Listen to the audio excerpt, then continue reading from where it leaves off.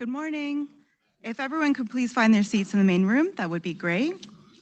Welcome to the Global Taiwan Institute's 2024 Annual Symposium, US-Taiwan Relations, and Ironclad Partnership in a Period of Global Disruption. My name is Adrienne Wu, a program manager here at GTI, and I will be your MC for today. GTI is a 501c3 think tank dedicated to insightful research on policy issues related to Taiwan and the world. Our mission is to enhance the relationship between Taiwan and other countries, especially the United States, through policy research and programs that promote better public understanding about Taiwan and its people. To realize the vision and mission of GTI, we have several core programs. The Global Taiwan Brief, which is a bi-weekly publication featuring timely expert analyses on various policy-related issues. Public seminars, which allow the broader policy community to engage in important discussions related to Taiwan, and which also include our annual symposium, which you are here today. 3 podcasts, which are GTI Insights, Taiwan Security Review, and the podcast that I myself host, Taiwan Salon, and also occasional reports, which allow us to provide more in-depth research. If you have not done so already, please be sure to stop by the registration table outside these main doors, where you can find QR codes allowing you to check out our recent programs. We have a lot to cover today, so without further ado, I'm honored to introduce the speaker for today's welcoming remarks, a co-founder of GTI and the chair of the board of directors, Jennifer Hu.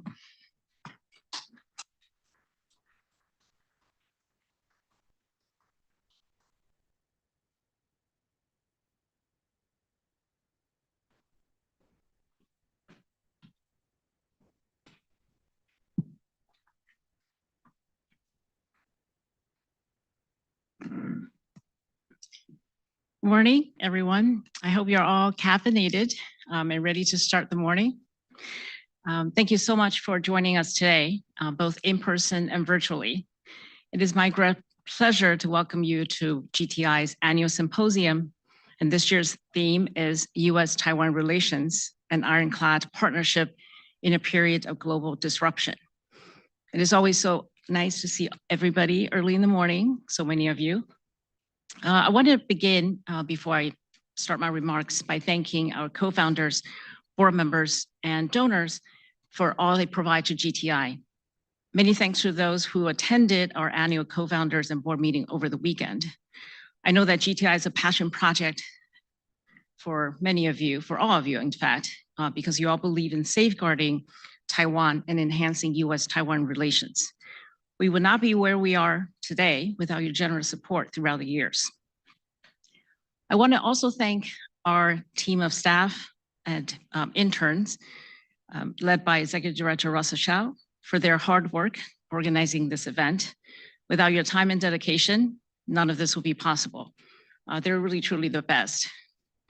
Thank you also to the distinguished group of speakers, including many GTI advisors and fellows that we have with us today. We look forward to engaging with all of you.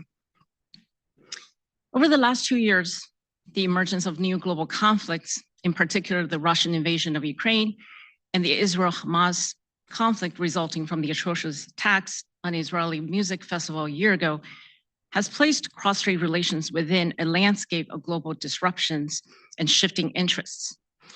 The interconnected nature of these conflicts raises concerns regarding the global community's attention, limited, mind you, and resources. At this year's NATO summit in DC, world leaders highlighted concerns about the People's Republic of China's role in aiding the Russian invasion of Ukraine, calling China the decisive enabler. Moreover, against the backdrop of international conflicts, Beijing has persisted in attempting to isolate Taiwan through military incursions and gray zone activities, as evidenced by the most recent Joint Swords 2024B military drills around Taiwan early this week. As Taiwan's President Lai Ching-te said in his recent National Day address, quote, "In an era when the international landscape is becoming increasingly chaotic, Taiwan will become more calm, more confident, and stronger," end quote. By strengthening Taiwan's own domestic resilience through recent government initiatives, such as the establishment of the National Climate Committee, the Healthy Taiwan Promotion Committee, and the whole of society Defense Resilience Committee, Taiwan can strengthen itself domestically to become an even stronger partner internationally. Because indeed, as a free and open democracy with a strong civil society and the birthplace of technological powerhouses, Taiwan has many strengths that it can share with the world. As former President of Taiwan, Tsai Ing-wen, said at Forum 2000 in Prague 2 days ago, quote, "The people of Taiwan has demonstrated time and again the democracy is a non-negotiable part of who we are. It is a part of our unwavering identity," end quote. By facing challenges head on, Taiwan has continued to improve and adapt. When a 7.4 magnitude earthquake struck Hualien early this year in April, Taiwan was able to minimize its impact by reflecting on a 1999 tragedy. Additionally, the slogan "Taiwan can help" showcases that Taiwan not only overcome past challenges, but also wants to contribute to solving global problems. And despite Taiwan's continued lack of representation in international organizations and being limited by China's distortion of UN Resolution 2758, Taiwan's government and civil society have continued to create opportunities for knowledge sharing, and Taiwan's accomplishments are being recognized. In March, Taiwan was once again invited to attend this year's Summit for Democracy, which was hosted by South Korea. The Global Cooperation Training Framework has now grown from a bilateral MOU between the US and Taiwan into a platform that includes the US, Japan, Australia, and beginning from this year, Canada, which incidentally is where my current professional work is based. And we have our advisor, Brent Christensen, who was actually instrumental in that when he was served in Taiwan. This year is the 45th anniversary of the Taiwan Relations Act, and the relationship between the US and Taiwan is rock solid. Following Taiwan's presidential and legislative elections in January of this year, US Secretary of State Antony Blinken praised Taiwan's people for, quote, "once again demonstrating the strength of their robust democratic system and electoral process," end quote, and stated that, quote, "the United States is committed to maintaining cross-Strait peace and stability and the peaceful resolution of differences free from coercion and pressure. The partnership between the American people and the people of Taiwan, rooted in democratic values, continues to broaden and deepen across economic, cultural, and people-to-people ties," end quote. Agreements such as the US-Taiwan Initiative on 21st Century Trade and the US-Taiwan Education Initiative, continued subnational engagement, and increased investments by both Taiwanese and US companies in the US, Taiwan, respectively, have further deepened relations between the two.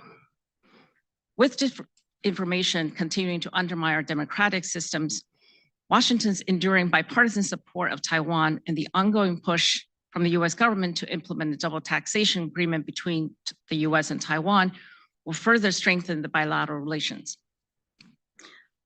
As we have seen throughout the years, the partnership between the US and Taiwan is only ironclad thanks to the work by tireless leaders in both Taipei and Washington, many of whom you will hear from later today. We have many of them with us in the audience, in fact, and who will be speaking. And on that note, I want to take a moment to introduce our speaker, Taiwan's new Deputy Representative to the United States, Andrea Yang, whom I have the privilege of calling my friend. Deputy Representative Yang Yishan assumes her current role at the Taipei Economic and Cultural Representative Office in Washington, D.C. in October 2024. Prior to her current position, she served as the Deputy Secretary General of the Democratic Progressive Party in Taiwan. She has also held leadership positions in both the central and local governments in Taiwan, including serving as the Principal Secretary of the Taichung City Cultural Affairs Bureau, where she worked with grassroots civil servants on local arts and culture work, and as the Assistant Director General of the Ministry of Culture.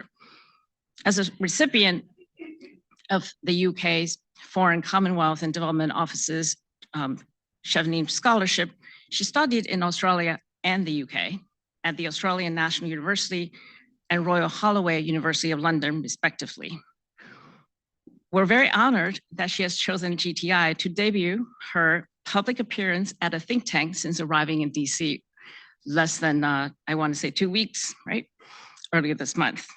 Now let's give her a very warm welcome. Please welcome Deputy Representative Yang Yishan of TECRO.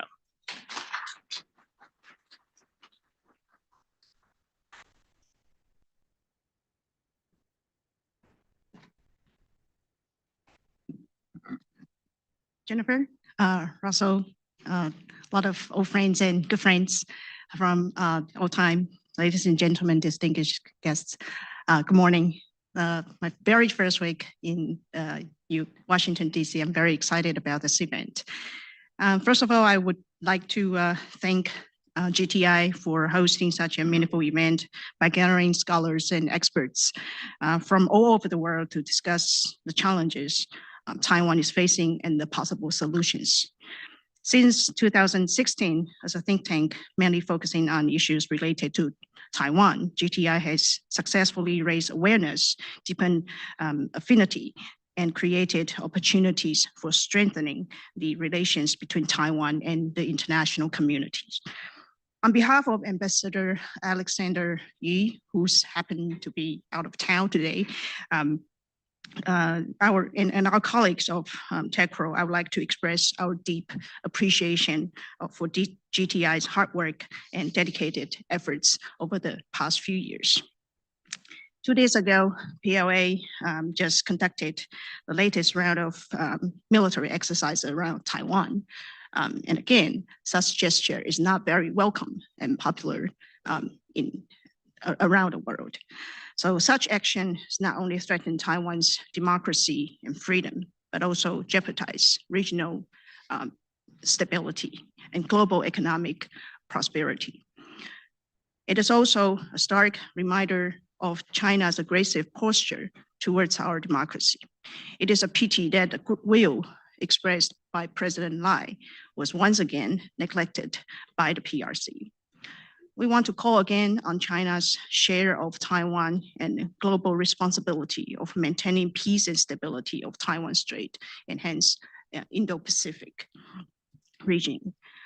We also want to express our heartfelt gratitude for United States, Japan, UK, and UN for the immediately voicing serious concern and urging the PRC to act with restraint and avoid further actions that could undermine peace and stability across Taiwan Strait.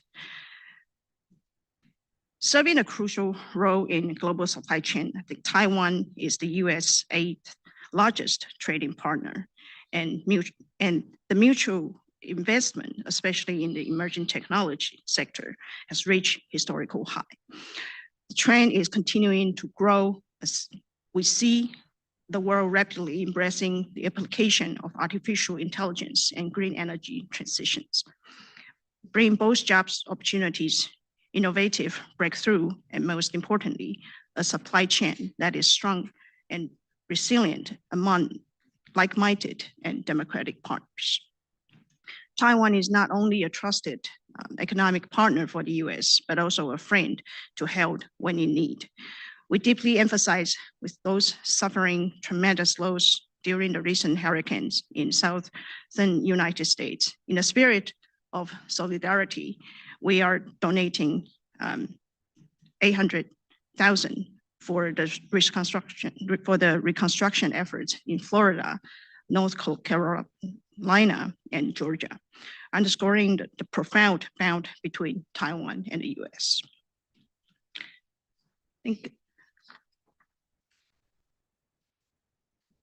Additionally, our experience in dealing with natural disaster has made us resilient and eager to share our knowledge with countries facing climate change challenges through platforms like global cooperation and training framework with US bringing abroad. We have also used this platform to share our experience in public health, law enforcement, and women empowerment over the past few years. Taiwan has established partnership with USAID and the development finance cooperation that will harness our combined expertise, resource, and capability to address pressing global needs. We believe that we will be stronger when we when we are working along all this work. As US like-minded partners to continue the voice and support for our meaningful participation in the international organization, we are ready and willing to contribute to make the world a better place. As we often mention that Taiwan was once a taker from the international community, but over the past few decades, we have proved that Taiwan has transferred ourselves from a taker to a giver to the international society. That we no longer demand huge and deep understandings, recognition from the society. But after COVID-19 pandemic, you can see Taiwan's resilience and our contribution to the world is heartfelt. And that is, we can define ourselves as a giver and contributor to the international community. So as we have continued to mention that how Taiwan is committed to maintain peace and stability, we see that it's important for Taiwan to be a part of the international organizations. Although we've never been any part of the significant international organizations, Taiwan has continued to make our international space. And this is a very unique case around the world. After 2024 presidential election, now you can see that our leadership is strong. President Lai and his cabinet, his administration's popularity remained 50% and above. Although there's some turbulence in the parliament, but we can overcome. That is the spirit of democracy. I want to emphasize that President Lai and Vice President Xiao, Minister Lin, they're all educated in the United States, and they understand the importance and the spirit of democracy. We see that Taiwan plays not just a sole island in the region, but also it is important to see that Taiwan as a strategic asset to counter autocracies. That China's ambitions over the world has been vivid and apparent over the past few years. 20 to 30 years ago, that we were expecting China to rise peacefully, but as a result today, the expectation is in doubt, and the expectation gap is becoming huge. No one can afford to lose Taiwan to China, as we want to preserve the Indo-Pacific maritime power. We will need to follow the current international order and continue to expect China and urge China to be a responsible stakeholder in the international society. Taiwan is small, but we are strong. Keep Taiwan free, make Taiwan strong is not just for Taiwanese ourselves, but also we are the front line that we are hoping to counter China's irrational actions. We're not, ever since 1996 missile crisis, Taiwanese people are very used to China's threat, but this kind of actions is intolerable. And we need our trusted partners, like-minded partners, to continue to work with us. In our diplomatic strategy, now the Ministry of Foreign Affairs pushing for what we call the EVAP diplomacy, economic diplomacy, value diplomacy, and alliance diplomacy. Under the three pillars, we hope Taiwan would become a more meaningful players, and we would contribute more to the economic sectors and also the regional stability and peace. We were very committed, and our value system is strong. So we often mention that US-Taiwan relations has never been better before, but the best is yet to come. So there will be a lot of efforts that we need to continue to work with the officials here and think tankers, scholars, to make the world a better place. Thank you for your invitation, and thank you for listening today. Thank you.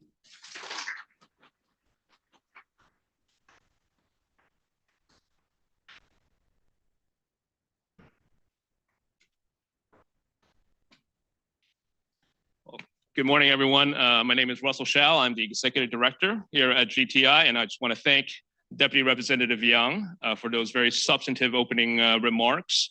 A fun factoid that you may not know about Deputy Representative Young is that actually one of her first political jobs starting out was actually as a foreign policy advisor to the current Vice President and former ambassador to the United States, Ambassador Shelby Kim, or Vice President Shelby Kim, and she's also a core staff member to the current Foreign Minister, Minister Lin Jialong. So we know that you just spoke with a high degree of political authority, so thank you very much. Again, echoing the early remarks by our chairwoman, Chairwoman Hu, for choosing GTI as making your first sort of think tank debut here in Washington, D.C. So now it's my distinct honor to introduce our next speaker, the Honorable John Molinar, who will deliver his opening remarks via a pre-recorded video. Now, Representative Molinar represents Michigan's 2nd Congressional District and serves as chairman of the House Select Committee on the strategic competition between the United States and the Chinese Communist Party. He, alongside ranking member Raja Krishnaporti, have been leading the bipartisan charge to build consensus on the threat posed by the Chinese Communist Party and develop a plan of action to defend American people, economy, and our shared values. Please play the remarks by Chairman Molinar. Thank you.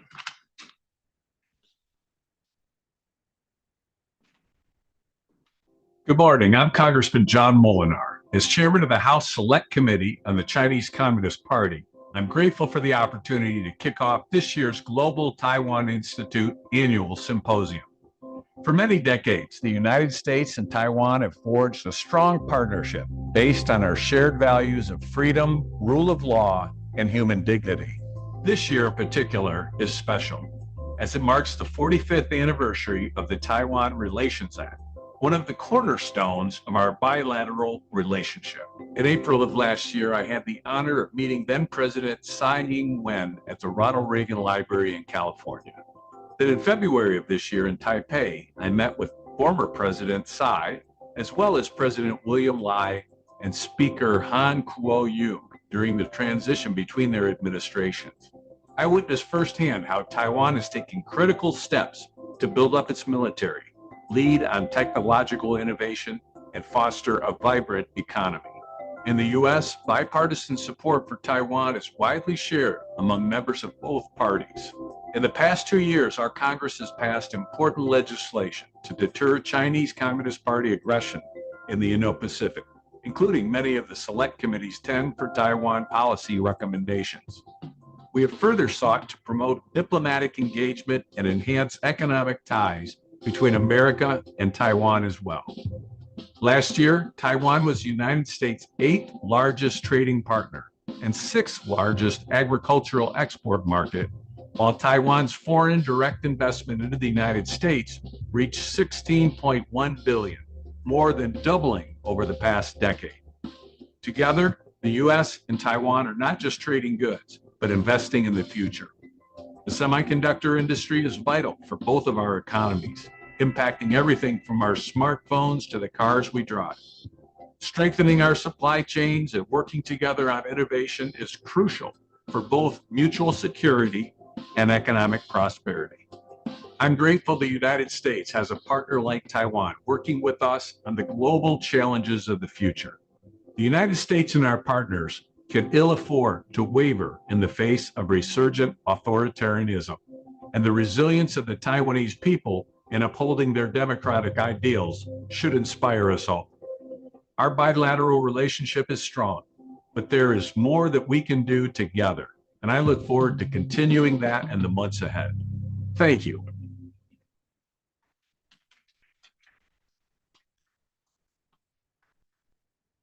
Now, I am especially privileged to introduce our opening keynote speaker, who is joining us live from Taipei.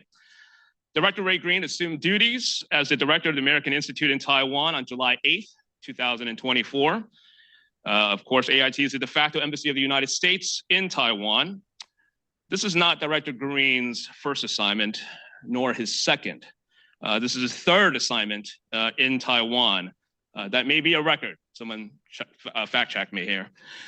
Prior to his current assignment, he served as Deputy Chief of Mission at the US Embassy in Tokyo, Japan.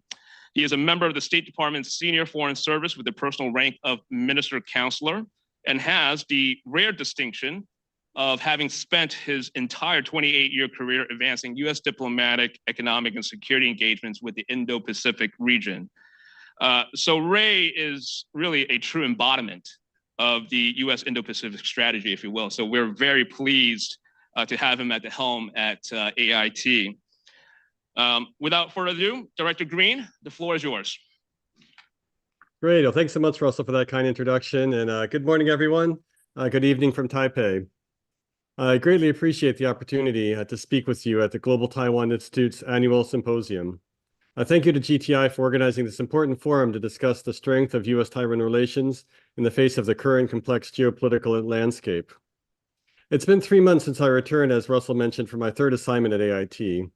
With each successive tour, I've seen how the already rock-solid US-Taiwan partnership has continued to grow even stronger. I've also been impressed with how much has changed since my last assignment just 3 years ago. Two things in particular stand out. First, I've never seen as much public confidence in Taiwan's future. During my previous assignments, it always struck me as odd how, despite the island's amazing accomplishments, so many people here were so pessimistic. But that's not true anymore. Whether it's the recent announcement by the IMF that Taiwan surpassed Japan in the ROK in GDP per capita terms, or the realization that the AI revolution will usher in yet another golden age in Taiwan's tech sector, there is a palpable and healthy sense of optimism about the future. At the same time, there's a far greater public realization that this bright future could be at risk if Taiwan does not take steps to enhance its self-defense capabilities. Compared to just 3 years ago, I now see a much clearer sense of determination to preserve what Taiwan has achieved. This is not just about traditional military preparedness. Taiwan has recognized the importance of building a whole-of-society resilience to prevent and prepare for both natural and man-made crises and threats. Of course, as we approach November 5, there are also concerns here in Taiwan over the future strength of the US-Taiwan partnership. As I constantly remind audiences here in Taipei, US support for Taiwan is bipartisan, bicameral, and principled.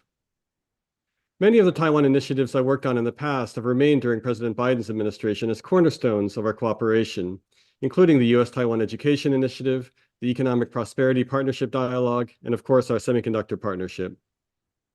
Likewise, I expect to see similar continuity across Taiwan administrations when it comes to Taipei's full adherence to the status quo. Though different presidents have had different management and rhetorical styles, they've all shared a common commitment to promoting cross-strait dialogue, maintaining cross-strait peace and stability, and enhancing Taiwan's preparedness against regional challenges. These are all themes contained in President Lai's 1010 address last week. Unfortunately, in response to what was a routine annual speech, the People's Liberation Army conducted joint military drills on October 14th in the Taiwan Strait and around Taiwan. Such actions, together with a sustained pattern of diplomatic and economic coercion, has served to undermine peace and stability across the Taiwan Strait and across the broader region. This is obviously of serious concern to the United States and the international community. As everyone here knows well, never before has the security and prosperity of the world relied more on a safe and resilient Taiwan. That's why at AIT, we are focused on deepening US-Taiwan cooperation across 3 central efforts: resilience, security, and connectivity. On resilience, resilient societies are critical to withstanding threats ranging from climate change to natural disasters to global pandemics to geopolitical risks. These risks exist everywhere, but they are especially acute here in Taiwan. We've already seen Taiwan's unwavering societal resilience during the April 3 Hualien earthquake. Taiwan's ability to keep key industries critical to international supply chains operational once again underscored Taiwan's capability to be a force for global economic stability. This effective response was the result of years of new regulations, enhanced infrastructure, and resilience preparedness work by Taiwan society at all levels. However, there are many other sectors that can become even more resilient. We look forward to working to help Taiwan transfer its expertise in responding to natural disasters to tackle potential man-made threats. To do so, we can build on existing efforts. For example, the United States and Taiwan are working to bolster Taiwan's emergency disaster resilience. In August, as part of a long-running project, AIT cooperated with the Taiwan Development Association for Disaster Medical Teams in Matsu to host civilian humanitarian assistance and disaster response workshops, and we look forward to upcoming workshops in Taichung and New Taipei City later this year. Last month, I had the opportunity to join President Lai to observe Taiwan's annual 921 disaster drill, which included participants from the United States and more than a half dozen other international partners. The week earlier, I joined Vice President Xiao to open a training event for first responders in New Taipei City, organized by Alliance Forward and Spirit of America, two longtime AIT NGO partners. But disaster response is only one aspect of resilience, and we can do more through cooperation in the food, energy, communications, health, and cyber sectors, as well as medical resiliency and information security. Key to the effectiveness and sustainability of these efforts will be integrating the work of central and local authorities, NGOs, and business resources into a unified response. On the economic front, Taiwan is making strong progress boosting its resilience against any future attempts to coerce or isolate it by diversifying supply chains, expanding commercial partnerships with like-minded countries, and increasing energy resilience, which can bring benefits to the climate, economy, as well as energy security. We also continue working to bolster Taiwan's cybersecurity, which has cross-sectoral importance in protecting critical infrastructure, securing networks, and countering disinformation campaigns. On security, Taiwan and the United States have a shared and abiding interest in maintaining peace and stability across the Taiwan Strait. The United States remains committed to supporting Taiwan's ability to defend itself and will continue to maintain the capacity to resist any resort to force or other forms of coercion against Taiwan in line with the Taiwan Relations Act. As outlined in the TRA, the United States provides Taiwan defense articles and services to support Taiwan's self-defense capabilities commensurate with the threat Taiwan faces. Since 2010, the executive branch has notified Congress of approximately $38.4 billion in foreign military sales, or FMS, to Taiwan, including over $6.4 billion under this administration, showing our relationship with Taiwan continues to maintain strong bipartisan support across multiple administrations. The United States is also building a latticework of alliances and partnerships in the Indo-Pacific region to enhance our deterrence capabilities. These efforts, together with Taiwan's defense investments and impressive military reforms, are not meant to prepare for war, but to prevent it. Preserving strategic balance in the Taiwan Strait and the broader Indo-Pacific region will promote peaceful dialogue to resolve disputes between the two sides. On connectivity, when we talk about connectivity, we mean deepening Taiwan's linkages to the international community. Stronger connectivity between Taiwan and the United States and the broader global community can bring benefits to all sides. For example, Taiwan's meaningful participation in the UN system and other international organizations is, at its foundation, an issue of pragmatism. Taiwan is a highly advanced economy, it is highly capable, engaged, and serves as a responsible member of the global community. We all stand to benefit from Taiwan's expertise to address some of today's most difficult global challenges, so we must continue to strengthen and expand Taiwan's connections with partners and friends across the world. As mentioned by several other speakers, one of our most important tools to advance these efforts is the Global Cooperation and Trading Framework, or GCTF, which highlights Taiwan's expertise in addressing global issues ranging from combating cross-border crime to cybersecurity to women's economic empowerment, all of the while building Taiwan's partnerships with regional countries and expanding its international presence. In August, I was pleased to see Canada join as the fifth GCTF full partner alongside Taiwan, the United States, Japan, and Australia. As we look to expand Taiwan's connectivity, of course, an absolute top priority is strengthening the economic and trade relationship between the United States and Taiwan. We are working now with Congress to bring the first agreement under the US-Taiwan Initiative on 21st Century Trade into force. Through this agreement, we are streamlining border procedures, reducing red tape, and encouraging small and medium-sized enterprises to explore trade and investment opportunities between the United States and Taiwan.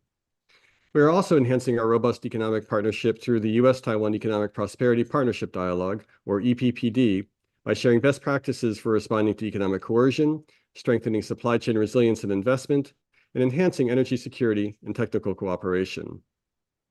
I would like to emphasize how strong our mutually beneficial economic ties are already. As other speakers have mentioned, Taiwan is the United States' 8th largest trading partner and our 6th largest agricultural export market, and the United States is Taiwan's 2nd largest trading partner and a key source of foreign direct investment. The commitment of American businesses to Taiwan remains unwavering. The American Chamber of Commerce's latest business climate survey noted that 92% of its members plan to maintain or increase their investment in Taiwan in the coming year. This statistic underscores why concerns over the hollowing out of Taiwan's technology sector are misplaced. Taiwan has created a semiconductor ecosystem of such efficiency that it would be impossible to replicate elsewhere. However, with the applications of advanced semiconductors surging globally, especially to support the growth of AI demand, Taiwan's investments in fabs in the United States and elsewhere will be critical to supplementing Taiwan's production and avoiding supply chain shocks like we experienced during COVID. The United States and Taiwan continue to expand collaboration in other critical industries as well. Earlier this year, AIT brought a group of leading Taiwan technology companies to visit four US new technology hubs focused on fields ranging from quantum to photonics. We also hosted a major trade delegation from the United States last month to advance cooperation in the drone sector. In addition to expanding Taiwan's economic connections, we must also continue to build the friendship between the people here in Taiwan and the United States that will sustain our ties for future generations. A major platform for doing so is our rapidly growing educational and cultural exchange programs. The US-Taiwan Education Initiative is already expanding cooperation between US and Taiwan institutions in bilingual education and other academic exchanges. Taiwan's Fulbright program has connected our scholars for generations, and some of America's best and brightest recent college graduates are in Taiwan right now as part of Asia's largest English teaching assistance program. Also, over 21,000 higher education students from Taiwan studied in the United States in the last school year, which is more per capita than any other of the top 10 places of origin, including China, India, and the Republic of Korea. And Americans are increasingly studying at Taiwan Centers for Mandarin Learning, with over 66 centers established across the United States and many more planned for the years ahead. We're incredibly proud of what we've achieved in terms of our demonstrated commitment to Taiwan and of the unprecedented investments we've made to upgrade the relationship.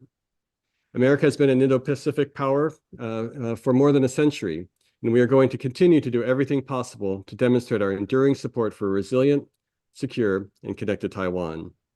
I'm sure this GTI symposium will come up with even more ideas on how we can achieve this common goal. I very much look forward to reading the outcomes of today's discussions and seeing many of you on screen here out in Taipei soon. Once again, thanks a lot, Russell, for the opportunity to speak, and I look forward to hearing the rest of the conference.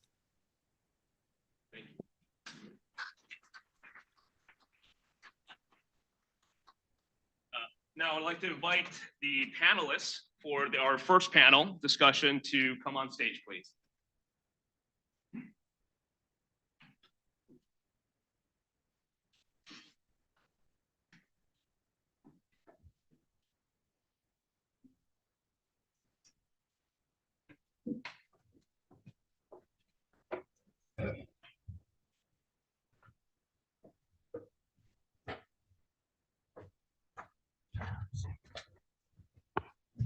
Hi, is this microphone on?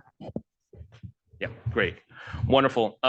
We're a little behind schedule, so I'm going to try to catch up with our itinerary and dive right in. I want to welcome all of you to our opening panel of GTI's 8th annual symposium entitled Global Disruption and Simultaneous Conflicts, Middle East, Ukraine, and Taiwan Strait.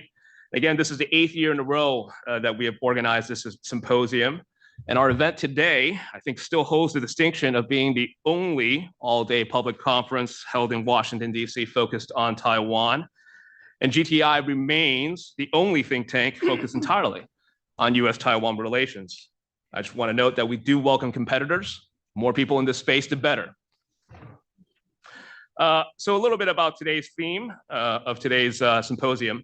When Speaker Nancy Pelosi visited Taiwan in August of 2022, the second speaker to do so, she told then President Tsai, and I quote, "America's determination to preserve democracy here in Taiwan and around the world remains ironclad," end quote.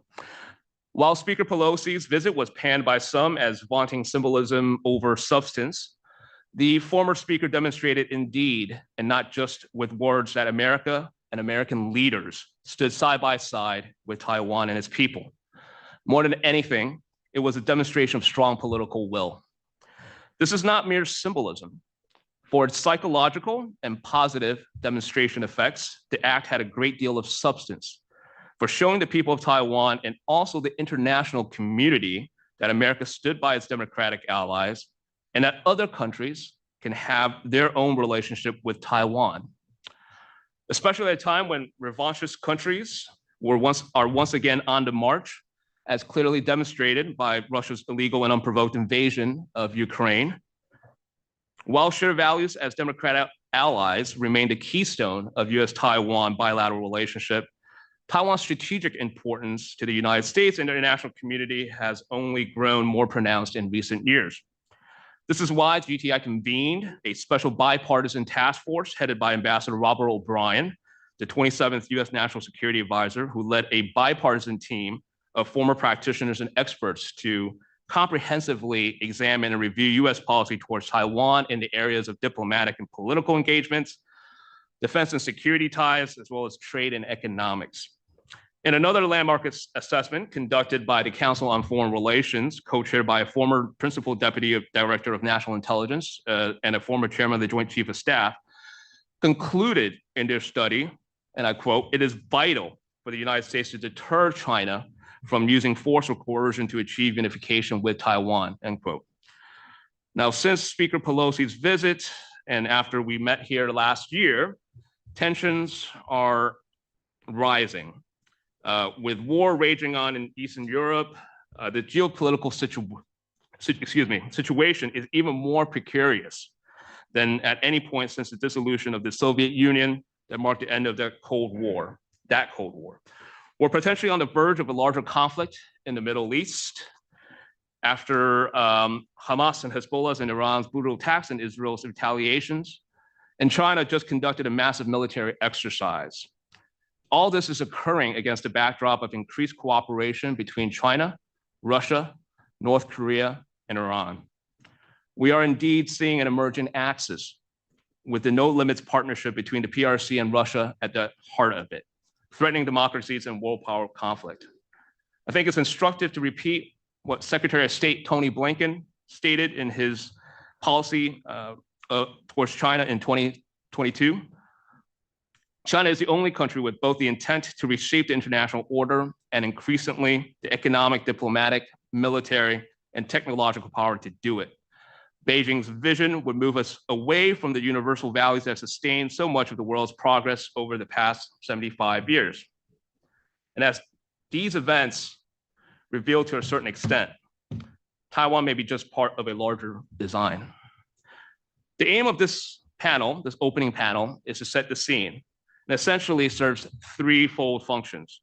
We want to examine how global disruptions like the conflicts in the Middle East, the Korean Peninsula, South China Sea, and of course, Ukraine, half of the Taiwan Strait. We also want to assess China's role and interest in those conflicts. Some analysts believe that China is betting on this disorder for its own advantages. We will examine that. And finally, how Taiwan, along with the United States, are and also should approach these global conflicts for their own shared security. As President Lai Ching-te stated in his National Day address, and I quote, "Taiwan faces relentless challenges and the world's challenges are just as much our own," unquote. So to help us unpack all of this, I am extremely delighted to be able to have assembled a really august group of experts. And I'll briefly introduce them in the order in which they will be speaking. To my immediate right, we have Jackie Deal, who is a non-resident senior fellow at the Foreign Policy Research Institute and the co-founder of the American Academy for Strategic Education, a nonprofit focused on educating a rising generation of strategic thinkers in the United States and improving strategic thought about contemporary US national security. To her right, we have Yizhong Lai, who is the president of the Prospect Foundation, a Taiwan-based think tank focused on security affairs. Prior to joining the Prospect Foundation, Dr. Lai held several prominent positions within the ruling Democratic Progressive Party, having served as the executive director of the DPP mission to the United States, as well as the director general of his Department of International Affairs. To his right, we have Alexander Gray, who is also a senior non-resident fellow here at Global Taiwan Institute, but he most recently served as deputy assistant to the president and chief of staff of the White House National Security Council from 2019 and 2021, where he managed the National Security Advisor's front office and was responsible for all personnel, budget, and security functions of the NSC. He also has the distinction of being the first ever director for Oceania and Indo-Pacific security at the NSC, with a host of functions in dealing with US allies and partners. Last but not least, to his right, we have retired Rear Admiral Philip Yu, who is a non-resident senior fellow in the Indo-Pacific Security Initiative at the Atlantic Council Scowcroft Center for Strategy and Security. During his naval career, Rear Admiral Yu served his at-sea tours aboard fast attack nuclear submarines and ballistic missile submarines. And he most recently served in his professional career as the US Defense Attaché to the Russian Federation and reporting on events in Moscow during the 2022 invasion of Ukraine. So really a superb group of analysts, practitioners, and I've asked each of them to prepare about 10 minutes for their opening comments. After all of them speak, I will moderate a discussion. And again, just a reminder to everyone, I know this is early in the morning, so I want to tee this up for you. We do want to hear from you. We do want to get your engagement with our experts that we have assembled here today. So please start thinking about your questions. We'll reserve around 15 minutes at the end for such an interaction. But with that, let me turn it over first to Jackie to talk about China's strategic intentions, please. Thank you very much, Russell. I appreciate the invitation. It's an honor to speak with esteemed co-panelists and public servants, and I'm very much looking forward to the discussion with you.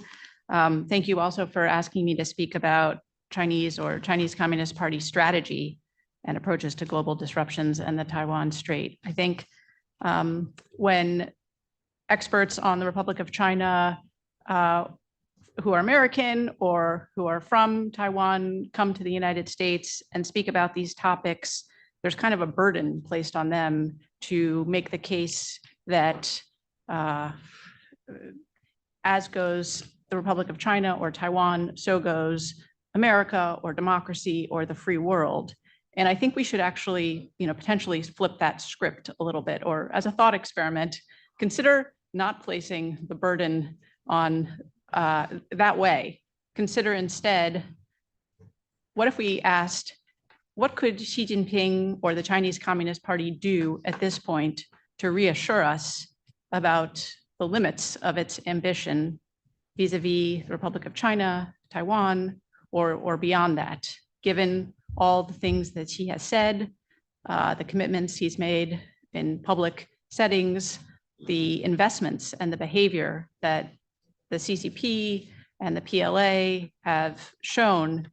Is there any way that it would be possible to reassure us that in spite of the aggression signaled by the statements and the behavior, the ambitions are limited? Let's please keep that in mind as we consider Chinese strategy or the Chinese Communist Party strategy. And I'm a little sheepish to speak at the Global Taiwan Institute about Chinese strategy, because I think the Nationalist Party, the Kuomintang, was present at the creation of what I think is the template for the CCP strategy, which is a kind of united front. I'm using that as a shorthand, but a kind of united front approach. The first united front obviously was inked in 1924 with the KMT at a moment when both parties were revolutionary competitors on the mainland. And I think a pattern kind of emerges from this moment going forward, where the CCP's strategic MO or modus operandi, its kind of operational code is to proceed by first kind of in a political way, sowing confusion or ambiguity about its identity and its ambition, such that it's very difficult to understand, are these people cooperating? Are they friends? Are they foes? But as we later know from the history of the United Front, the first United Front, the point of that agreement was to infiltrate the Nationalist Party from within, to pretend to become nationalist, but secretly to use the access that was gained through the United Front to siphon off KMT resources, build up the CCP at the KMT's expense, gain military know-how through access to the Nationalist Military Academy, Whampoa. So I think step one is kind of sow confusion at a political level or psychological level and gain access to resources. Step two, as I began to say, is strengthen the CCP at the adversaries or the target, the opponent's expense. Gain access to resources, capital, intellectual property, know-how, and obviously in the first United Front, some of that was about military know-how. Today, if you look broadly at the way the CCP maybe deceives its global partners, it's about access to money, it's about access to technology, it's about access to talent and labs, it's about strengthening the CCP in a context where the partner may think the interaction is, as he likes to say, win-win, but really, as a retired admiral, another retired admiral likes to say, that means 2-0 for C or for the CCP. So if you look at what the Chinese Communist Party says about its economic interactions, say it's about attaining platform dominance or achieving the commanding heights of the fourth industrial revolution or winning the future, it's zero sum. It's not positive sum. So there's an element of pursuing cooperation or what the rest of the world or the partner might think is win-win interactions, when from the CCP's perspective, it's asymmetric and favors the CCP. And then through that acquisition of resources, intellectual property, technology, know-how, capital, we've seen the CCP build up the PLA to a kind of astonishing, remarkable extent. And as I was able to write in, I think, 2021 in a piece in Politico, this is the largest peacetime buildup the world has seen since the 1930s. The amount of procurement that the PLA has engaged in, and obviously that includes the Coast Guard, is eye-watering. And we can come back to that subject, but it's nothing short of astonishing. So there's the element of strengthening the party and its military, its army at the adversary's expense. And then I would say the third aspect, the coup de grace, the capstone of this strategy is establishing kind of a hierarchy where the CCP is dominant once and for all. And that involves the use of force.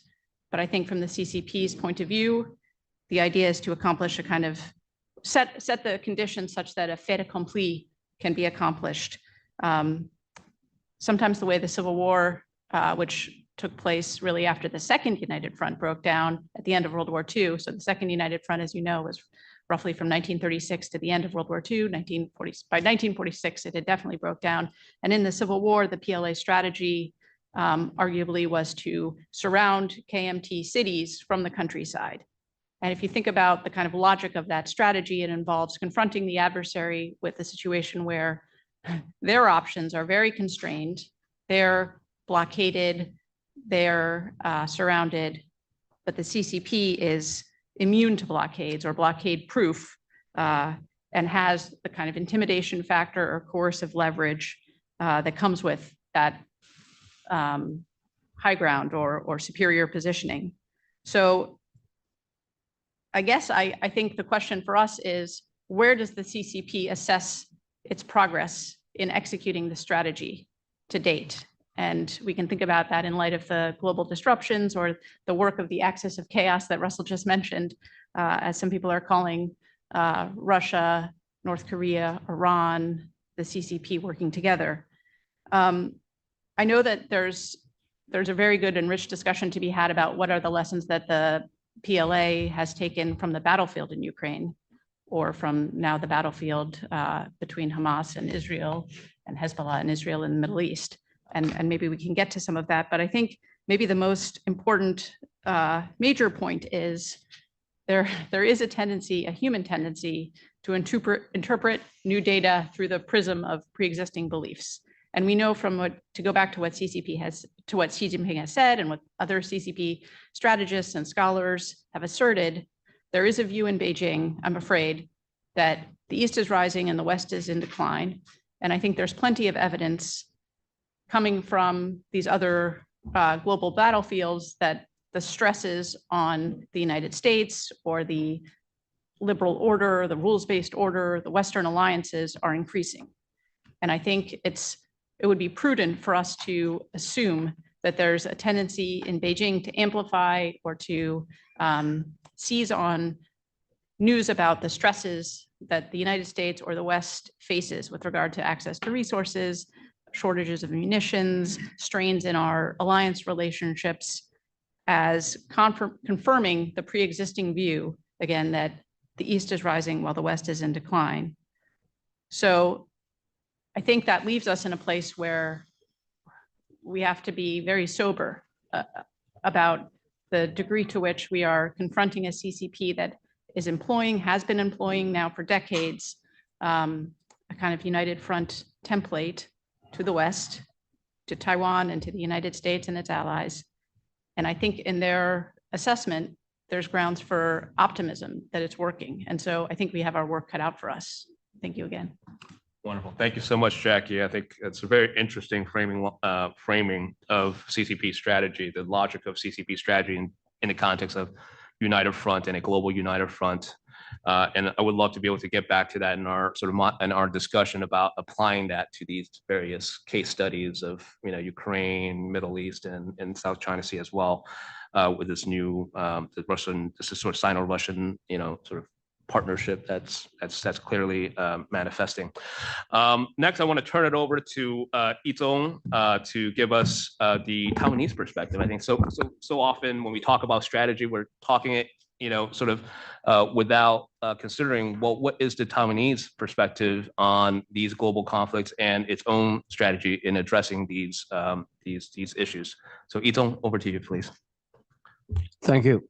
I think I'll just start by saying that from Taiwan, well, my own view about the challenge to Taiwan, the war on Ukraine definitely has shaped the whole calculations. First of all, 2 years ago, when the war in Ukraine started, everyone immediately recognized the connection between the Europe and the Indo-Pacific. So that was the first one about how the Taiwan security and the European security, especially Ukraine, they are interlinked together. But then as the war progressed, we started to see the China, Russia, Iran, and North Korea. They started to form a much closer bloc altogether. And that some people call it as the axis of authoritarians.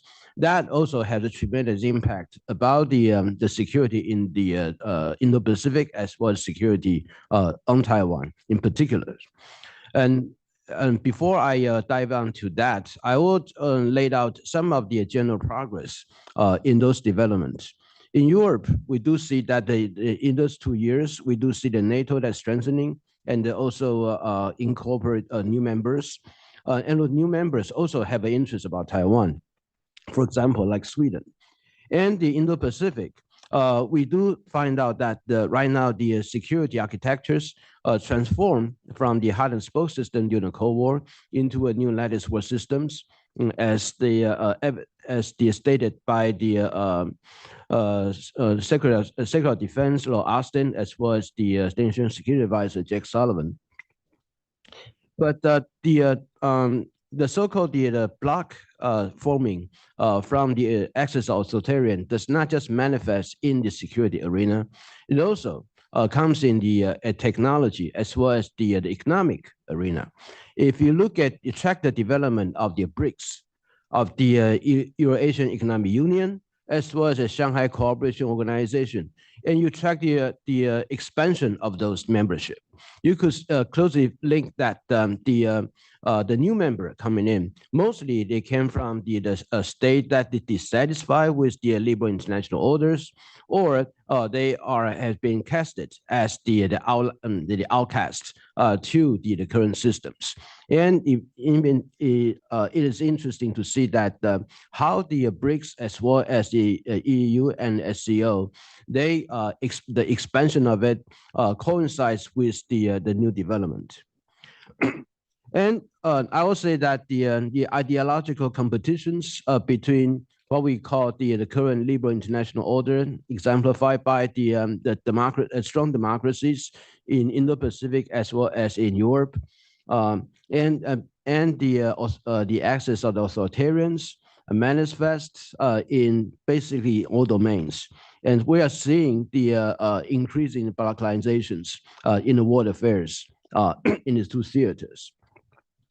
And interestingly, that when we look back about the Indo-Pacific strategy, first developed by the former Prime Minister of Japan, Abe Shinzo, and then also he helped shape the U.S. Indo-Pacific strategy in year 2017. When a strategy formulated, mostly that we do not see that kind of the China-Russia cooperations. Although in the U.S. national security strategy in year 2017, did stated that the China and Russia, they are the state that about to challenge the existing world order. But the kind of the China-Russia cooperation or the blockization, it hasn't really been revealed at that time.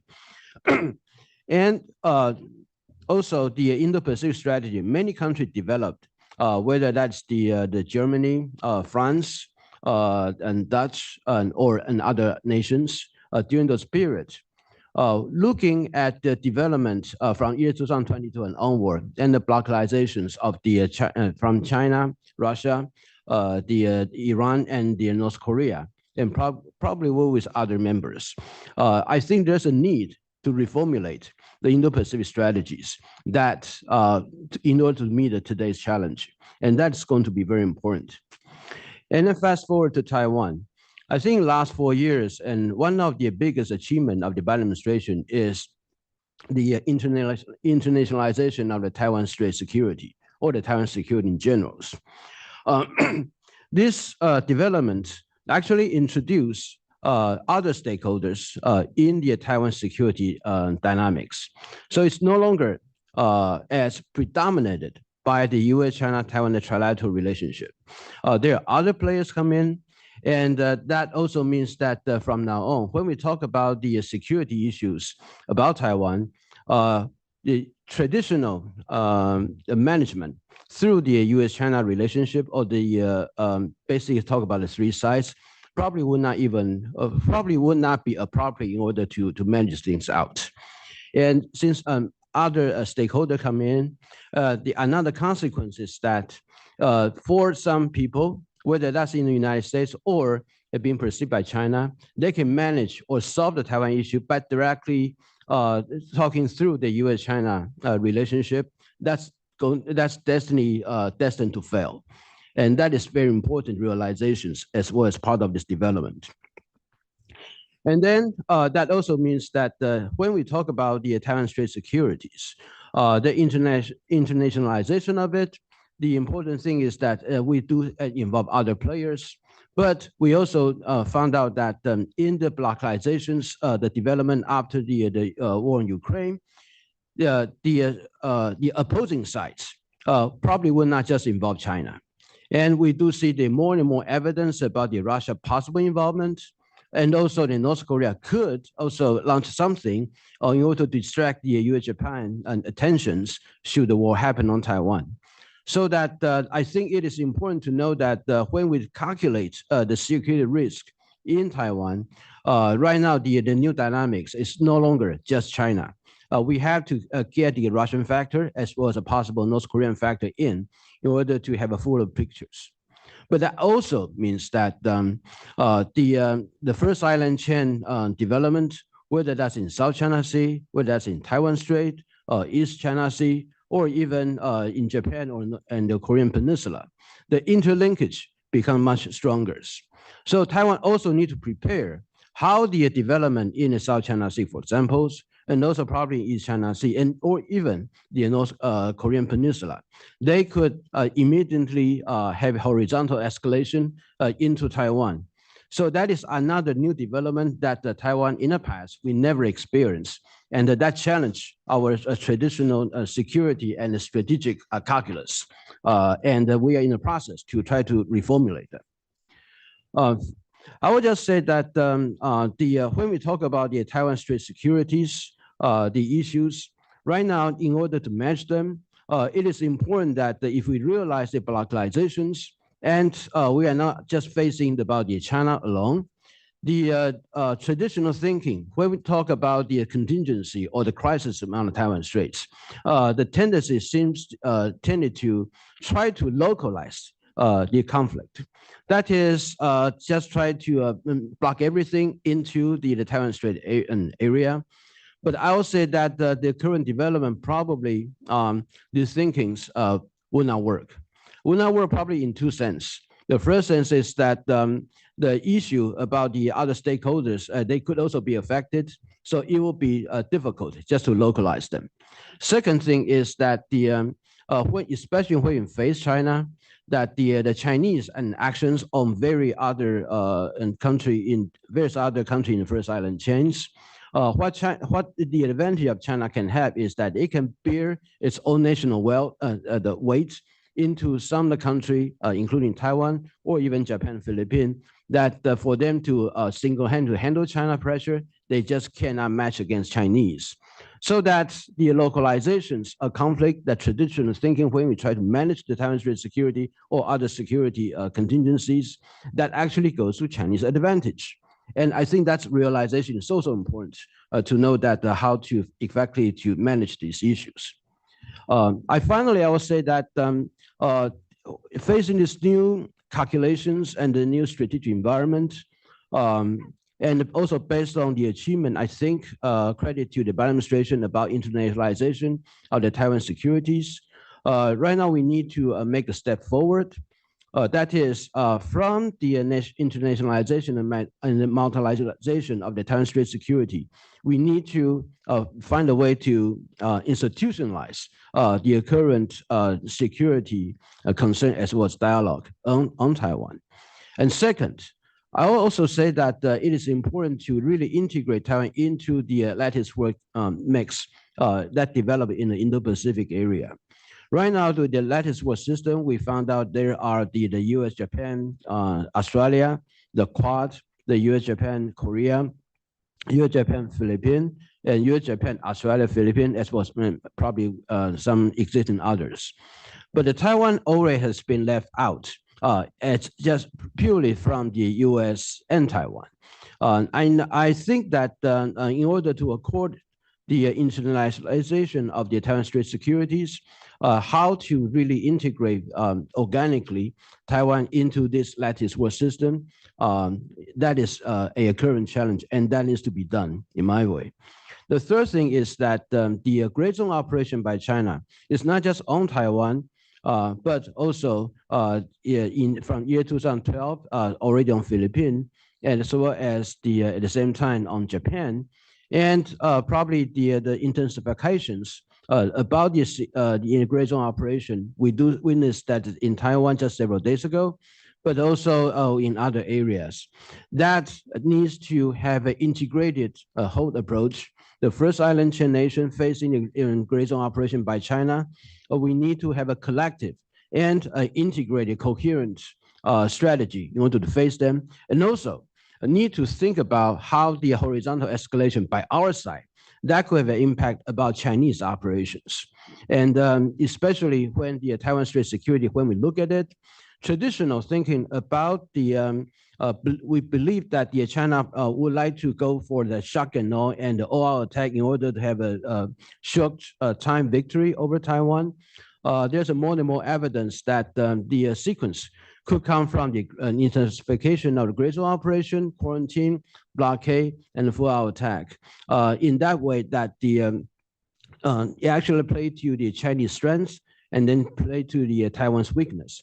Before Taiwan able to have an effective defense against invasion Chinese forces, resources in Taiwan could be worn out, and the Taiwan resist potentials could also under a tremendous stress.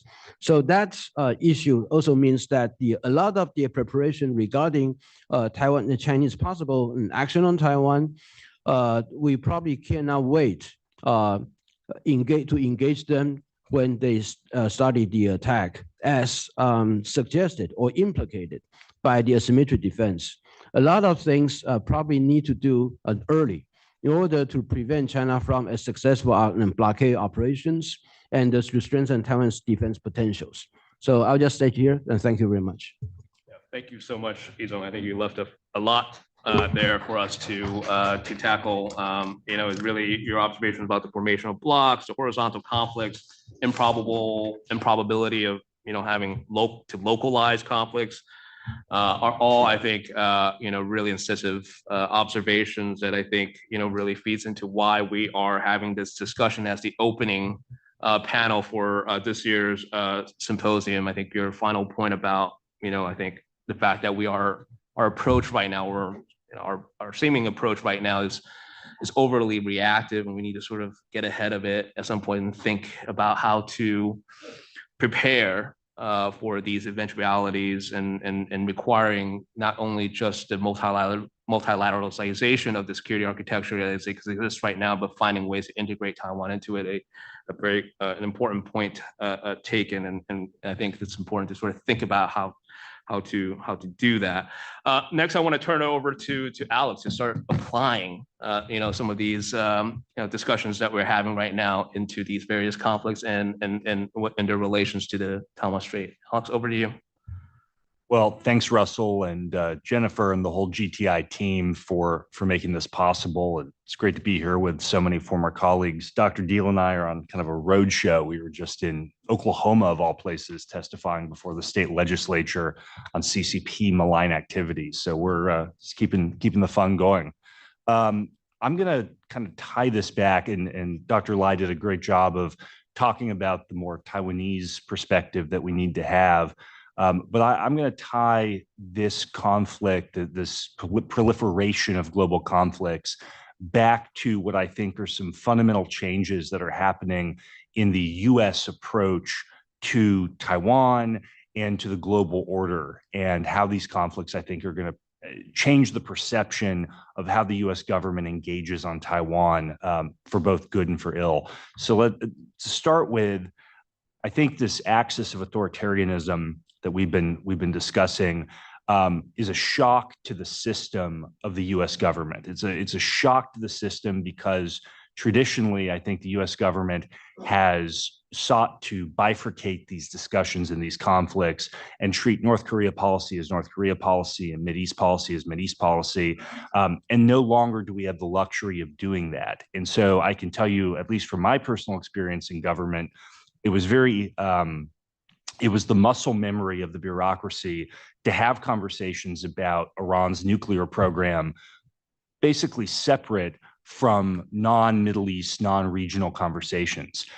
When you have a situation where the Iranians are selling oil to the Chinese Communist Party, and you have the Chinese Communist Party working in a no-limits partnership with the Russians, who are getting artillery shells from the North Koreans to kill innocent Ukrainians, who are also getting Iranian Shahed drones to kill innocent Ukrainians and take out Ukrainian critical infrastructure. The complexity of this is so far beyond where we were just a couple of years ago that we can't make clear delineations. And I think that's a huge change for Washington. Because of that change, and we can talk a little more about each of the conflicts here and what they have in terms of operational tactical lessons for Taiwan. But I think more significant for, as we think about, particularly in a US election cycle, regardless of the outcome in a couple of weeks, when we think about where we're headed, my immediate thought process is, in a situation where we have these interlocking, long-term interlocking conflict with multi-dimensional connected authoritarian regimes who are cooperating sometimes against traditional conceptions of their interests because of their desire to upend the US-led global order, I think we need to think about what is the likely US response to this more complex world, and how's it going to affect Taiwan? To start with, you're going to hear, and I think regardless of what the outcome on November 5th is in the United States, I think you're going to hear this conversation about US resources available to support individual allies and partners, and what is the commitment of resources that individual allies and partners are making to their own defense, that conversation is going to just increase, and it's going to proliferate, and it's going to grow in intensity. Obviously, I think if President Trump is reelected, you're going to hear much more of that, but I don't think this is a partisan issue. Part of that is a perception matter. I think there is an increased perception both by folks in the US government, but also by the public at large in the United States, that we are overstretched in dealing with this axis of authoritarianism that's straining our traditional ability to meet, at least in some conception, to meet the threat. Some of this I would attribute to the defense industrial base, the conception that we just don't have the physical capacity to provide support to our partners in the manner and the scale at which we need to do that. Personally, I would take a little bit of issue with that as someone who has been sounding the alarm about the defense industrial base for a decade now. I think we certainly do have the capacity to meet our obligations, but it's going to be, it's a strain, and it's pushing the system beyond what it's comfortable doing. But there are certainly fixes to enable the base to meet the needs that the national leadership has for it. But that perception is real, and it's going to produce pressure on Taiwan. And I'm going to, since this is GTI, I think let's talk about Taiwan specifically. We're going to see this conversation. You've heard President Trump talk about it. You've heard people around President Trump, again, not limited to party, but that's I think the particular where this is coming from most urgently, this sense that Taiwan's not spending enough on defense. Taiwan is not meeting the sense of urgency. Taiwan is not addressing the urgency and immediacy of the threat. This global conflict is just going to accelerate that rhetoric coming out of Washington. So my sense is what Taiwan is going to have to do, and the deputy representative alluded to this conversation about holistic, whole of society response, this is going to be even more critical. We all understand, I think, in this room that Taiwan has limits to what politically, economically, it's going to be able to allocate for conventional defense. And the ability of Taiwan and its leadership and its civil society to adapt and to demonstrate seriousness, much how Ukraine was able to demonstrate whole of society commitment and seriousness between 2014 and 2022 to its defense. I think that's the type of significant messaging that's going to be required to quell some of these resource complaints that are just going to continue to grow in the United States. I would also, there's a perception as we think about this global conflict and how interlinked it is. I think there's a perception that the United States is about to enter one of our historical, or maybe we have entered one of our historical periods of isolationism. I disagree with that. And part of the reason I disagree with that, if you look at the public polling data from groups like the Reagan Institute, when they ask Americans, are you willing to expend US blood and treasure to support Taiwan, to support various allies and partners? Generally, you get a plurality of Americans who are supportive of upholding our traditional alliance and partnership obligations. The challenge, again, is we have to have, along with our partners, we have to have a compelling narrative for how our partners are upholding their end of the obligation, and we have to have a compelling narrative for how the United States is not bearing this burden unduly. I think that's something that we're going to have to work out as these interlinked regional conflicts continue to drain US attention and US resources and pull us in more directions than I think our system is comfortable addressing simultaneously. The other thing I think we should touch on just in my final couple minutes here, I think we have to have a realistic understanding of what is likely to come out from a rhetorical standpoint from the United States over the next couple of years. I have heard, and I know most people in this room have, from friends in Taiwan, friends in the Indo-Pacific, friends throughout Eastern Europe, concern about this discussion that we hear from in the United States about burden sharing, and that maybe this conversation about burden sharing, about increased resources, is code for abandoning U.S. commitments that I think we probably all in this room generally agree are part of the basis for the global order. I would encourage everyone, from my perspective, to not just immediately assume that American language about burden sharing and resource allocation is some sort of implicit hedge that we're going to retreat from world leadership. I would encourage us to look at this as this is a country, the United States, that is no longer predominant particularly in the Indo-Pacific, but globally. We no longer have unquestioned predominance militarily and economically. We're facing the most complex series of intertwined conflicts we've faced in decades. And we're trying to figure out how to rally public support for addressing those conflicts and maintaining an order that I think most Americans, when it's explained to them, understand the value of that order.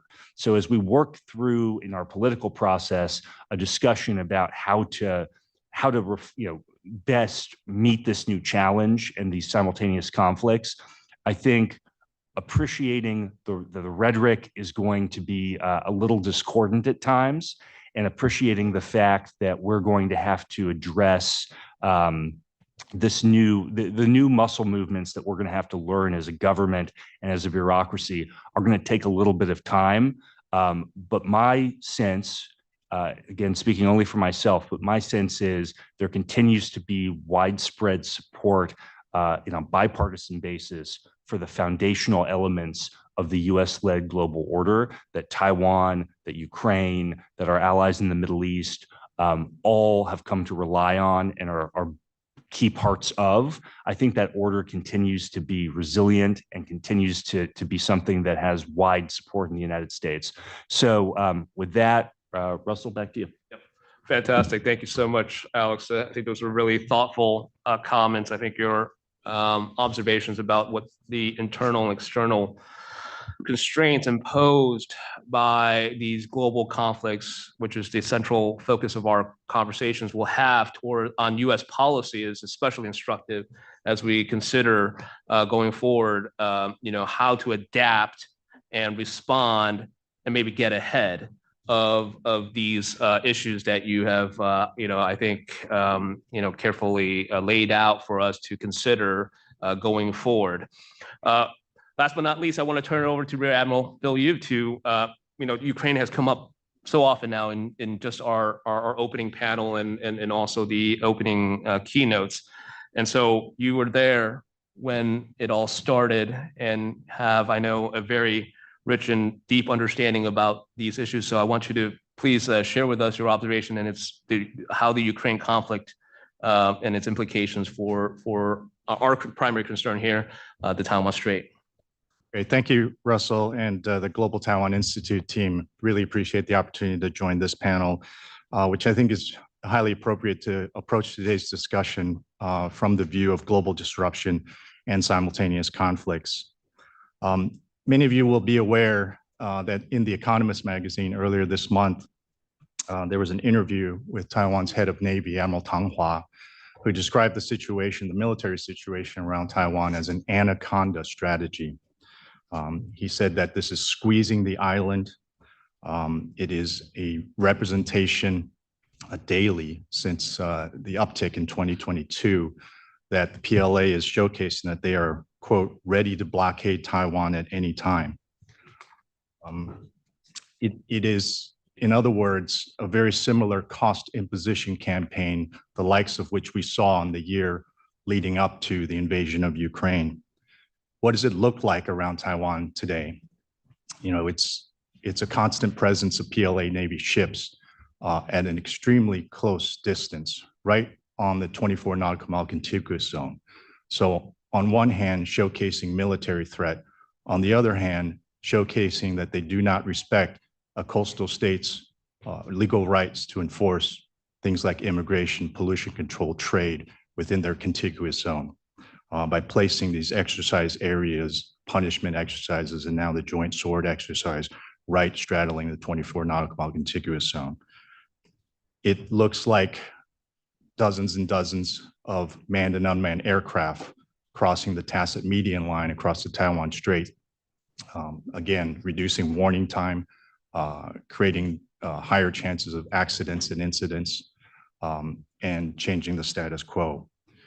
It looks like the Chinese Coast Guard, again, violating longstanding tacit lines that have preserved peace and stability across the Taiwan Straits and along the outer islands of Taiwan.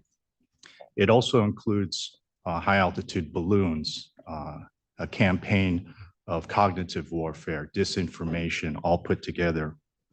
It's meant to wear down Taiwan's military hardware, meant to exhaust its military personnel, and also to interfere with any military's most sacred mission, which is to train for the high-end fight for the purposes of deterrence.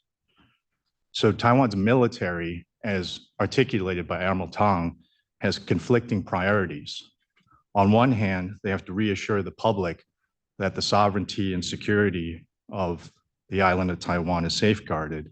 But on the other hand, they have a burden of avoiding escalation against an increasingly aggressive and dangerous PLA. Last time we saw this scenario was indeed in the run-up and the actions by the Russian Federation on the Ukrainian border. And there was a maritime component to this as well in the Black Sea and the Sea of Azov. My perspective that I bring today is on this intertwining effects of global disruptions, simultaneous conflicts, is informed by my time in Russia as the US Defense Attaché, but also as during my time as an officer in the Indo-Pacific leading risk reduction dialogue with the People's Liberation Army. I found a lot of similarities when I arrived in Moscow dealing with Russian counterparts that reminded me of my time dealing with the PLA, trying to engage on risk reduction dialogue. Right now we're dealing with the onslaught of this Joint Sword 2024 Part B. It reminds me of the difficulty I had as a senior defense official, defense attaché. There's a difference between exercises led by the United States with our allies and partners versus this so-called exercise around Taiwan going on right now. One of the jobs I had as a defense attaché in Moscow, a lot of people don't know this, we would frequently, routinely pre-notify our Russian counterparts of major exercises led by the United States with our NATO allies. We would tell them very openly and transparently the number of bombers that we would fly from the US mainland for training purposes, troop numbers, who we were working with and where we were working with as pre-notification stabilization mechanism for strategic stability. Contrast that with how exercises are done from the axis of authoritarians.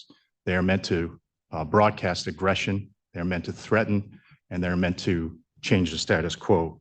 Whereas the defensive exercises led by the United States with our allies and partners are meant to preserve the status quo and meant to be a stabilizing effect. So among the many implications we have that we can take from the Kremlin's invasion of Ukraine dating back to that fateful day on February 24th, 22, we see this similar cost imposition campaign. On the Russian side, similar tactics using the gray zone, an onslaught of rhetoric with a fabricated victimhood to justify military action, accompanied by a cognitive warfare campaign to pare down the will to resist of the true victim. And when things don't go well, the engagement of nuclear saber rattling. It is really the weaponization of everything. Anything that is a vulnerability will be attacked rhetorically or physically. We see the critical infrastructures of Ukraine being attacked prior to the actual onslaught and continuing to today with missiles. It is about not just critical infrastructures, but also government functions. Our attempts at diplomatic solutions and off-ramps were increasingly difficult as we got closer and closer to the date of invasion, which we knew was coming and we were exposing to the world in 2021 leading to 2022. So this was not for lack of effort by the international community to find these off-ramps, to find diplomatic resolutions. But every time we would propose a solution to address their security concerns from Moscow, we would be met with a manufactured crisis and then a set of unreasonable deadlines and conditions to resolve. We need to be ready for those types of tactics as we try to resolve conflicts elsewhere around the globe and certainly around the Taiwan Straits. Ultimately, one man in the Kremlin made his decision, and he made it in a very isolated echo chamber. And those were factored into the dynamics as well. My job, of course, was to engage in military risk reduction. On the Russian side, we had a longstanding dialogue series called INC, Incidents at Sea. With the PLA, we have a similar dialogue mechanism called Military Maritime Consultative Agreement. One of the common things we saw in the lead up to the invasion of Ukraine, given the fact that I look at this from a military view, was the spike in incidents in the maritime space and the international airspace of unsafe and unprofessional acts by Russian Federation forces.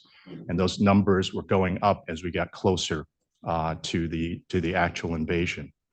If you look at the record in the Indo-Pacific, according to our China Millpower report from the Department of Defense of 2023, those numbers of unsafe and unprofessional intercepts, actions at sea by PLA ships, in the air by PLA aircraft, has spiked significantly to hundreds, over 200 cases in the 18 months leading up to the report's publication 2023. When I ran the MMCA dialogue back in 2018 to 2019, we would maybe have a handful of those cases, 3, 4, maybe 5 or 6 cases. And that was enough to occupy us for 3 full days of dialogue, whether it was in Qingdao or whether it was in Honolulu.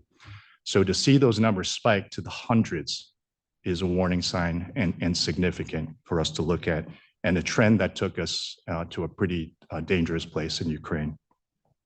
So Deputy Representative Yang this morning challenged us not just to look at the problem, but also to look at possible solutions.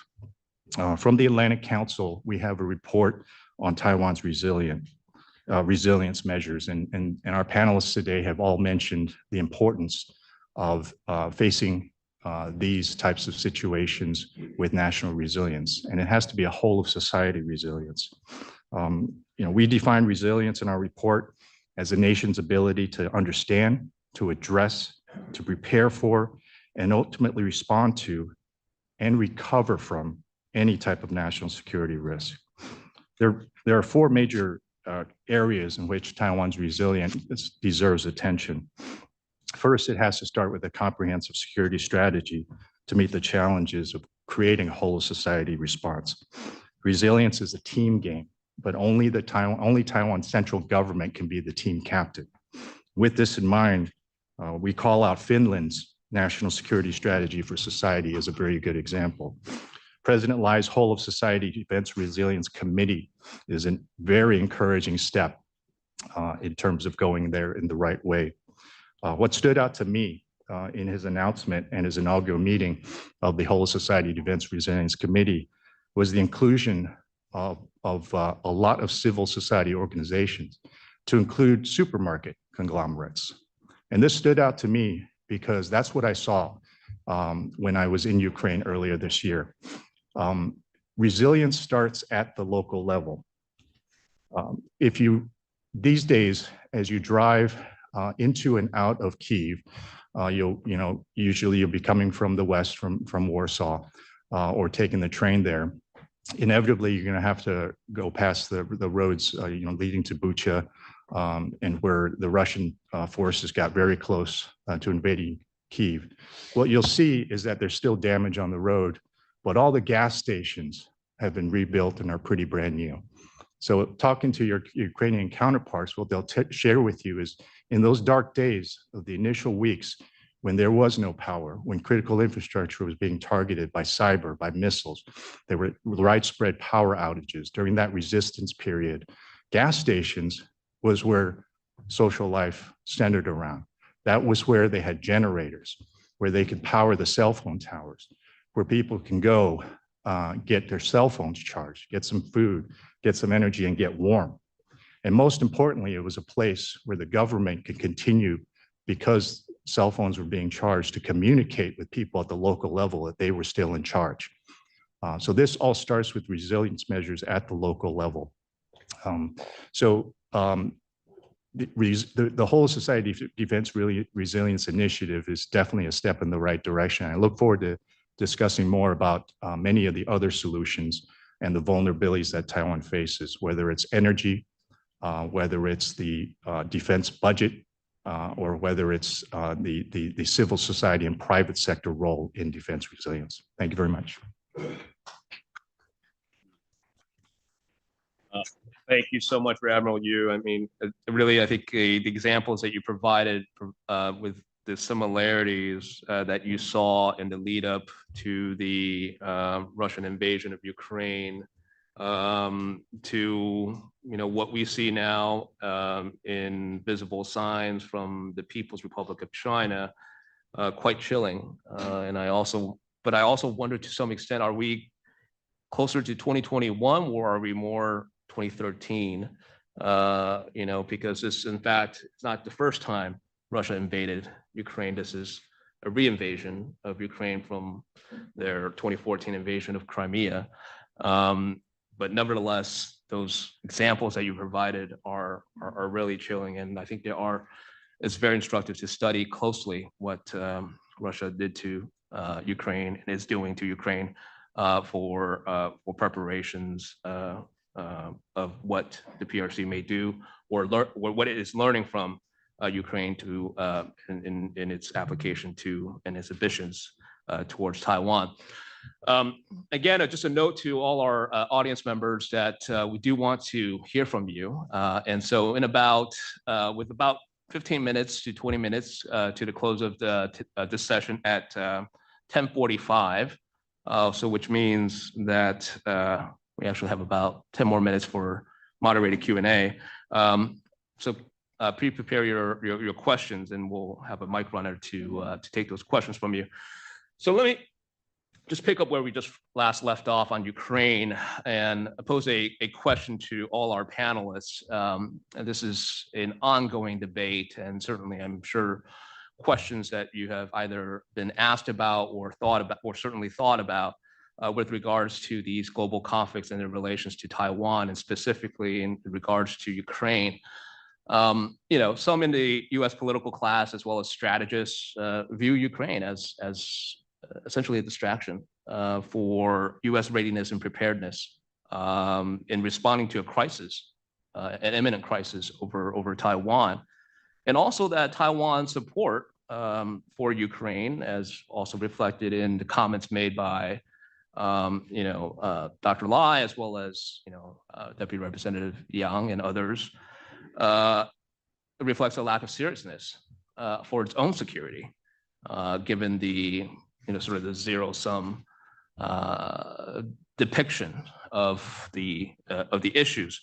And I want to pose this question to the panelists, and whether or not you see it in such terms. Is this sort of an either-or proposition? And do you see that the relations between Ukraine and Taiwan are as remote as some see it as, or are they more intimately connected in ways that suggest that, for instance, the former Deputy National Security Advisor, your colleague Alex, also stated, and I quote, to deter aggression from Beijing vis-a-vis Taiwan, the United States must provide the modest investment and political support that allows Ukraine and Israel to actually win and defeat the expansionist and genocidal aims of our common adversaries, end quote. So do you agree or disagree with such an argument? Please, yes, please. I mean, I think sometimes there's a tendency in Washington, of course, to argue about kind of theories or abstractions.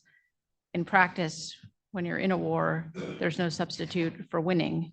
And I think maybe I should mention, because it hasn't been broached yet, the subject of nuclear weapons and strategic threats, because part of the PLA's dramatic buildup, of course, has included what successive Stratcom commanders have said is going to be up to a quadrupling or maybe even quintupling, I believe, of the size of its arsenal. And in Ukraine, we have a situation where President Putin has been rather readily wielding nuclear threats. And I think, again, there's a risk that there could be a perception that that has limited our support.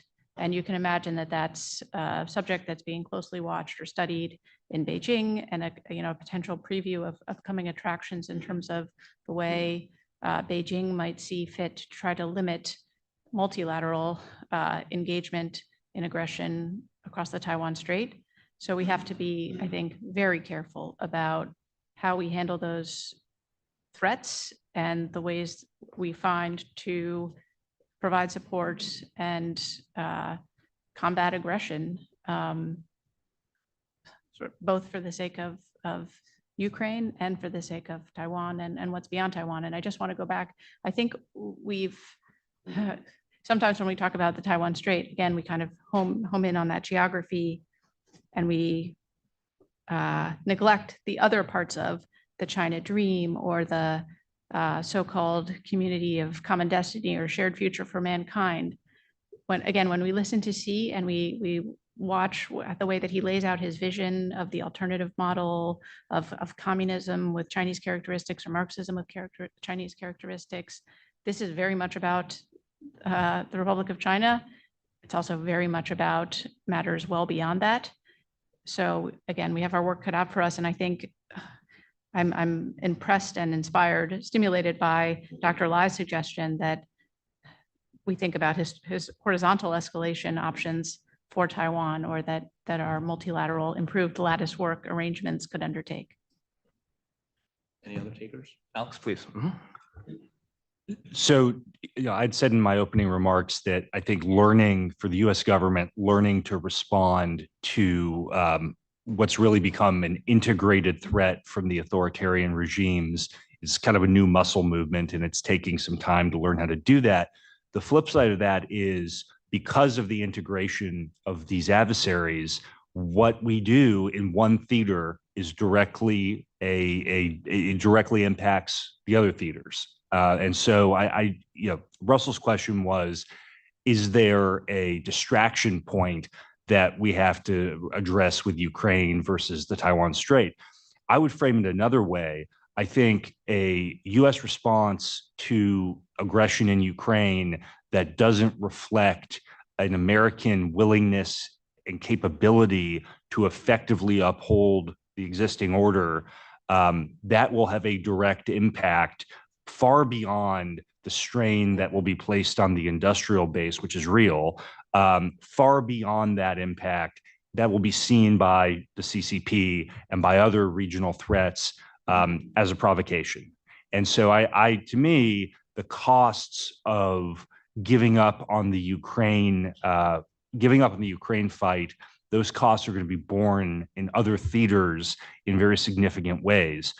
The other thing I'd say is, because this is a huge debate that we're all aware of, and I think we need to be very honest about it, there are trade-offs. We do have to make trade-offs, and we also have to make investments, right? We have to, if we are serious, which I hope, and I do have some hope that we have on a bipartisan basis, there's a level of seriousness about confronting these authoritarian threats globally and the integrated nature of them, then we need to start making investments as the United States, so that what Russell's premise is not the operating assumption, right? The premise that we can't provide the artillery shells to the Ukrainians that they need because we have a backup in our production from other commitments and trying to take care of our obligations to Israel and our obligations to Taiwan, that these are all in conflict with each other. Well, if we're serious, which I hope we are, we need to have something like President Roosevelt's Two Ocean Navy Act. We need to have, in 1939, 1940,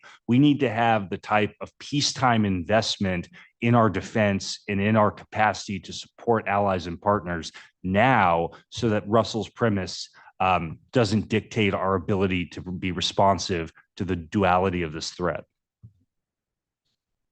Please.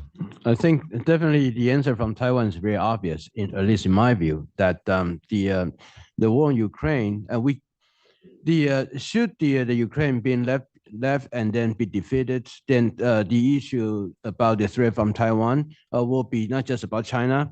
The Russia will come in definitely, as well as North Korea. So we're going to face not just one but three, and that's going to be a huge the problem for Taiwan. And also, I think that the giving up on Ukraine or just let Ukraine to do the things it needs to do, and with less commitment from the United States, also will strengthen the narrative about the U.S. skepticism within Taiwan. That although people will argue that Ukraine is not a part of NATO, U.S. is not asked to commit itself for the defense of Ukraine. But Taiwan is also not in any part of the U.S. ally system within the Indo-Pacific. There's a Taiwan Relations Act, but the Taiwan Relations Act has never been very specifically mentioned about the commitment, in a very clear way. So the issue on Ukraine and how that has been doing by the United States in Taiwan, you are going to breed another school of thought that about the skepticism about the United States and what Taiwan probably will be thrown under the bus, and we have to deal with China by ourselves. And then the alternative argument will come out. Why not negotiate with China as early as we are before that the wars are happening on Taiwan? So I would say that the impact on the Indo-Pacific will also be tremendous, and not just about Taiwan. Also, the friends in Japan, they also look at the U.S. commitment and how Taiwan reacts and see that as their strategy about the facing China. So I think that the impact will be tremendous. So it is not just about the resource argument. And I will also argue that for the resource argument, actually we could find a way to deal with it. The issue on Taiwan is that Taiwan virtually have no source of the foreign arm providers other than the United States. So if the issue about that could also be addressed organically, that could also help to reduce somehow the burden, the sharing issues, and that also will come in to complement the requirement for Taiwan to increase the defense budget, because there are some argument that about the increase of defense budget, but where are we going to buy some things? That source, where would that come from? I will say that those will have probably you would like to say that a convoluted argument within Taiwan, but that is the public opinion reality we are dealing with and we are facing. And we need some of the actions that could help us defeat those arguments, the more the better. It's okay if you don't want to. Yeah, a few comments. I think anything short of a full Ukrainian victory over this Russian aggression will only be used by Putin to justify further aggression. His narrative all along has been that it was NATO's eastward expansion that forced him into this situation, the Nazification of Ukraine. He had to do this. And anything short of Ukrainian victory will be used to justify that false narrative rather than for what it really is. And don't take a bunch of Americans' words for it. How about the 100 million citizens who expanded NATO in a westward way from the former Soviet republics, Sweden and Finland joining NATO? What really happened was not a NATO eastward expansion to threaten Russia, as the Kremlin would have the world believe, and what they would use to justify further aggression short of Ukrainian victory. What it really was westward expansion of NATO by a sovereign democratic choice of the people who had lived under the Soviet system previously and chose a different path for themselves. And that sovereignty and that democracy is what we're fighting for, not just on the border with Russia, but it's the same dynamic across the Taiwan Straits. Take a look at the political season going on in Lithuania right now, in the Baltics. They have chosen not to take the China deal, to open a Taiwan representative office, and to look at their one China policy in a way that recognizes that Taiwan is a valuable partner. And so the outcomes of Lithuania's presidential election, political party, and whatever coalition comes together will speak volumes of the other voices that are out there of why Taiwan matters. Thank you very much. I have so many other questions I want to pose to this group of panelists, but I promised all of you that we will get to your questions. And excuse me, because I forgot to mention that for our virtual participants, you are open to pose questions too as well. So please send an email to contact@globaltaiwan.org. You can also utilize the YouTube chat function, as well as tweet us at Global Taiwan. And please please include your name as well as direct your questions to one of the panelists. All right, so please, I'm going to open it up, and please raise your hand and keep it raised until we call on you. Michael Riley in the center, please. And please wait for the microphone. Thank you, Russell, and thank you to all four panelists for some very thoughtful and thought-provoking presentations. I would just add, Michael Riley is one of our advisory board members. He's also the former representative of the British office in Taiwan. Thank you, Russell. And in addition to that, I also spent 6 years in the defense sector, hence my question, which is addressed to Alex, but it builds upon what Dr. Lai has just said. Because you said in your presentation, whoever wins the election next month, the rhetoric here about Taiwan having to do more for its own defense will increase. But there's another aspect to this. There's a perception, certainly in Taiwan, but elsewhere, that Taiwan is overpaying, and actually overpaying considerably, for the material it gets from the US under the FMS program. Most recently, I think just last week, there have been press reports alleging that Raytheon, for example, overcharged massively. So is there a sort of a quid pro quo here that the US could actually say to Taiwan, look, we will ensure that future FMS sales are priced more reasonably if the money that you thereby save is spent on your defense in other ways? And a follow-up question, you mentioned the whole concept of burden sharing with allies. Again, as Dr. Lai said, I mean, at the moment, basically, the US is the only country that provides significant defense material to Taiwan. So do you see any likelihood or opportunity for the next administration to persuade, cajole, encourage other allies, and not just Japan, but other ones in the Indo-Pacific, in Europe, to be doing more publicly to support and defend Taiwan? Thank you. Okay. Michael, is that question directed to Alex?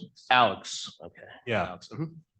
Thank you, Michael. I'll do the second question first. I would personally, as it relates to Europe, I think Lithuania is a great example, obviously, of kind of moral solidarity with Taiwan, and that should be applauded. I think on the harder power side, I would much rather see a European focus on its own theater. I think that is a much better use of scarce resources in a way for us to allow the United States to focus on our comparative advantage, which I think is deterrence in the Indo-Pacific. So that would be my preference, all things being equal. Look, you're not going to get me to say anything nice about the big U.S. prime defense contractors. I will not do it. That being said, I think there is a conversation for us to have there's a dialogue that needs to be had about doctrine, about what's being purchased, about how that fits into this a new concept of defense. We'll obviously defer to the Admiral on what that looks like in detail. I do think we have to be, there's a US component to this as well, of where we have not been as a government living up in an industry as well, living up to our end of the bargain, which is there is a backlog that we all are aware of systems that Taiwan has paid for that they have not fully received.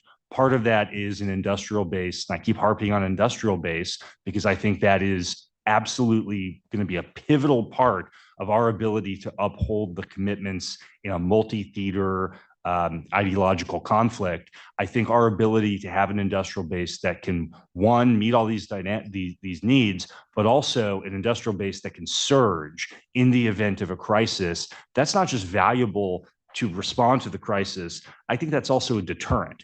The adversary knowing that we have the ability to surge to get Taiwan what it needs, both peacetime and in a conflict, but also for the Ukrainians, for the Israelis, for others.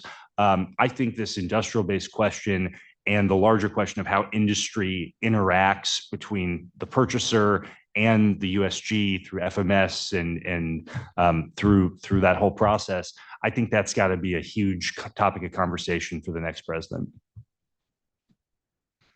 Then this lady over here, please. Hi, I'm Lisa Hannett from Booz Allen Hamilton. I wanted to ask if you all could dig deeper into the axis of chaos theory. So I feel like for a long time, there's been an assumption that China, which is expanding its investments around the world, which relies a lot on trade, would favor stability globally. Besides the examples of them supplying Russia and Iran, are there more examples where China has actively chosen to foment chaos rather than support stability around the world? This is questions for anyone on the Anyone to take on. Okay. Other than that, Mrs. Lincoln, how was the play? I mean, if they're, enabling, supplying Russia, the two main perpetrators of illegal or expansionist wars, that's a pretty good start. I do think that there's evidence for CCP coordination with non-democratic or authoritarian or proto-authoritarian regimes beyond those two hotspots or war zones. And I think it was a misreading to think that the primary goal was stability as opposed to advancing under conditions favorable to the CCP. So if the instability primarily burdens or distracts and diverts the United States, that's potentially superior to a stability that enables the US to focus on the primary challenge it faces from the CCP. Okay. Here, Ben. When you got it. Okay, great. Hi, Elizabeth Laris, non-resident senior fellow, Atlantic Council at the Indo-Pacific Security Initiative and China Global Hub. I just had a commentary actually come out this morning in the New Atlanticist about the US supporting the Philippines and South China Sea. So not to divert, but to bring in the Philippines. My question is directed at Emerald Yu and perhaps Alexander Gray, you want to talk about US support as well. But I'm wondering if China is partially using its aggression against the Philippines in the South China Sea, West Philippine Sea as a test case to see how the United States might respond to the United States. And I know the situations are not exactly the same. US has a defensive pact with the Philippines, but as Dr. Lai mentions, we don't have a true mutual defensive alliance with Taiwan now. And so again, we know China's reasons for its aggression against Philippines, claiming the entire South China Sea, but can it also be seen as a test case to see how we might be responding? Thank you. Thank you. I think it starts with exposing and being aware of what this aggression is, and it is whether it's in the South China Sea, whether it's Manila dealing with the aggressive acts where people are getting hurt in the West Philippine Sea, or whether it's elsewhere in the region. There are some commonalities, and the Philippines, Manila has done a pretty good job of exposing it by embarking media and just letting the PLA do its thing, right? Just kind of filming it, recording it, letting the world decide who's the aggressor here, whether it's around the Second Thomas Shoal and the acts by the Chinese Coast Guard with water cannons, lasers, acoustic aggression, but it is happening elsewhere. Atlantic Council, we have a piece we put out from last November in which a PLA ship engaged in what we call acoustic aggression against an Australian ship, injuring 2 Australian divers. This was in international waters in the vicinity of Japan's exclusive economic zone. Right after again, announced and notified international exercise, there was an Australian ship, the HMAS Toowoomba, which was having had her screws fouled by a net, required her to go dead in the water, send divers in the water to cut those nets. When a ship is in that condition, it will fly shapes and signals and broadcast on the radio that it is a vessel not under command or not making way underway or in distress. The Australian ship would certainly have done that to the vicinity, in the vicinity, to let other ships know that it was dealing with a situation. In international waters, we saw the same behavior as we're seeing in the South China Sea by the PLA, ignoring those warnings, and then eventually going active on their active sonar. This is a lot of decibels in the water, and injuring those 2 Australian divers that were there trying to clear those nets. And so you pair that with the spike, as I mentioned earlier, of the number of unsafe and unprofessional acts at sea and in the air. This is a very, very deliberate campaign to reduce warning time around Taiwan, and not just that strangulation of the anaconda inward, but it's also an outward push meant as a campaign to push out the lawful activities of the international community, freedom of navigation that all nations enjoy. As we speak, on both on the East Coast in Taiwan and the West Coast of Taiwan, we continue to have daily 2 of the most busy merchant transit lanes that are responsible for a large portion of the global commerce, energy, those advanced microchips that we need to run our economy, ships going back and forth every day. And as we speak, these military exercises that are underway involve numbers of PLA ships tooling around without broadcasting on the safety system known as AIS, and therefore making themselves collision hazards right on both sides of the island of Taiwan. And so we need to see it for what it is. It's a campaign, and it's also increasingly dangerous. We have time for one more question.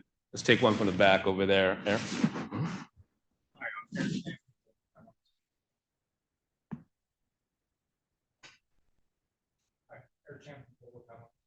My question is about the great point about reputational costs.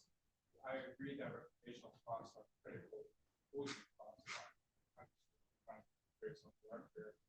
But as I think you've seen in Russia, there's been a funding for something that's pushing the boundaries for other alternatives to do the same.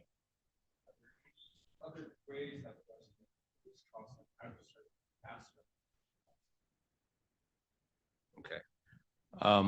Anyone else on the panel that want to take this? Or the question being, any other ways of imposing costs beyond reputational costs, correct, Eric? Okay, all right. Please. The obvious, I guess, non-kinetic military alternative involves economic sanctions or responses. And that can be done, I guess, bilaterally by individual states reacting, or multilaterally if states can coordinate to exert pressure or to penalize unlawful behavior. And then I think in the military realm, short of going to war, there can be operational behaviors that are designed to impose costs to at least make it more difficult or uncertain for the problematic gray zone activity to be undertaken. The trick there, or the issue there, is so far, I think the Coast Guard, the Chinese Coast Guard and the PLA have been able to act in ways that provoke or require the targets to engage in more costly responses than the initiatives themselves that the Chinese or Beijing is undertaking. but there have to be ways where creative, coordinated responses by allies can help with burden sharing or defer some of the spread around some of these costs of responding, or use new technologies to respond in ways that lower the burden and reciprocally increase it for Beijing. Yizong, do you want to add something with the last word here so we can keep to time, please? Yeah, sure. I think probably we need to think not just about defending the reputation on our side, but also to destroy the reputation on Chinese side. That is going to be a more of a asymmetric dealing with the Chinese provocations. For examples, about what they think, what are doing to Taiwan, and they could do that because they bear no cost about the method they're using. All it matters to them is that whether those methods are effective or not. And if there are costs associated with those to China, for examples, certainly there are 2 or 3 diplomatic allies of China switch side to Taiwan. And that could be bear as one of the significance about how the action has cost on China. And also in economic realm as well as others. So the issue, I think right now we need to think in the reverse way, rather than to defend about ours, but also we have to make Chinese know that the action will have cost. I apologize we weren't able to get to everyone's question, but we do want to keep the time. Please join me in giving our superb opening panel a round of applause. And a quick administrative note, we are having a very, very brief coffee break. Please get back here, grab a cup of coffee, come back into the room. We're going to start at 10:50 for our second panel pronto. Thank you. Thank you very much. Yeah, no problem.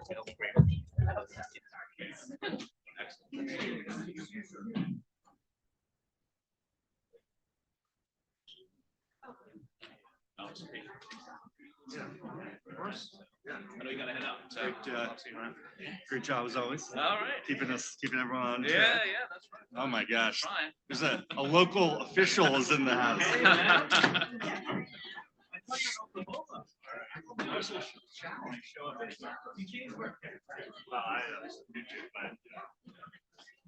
Thank you so much. Shirley said she'd like to be. It does give you a lot of downtime to care about others. Together. Are you off? Do you want to grab your coffee?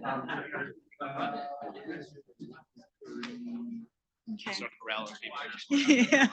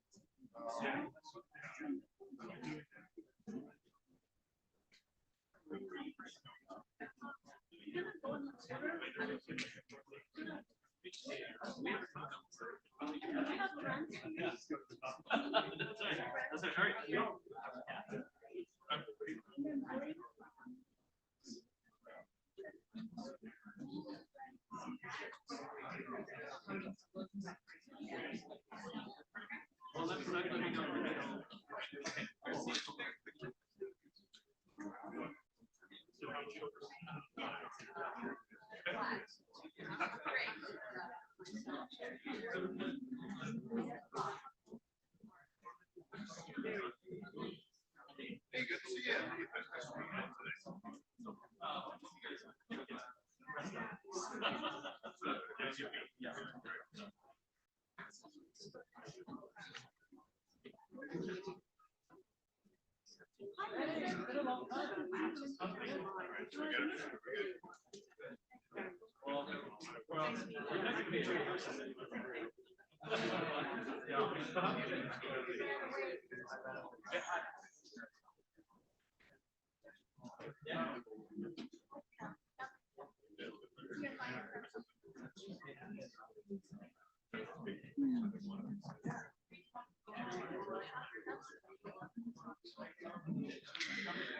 Everyone, please be advised that we'll be resuming our program in 1 minute, so please make your way back to the main room. Again, we will be resuming in 1 minute.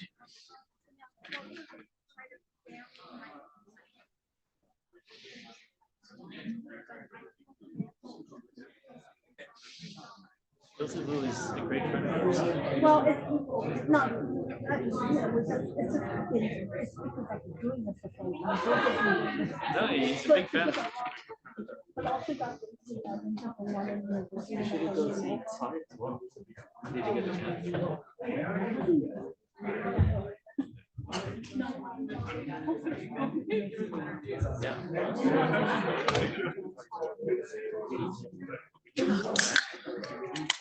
It's always great to see you, and happy you're still involved in it. Yeah. Thank you. Thanks.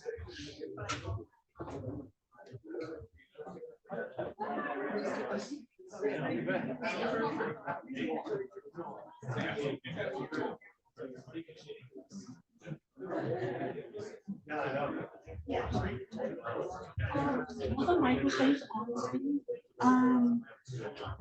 Yeah, there. Yeah.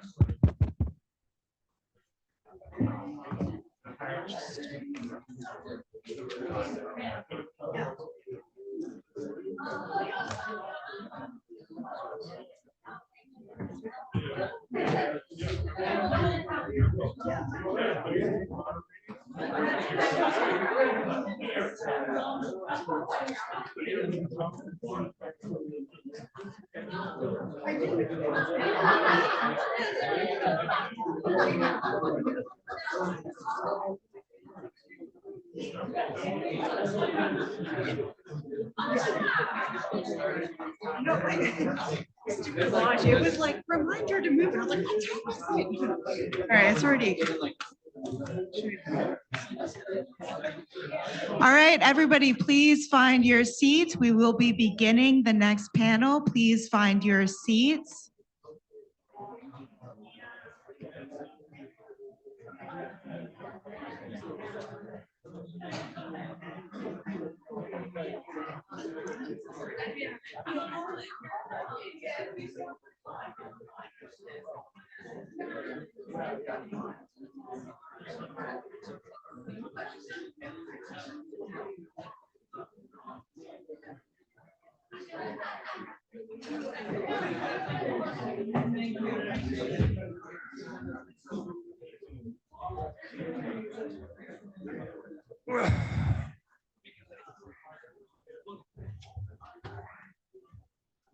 Hi, everyone. The second panel is about to start, so please find your seats, and so that way we can begin.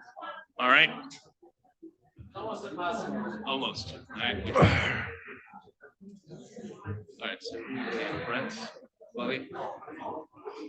And it would be great if the speakers for the second panel would join us on the podium as well. Brent Christensen, Brent. Willie Lamb. Willie, Vincent. Yeah, and Vincent, please. There you go. All right. Wonderful. Thank you. Thank you all. All right. Oh, Alan Shelley. I will turn it over I to think we met, as I said in a brief email. Best drink in the world. I know. I can't live without it. I can't either. I'm Yes, addicted. hi, how are you? Hi, Ben. You know, the person invented zero calorie, sugar tasting chemicals should be awarded like Nobel Prize. I mean, how much obesity? I'm with you. This person, you know, I've heard it. It's great. Still half a head's worth of. So good morning. Let's get settled. We're gonna get ready for the second panel. So please get settled. So,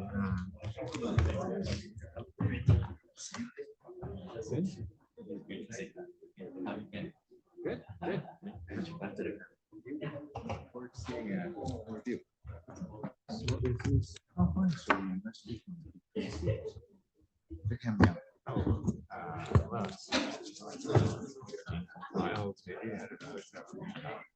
I see. Is it in Maryland or Utah? Oh, I see. Oh, yeah. I remember. Yes. So it's a few hours flight, right?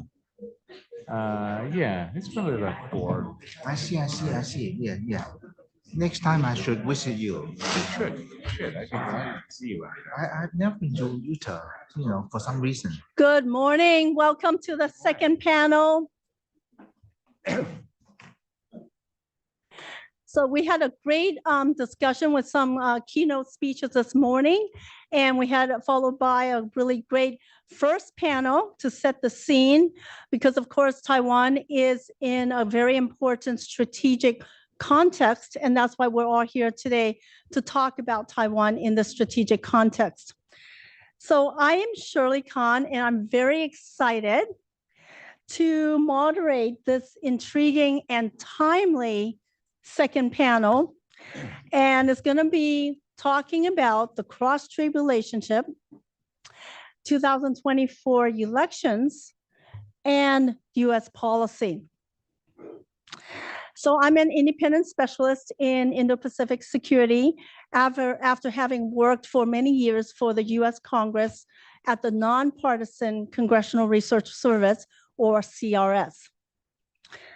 Today, I serve as a founding member of GTI's advisory board, also on the advisory council of the Kroc Institute for Tech Diplomacy at Purdue, and a senior affiliated fellow at the Pacific Forum.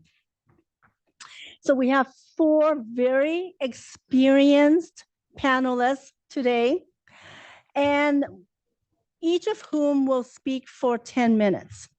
They're going to give their presentations, and then the panel will have a very brief discussion. I'm going to have a brief discussion among ourselves. It is very appreciated that you are all attending. And so I want to be respectful of everyone's time and leave plenty of time for your questions and also those engaging with us online. And so we will have about half an hour, hopefully, for the Q&A towards the end, and I will be keeping time. So some very brief introductions to start. There's also the online handbook that's available to you. But what I'm going to talk about is the most updated and current information. On the far left here to my left, your far right, we have Mr. Brent Christensen. Brent is currently an adjunct professor at Brigham Young University in Utah. But of course, we know that before that role, he spent 35 years working in the State Department with leading assignments at the International Civil Aviation Organization, or ICAO, in Montreal. Of course, the American Institute of Taiwan, or AIT, in Taipei. The Office of Taiwan Coordination, or TC, right here in Washington. The US Embassy in Beijing, and the Department of Defense Daniel K. Inouye Asia Pacific Center for Security Studies in Waikiki in Honolulu. To my immediate left, your right, we have Willie Lam. Willie Lam is a senior fellow at the Jamestown Foundation and a regular contributor to the China Brief. He has reported on China's politics for decades. We have all read his work. He is the author of several books on China. This year, his latest book is called Xi Jinping, The Hidden Agendas of China's Ruler for Life. And Willie will publish a new book by mid-2025 entitled From Confucius to Xi Jinping, China's Political DNA. So we can all look forward to your new book, Willie. And we also have from Taipei, Vincent Chow. Vincent is a busy member of Taipei's City Council, but he's making time for us here in Washington. So we're very appreciative. He represents the Democratic Progressive Party, or DPP. Before that, Vincent served in the DPP's International Affairs Department, in presidential candidate William Lai's campaign, and the political division right here in Washington at the Taipei Economic and Cultural Representative Office, or TECRO, here in Washington. And we have Mr. Matt Salmon, who hails from Arizona.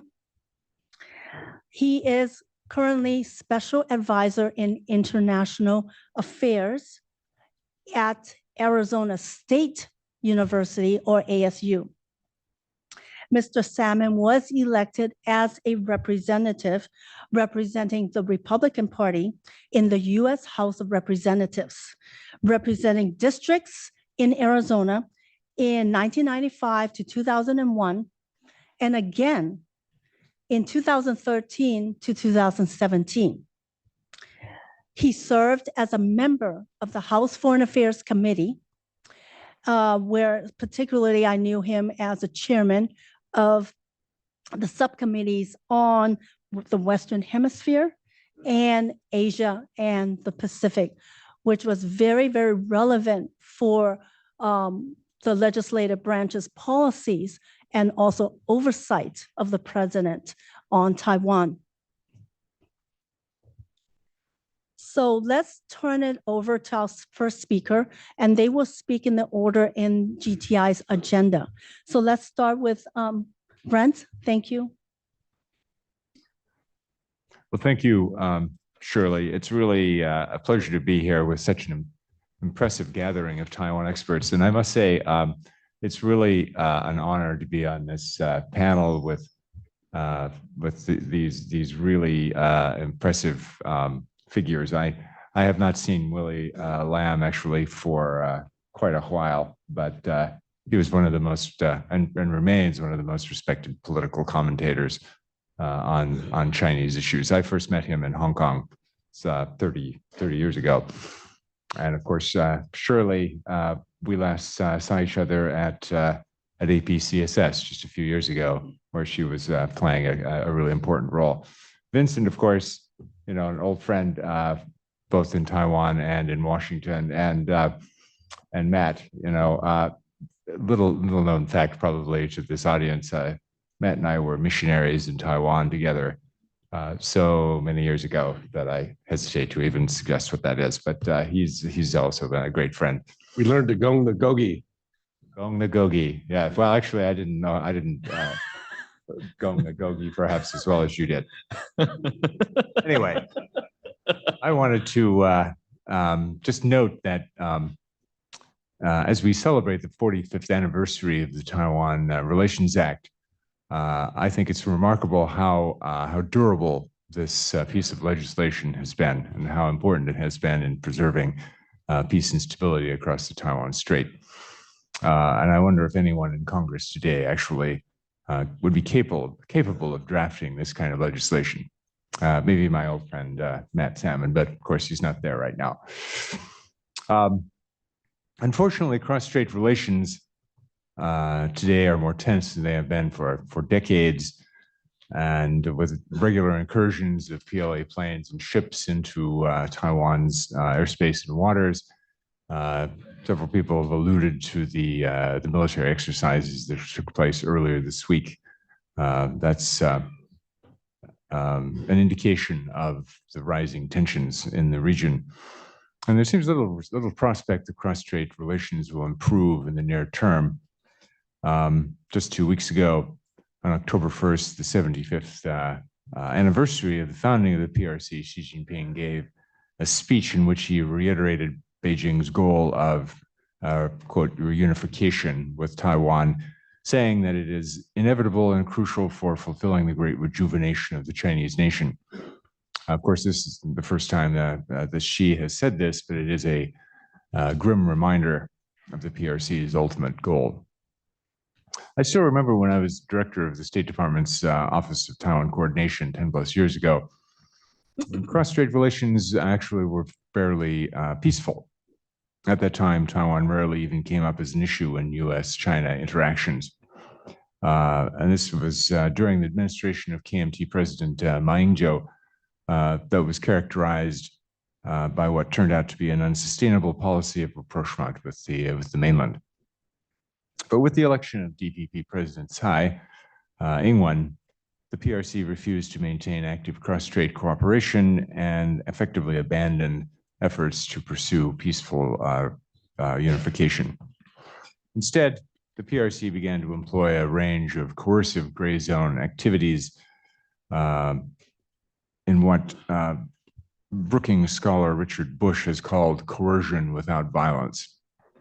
And with the election of DPP President Lai Ching-te, the PRC has sharpened its rhetoric and redoubled its efforts to threaten and intimidate Taiwan. So although Lai Ching-te decisively won the election earlier this year, he garnered only 40% of the vote, and the DPP lost its majority in the Legislative Yuan, which means that President Tsai is facing some pretty tough opposition in passing new initiatives in the LY. Indeed, a KMT-TPP coalition shortly after the election rushed to pass new legislation, which, if upheld by the Supreme Court, could significantly strengthen the LY's authority over the executive branch. The economic cross-strait relationship has also deteriorated. Although the PRC has continued to selectively encourage Taiwan investment, the overall environment for Taiwan companies and for Taiwan citizens has become much less friendly. For example, as of September 25th, the PRC ended tariff exemptions on 34 agricultural products that included Taiwan's fabulous pineapples and mangoes.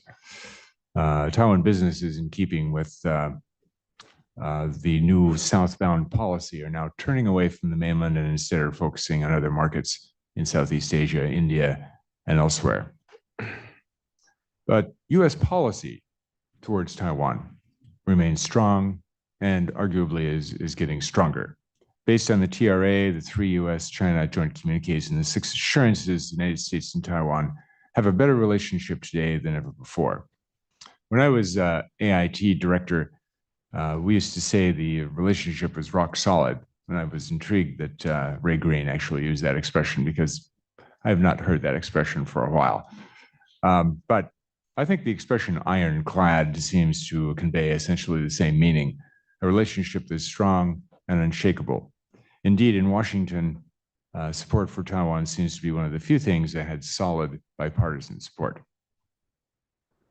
The US policy towards Taiwan has long been based on rather narrow interpretations of the TRA. But it was interesting that the Trump administration actually turned out to be rather helpful for the US-Taiwan relationship, largely because it didn't care much about longstanding restrictions or precedents.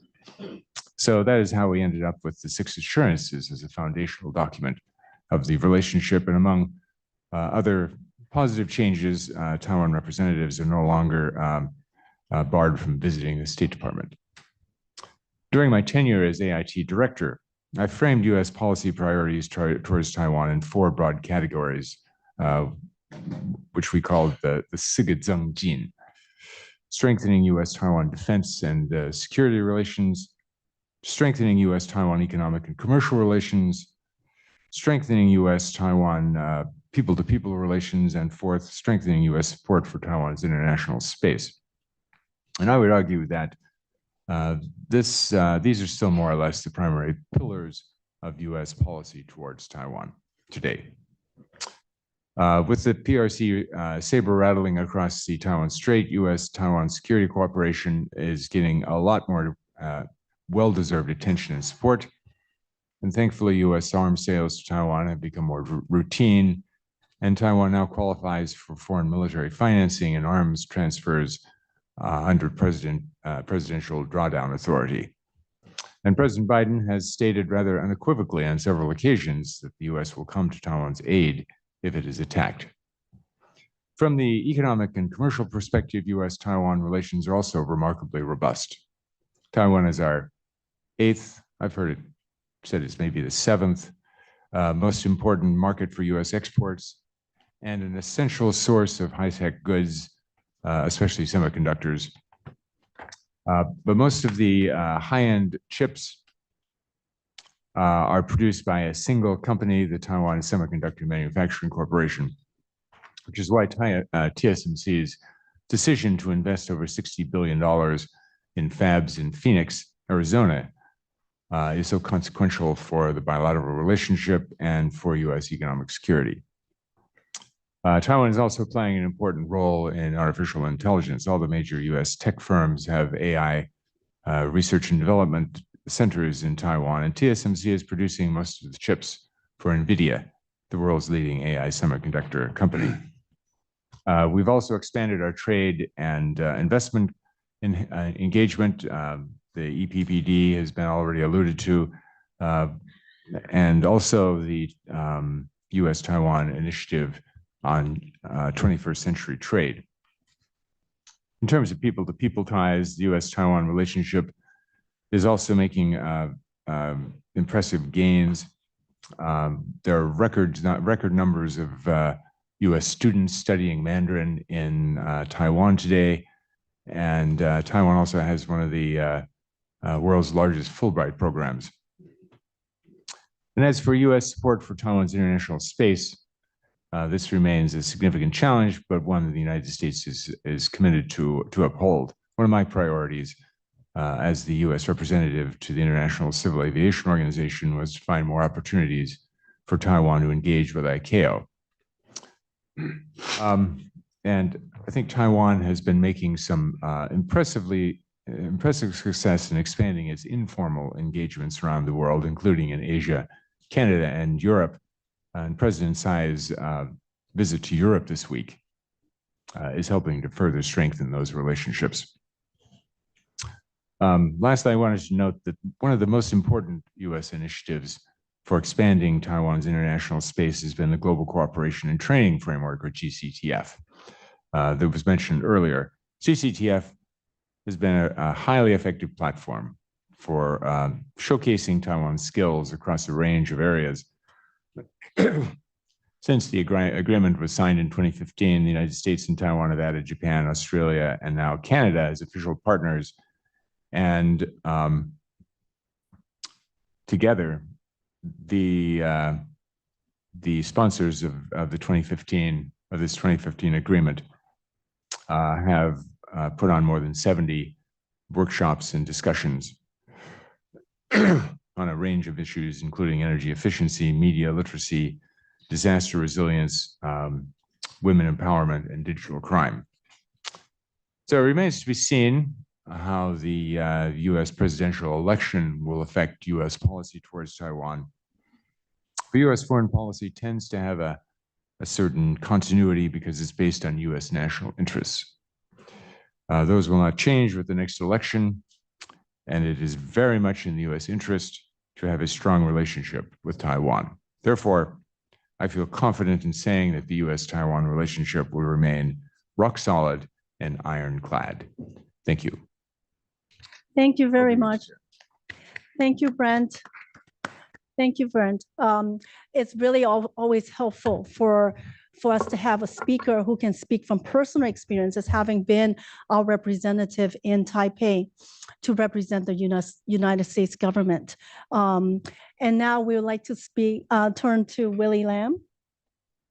Well, first of all, I'd like to thank Russell and GTI for inviting me to Washington, D.C. today. And I really feel honored and distinguished to be amongst a panel of experts. We will talk in more detail after the official speech. But anyway, I have spent most of my life looking at the inner workings of the Chinese Communist Party. So I think I will spend my 10 minutes mostly on cross-strait relations under Xi Jinping. I gave a speech in DC, I think about 12 or 13 years ago in 2012, when Xi Jinping was just about to take over as the General Secretary and the Chairman of the Central Military Commission of the party. And I predicted that at that time that Xi Jinping would be successful in becoming China's emperor for life. And indeed, he has succeeded, I think, beyond expectations, because during his first 5 years in office, his first 5-year term as General Secretary, he was extremely successful in elbowing aside, and if not taking out the opposition coming from the two then most powerful factions within the party, the Shanghai faction and the Communist Youth League faction. However, today, so many years have elapsed, and I have to say that Xi Jinping, unfortunately, it seems to be only good at so-called palace politics. That means elbowing aside his opponents within the cunning corridors of CCP politics, but he doesn't seem to be good at anything else. The latest example, of course, being the so-called irrigation by flooding, this Da Shui Man Guan strategy, quantitative easing to help the economy, whose results are now very dubious because Xi Jinping spelled out the overall directives of the economic rescue program, but it seems to be an issue of too little too late. And we can also refer to other initiatives by Xi Jinping, for example, his notable decision to set up a Beijing stock exchange, which has come to nothing. His decision to move the capital to Xiong'an, which has also proved to be pretty much nothing. And this is important because even though in domestic policy he has accomplished very little, he is still adamant at pursuing his goal as the his we can call the revanchist ambition to position the Middle Kingdom as the final arbiter of international affairs. His revival of the Maoist slogan that the East is rising and the West is declining, and also what will be happening just next week on October 22nd to 23rd, the forthcoming meeting of the BRICS countries in Kazan, Russia, in which Xi Jinping will seek to bolster and consolidate this so-called axis of authoritarian states. When we discuss CCP policy, including policy towards Taiwan, it is important to note that Xi Jinping and his colleagues, when they make decisions on a risk versus gain basis, they do it differently from what we in the West do, and that is they have a strange way of balancing the dangers, the risk versus potential gains. However, having paying close attention to actual events on the field, I would venture to note that an invasion of Taiwan, which of course could take many forms, including a naval air force blockade, but probably not a full-scale invasion involving PLA soldiers and so forth, most likely would not happen during Xi Jinping's third term of 5 years. That means from 2022 to 2027. It now seems likely that Xi Jinping will definitely enjoy his fourth 5-year term in office, that is from 2027 to 2032, when he will be only 79 years old, assuming that he remains healthy until that time. So the possibility of any unfriendly action towards Taiwan, I think, would be highest in Xi Jinping's fourth term in office from 2027 to 2032.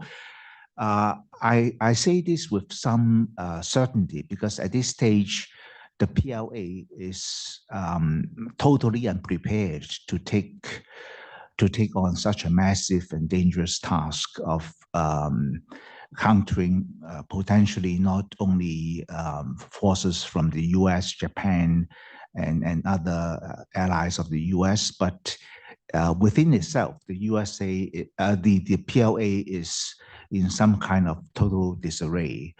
We have noted, of course, that Xi Jinping in the past several months have fired several senior generals who were groomed by himself, including the two previous defense ministers and also the two directors of the CMC General Office, both of whom have also disappeared with no explanation whatsoever.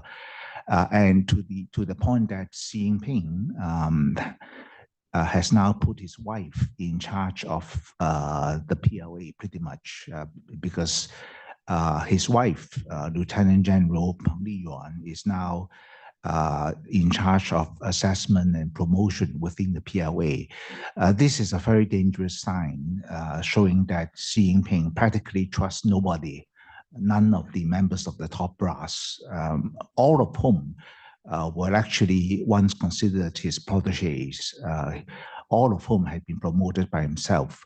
I remember that even for Qin Shi Huang, the first emperor of China, he, of course, had a few dozen concubines, but he never designated one of his women as his official empress, precisely to prevent the empress or any relatives of his wife from assuming power. But the fact that Xi Jinping has to put his wife in charge of the PLA disciplinary service shows that the PLA internally is in disarray. And I would perhaps also make some comments later on regarding the state of the weaponry of the PLA, which is much less impressive than CCP propaganda would have it. Of course, you can point to the fact that just a few days ago, there was an effort by the PLA to use Coast Guard vessels to initiate some kind of an early warning blockade of the Taiwan Island, the PLA's decision to fire an ICBM into the Pacific a few weeks ago, and other posturing. But I believe all these gestures were just to show that Xi Jinping is ready to thumb his nose at the US and the Washington-led coalition. I would leave the other major questions, that means the US elections and US policy towards China, perhaps towards the second half of our discussion. But I just want to say that at this stage, as some of my predecessors on the first panel has said, building a Asia-wide coalition is very important regarding containing China's expansionist policy. And there are some worries that regarding a leading candidate from the Republican Party, that during his first term in office, he was not noted for forming coalitions, whereas the Biden administration has been very successful in not only trying to, quote unquote, make efforts towards the eastward expansion of NATO, but also forming alliances with Japan, South Korea, Australia, the Philippines, and maybe even Vietnam regarding containing China. So there are some apprehension that if this candidate from the Republican Party would win the White House, then perhaps Washington might slacken in its effort to build coalitions, which is perhaps problematic, given the fact that as we shall see next week at the BRICS meeting at Kazan, which will present a clearer picture of how this axis of authoritarian states would go forward. We have seen new evidence that Iranian drones built with Russian and Chinese technology have been used to attack Israel. In addition to the fact that the same type of drones made with Russian and Chinese technology have been used against Ukraine on a large scale. So I think this issue of the US continuation to build coalition, particularly against the potential rise of this axis of authoritarian states, I think it will be crucial, not only for maintaining the US position as the ultimate arbiter of the international order, but regarding the defense of Taiwan. So I'll just end here because I'm sorry I've already overtaken my time slot. Okay, thank you. Thank you, Willie. Thank you. We're always very, very appreciative of someone who has such long experience in analyzing China's politics and looking at the Communist Party of China. And now let's turn it over to Vincent from Taipei City Council. Thank you, Vincent. Thank you so much, Shirley. I want to just start by congratulating GTI and Russell. I mean, this is your 8th annual symposium, and in looking back, it's just been wonderful how GTI has done an amazing job of not only bringing everybody together, but putting together amazing panels such as this one. I mean, Brent is here. We missed Brent back in Taipei. Brent and Ray were known as the Dream Team for their ironclad commitment to promoting the Taiwan-US partnership. They've been truly fantastic. Of course, Willie is a legendary figure in terms of domestic Chinese politics. Shirley is a longtime friend of Taiwan, and she's been a very, very important advisor during critical periods of Taiwan's history. And Pat is actually a personal friend of President Tsai Ing-wen, and of course, more generally, a friend of Taiwan as well. So it's a privilege to be here. Today, I'll start by talking about cross-strait relations before moving on to the Taiwan-US partnership. And as we saw, 2 events have taken place over the past few days. First, President Lai made his first National Day speech. Second, the PRC has engaged in the second part of their joint sword exercises encircling Taiwan. Now, the timing of the latter has directed concerns back at the former. In the eyes of some, cross-strait relations appear to be on a downward spiral, causing anxiety and worry. In my view, this argument is flawed. In fact, a deeper dive into current events show that more rather than less stability should be expected. On one hand, President Lai has been committed to a moderate and consistent cross-strait approach, echoing President Tsai's 8 years in office, albeit with slightly different terminology and wording. On the other, while Beijing may feel that it is necessary to continue to signal strongly against the Lai administration, there are also signs of restraint, and worst-case scenarios have so far failed to materialize. While the present is certainly no guarantee of the future, there is slight cause for optimism in how the past 5 months have transpired. To start, Lai has upheld assurances made during the election campaign. In his recent National Day speech, he made clear and unambiguous references to the Republic of China, complete with its 113-year-old history. Now, this followed a speech at an event on October 5th, stating factually that the ROC is 38 years older than the PRC, and therefore the latter should not be chronologically seen as our motherland. The history of the ROC has been a long time, complicated and politically fraught for the DPP. Lai's willingness to articulate this difficult topic clearly should be seen for what it is, an enduring sign of his commitment to the ROC and by extension, the cross-strait status quo. Even important elements of the opposition in Taipei have expressed surprise and support at his stance. Lai's emphasis on national sovereignty should also be read in this context. While some observers have pointed to Lai's views on sovereignty as more pronounced than President Tsai, the truth is that nothing has been outside of precedent. The crucial phrase, the ROC and the PRC are not subordinate to each other, dates back a quarter century to the DPP's 1999 resolution on Taiwan's future. It formulated a core part of President Tsai's 4 commitments. It also reflects reality. I mean, despite differing cross-strait views, the fact is that the ROC does not fall under the purview of the PRC. That's just undisputable. In short, there should be nothing controversial about underscoring sovereignty, particularly when referencing the ROC. No new ground has been broken. In terms of terminology, in the past 8 years, President Tsai has sought to bridge DPP supporters that were deeply skeptical of the ROC, as well as KMT supporters that distrusted the DPP's views towards the ROC. She did so by using ROC Taiwan, and Taiwan interchangeably, with the understanding about the importance of national cohesion. This trajectory has been continued. In fact, our domestic media has actually a habit of counting out how many times, each president mentions whatever phrase in national speech addresses. And in his most recent one, President Lai actually mentioned ROC 8 times and Taiwan 44 times. So irrespective of which phrase, as President Lai put it, the Taiwanese people must share a common conviction to safeguard our national sovereignty.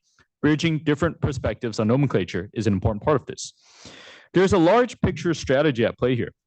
Both Presidents Tsai and Lai are working to support a formula for cross-strait peace and stability.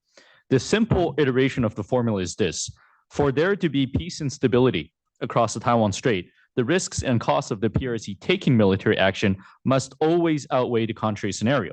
More bluntly, Xi Jinping must always see the risks of military action as too great to bear, while the alternative scenario, which is not taking action, as a preferred alternative. Of course, this is easier said than done. For one, the cost of the PRC taking military action decrease over time, consistent with the PLA's capacity building. Second, the risks of Xi Jinping not taking action also go up over time, particularly if he believes that time is no longer on his side, whether in terms of Taiwanese public opinion or China's domestic difficulties. As a result, a significant balancing act is necessary. This is precisely the effort the Lai administration is engaged in. On one hand, President Lai Ching-te has introduced a defense budget that will see spending soar to 647 billion NT, or roughly 2.6% of GDP. This is an 80% increase in terms of real dollar terms since 2017. It will support better training, combat readiness, defense procurement, and reinforce whole of society resiliency efforts.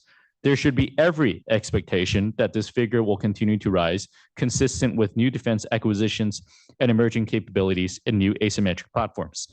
The appointment of Taiwan's first true civilian defense minister in 16 years has also significantly accelerated reforms in conscription, training, and defense strategy. President Lai has also set up a whole society defense resiliency committee with the objective of enhancing civil defense training, fortifying Taiwanese society against gray zone tactics, and supporting natural disaster response efforts. Defense capabilities and social resiliency go hand in hand. Taken together, they can have compound effects on deterrence. These efforts have been aided by growing international support towards peace in the Taiwan Strait. Japan and Germany's recent transit of the Taiwan Strait was a positive step forward. They joined France, the UK, the United States, Canada, Australia, and other countries in showing interest in regional stability and showing that this interest extends beyond Taiwan's immediate neighbors and the United States. All of this continue to escalate the PRC's risk and cost calculations for any military contingency scenarios over the Taiwan Strait. However, it is the second component that may be more relevant for our discussion today. These are actions that lower the risk and costs for the PRC in not taking action. In short, Beijing must realize that by reducing tensions, they can return the Taiwan Strait to a baseline scenario of not Taiwanese independence, but the status quo, which is in interest of all stakeholders involved. Since May, it has been evident that President Lai is committed to this goal. References to the Republic of China and its history acknowledged that shared historical and cultural bonds exist. They also sketch out a framework where both sides can find openings for dialogue, even quietly and unofficially. Lai has stated his support for cross-strait educational and tourism exchanges. He has also stated in unambiguous terms that he will not change the ROC constitution or the cross-strait status quo. Beijing should see Lai's efforts for what they are, a good faith attempt to show that the PRC does not stand to lose by upholding status quo. In fact, by choosing not to act, China isn't condoning Taiwanese independence, neither are efforts to the contrary necessarily curbing Taiwanese independence. All of this is crucial for Beijing to understand. And I think there are some signs that they are starting to. While the PRC may harbor deep mistrust and skepticism towards President Lai, this is more likely based on past history, of course, rather than a prediction of future performance. So far, the three major cross-strait events that have taken place since May have been rather restrained. The tragic death of a Chinese fisherman was resolved without theatrics. Major exercises following Lai's inauguration and National Day speech, Joint Swords A and B, almost ended as fast as they began. Pressure on Taiwan's economic, political, international space have so far been on par with the latter half of Tsai's second term. Worst case scenarios have not materialized. This is not to say that they won't, but so far they have not. Of course, some of this may be due to the US's upcoming elections. The personality of the next US president and their policies towards Taiwan may very well influence the PRC's thinking in a major way. It will be unescapable that the US election results will filter back into the PRC's own calculations of risk versus reward and whether they feel emboldened to act, believing that such action can take place with limited consequences. All of this is unknown at this point. But what is clear is that irrespective of who takes office, the US should take a close look at two equations. One, what are actions that will increase the cost of the PRC taking action? And two, what will decrease the risk levels of the PRC not taking action? Both need to take place in tandem. A Trump administration could find that blunt warnings and frank dialogue with Beijing may well be critical. A Harris administration could see partnerships with partners and allies as key. Different formulations exist. All should point to a similar direction of safeguarding cross-strait peace and stability, which continue to serve in the best interests of all stakeholders, China included. US policy, like Taiwan's own policy priorities, must be smart and focused. Everything should be seen in the context of returning cross-strait relations to the status quo, referring to a state of peace, stability, and consistency across the Taiwan Strait. Moreover, these efforts must include an element of long-term planning. For example, ensuring Taiwan's economic and trade autonomy, further support for international space, showcasing strong political support for Taiwan. All of this contributes to Taiwan's resiliency against the PRC's isolation strategy. It also builds agency amongst the Taiwanese public to protect their democracy and furthers confidence in the status quo. These are outcomes in which our efforts should be measured. So there is much we can do and much that has to be done. So GTI's topic that is apt, US-Taiwan relations and Ironclad partnership in a period of global disruption. So congratulations again to GTI. My hope is for a continued successful annual symposium as we saw in the past 8 years. Thank you. Thank you, Vincent. It is really, really good to have Vincent here who can speak authoritatively about President Lai's policies with continuity from, of course, building on the previous President Tsai's administrations. And having served at TechRO here in Washington, Vincent also knows somewhat about US politics and how Washington works. Thank you, Vincent. And now, Mr. Salmon, would you like to talk about US policy and Yes, how thank you very see much. things? I'd like to say at the very onset that if my comments today sound provocative, they are meant to be. As Brent mentioned, we were missionaries together in the 70s in Taiwan. And I developed a very, very strong admiration, affinity for the Republic of Taiwan. I believe very, very much that the democracy that now exists in Taiwan is not just essential to security in the region, but essential to security on a global basis. When I first got elected to Congress in 1994, it was the first time that Republicans had controlled the US House in 40 years during the contract with America. I was just here in Washington a couple of weeks ago for an opportunity to rekindle my relationships with the members from the contract with America. We had a reunion, and Newt Gingrich, who became the first Republican speaker in 40 years, was there as well. But shortly after being elected to the US House, I was appointed to serve on the International Relations Committee. And not so long after that, Newt Gingrich led a CODEL over to China, and I was invited to participate with that CODEL. It's kind of interesting, just a couple of factoids.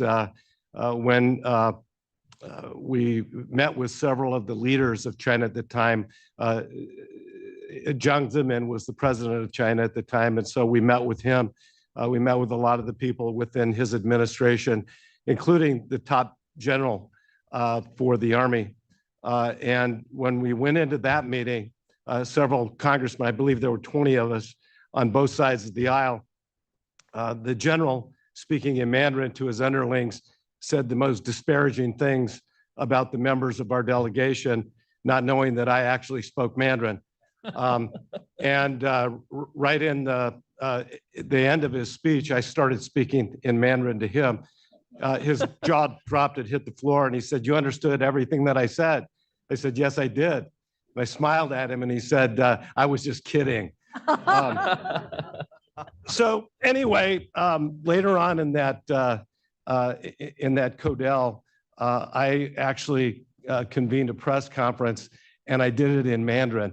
And having served a mission in Taiwan, the term that I learned for communism was gong fei. And so that's how I referred to communism instead of gong changdang. And there were gasps from the media there. And afterwards, one of the media members came up to me and said, "你在哪里学你的中国话?" I said, 在 Taiwan. She said, 难怪. I said, "What do you mean, 难怪?" And she said, "Well, you just referred to communism as communist bandits." And anyway, that kind of started off my relationship with the PRC. And I went back to Congress. Lee Dong-hui was later elected as the first freely elected president of Taiwan. I was fortunate enough to attend his inauguration.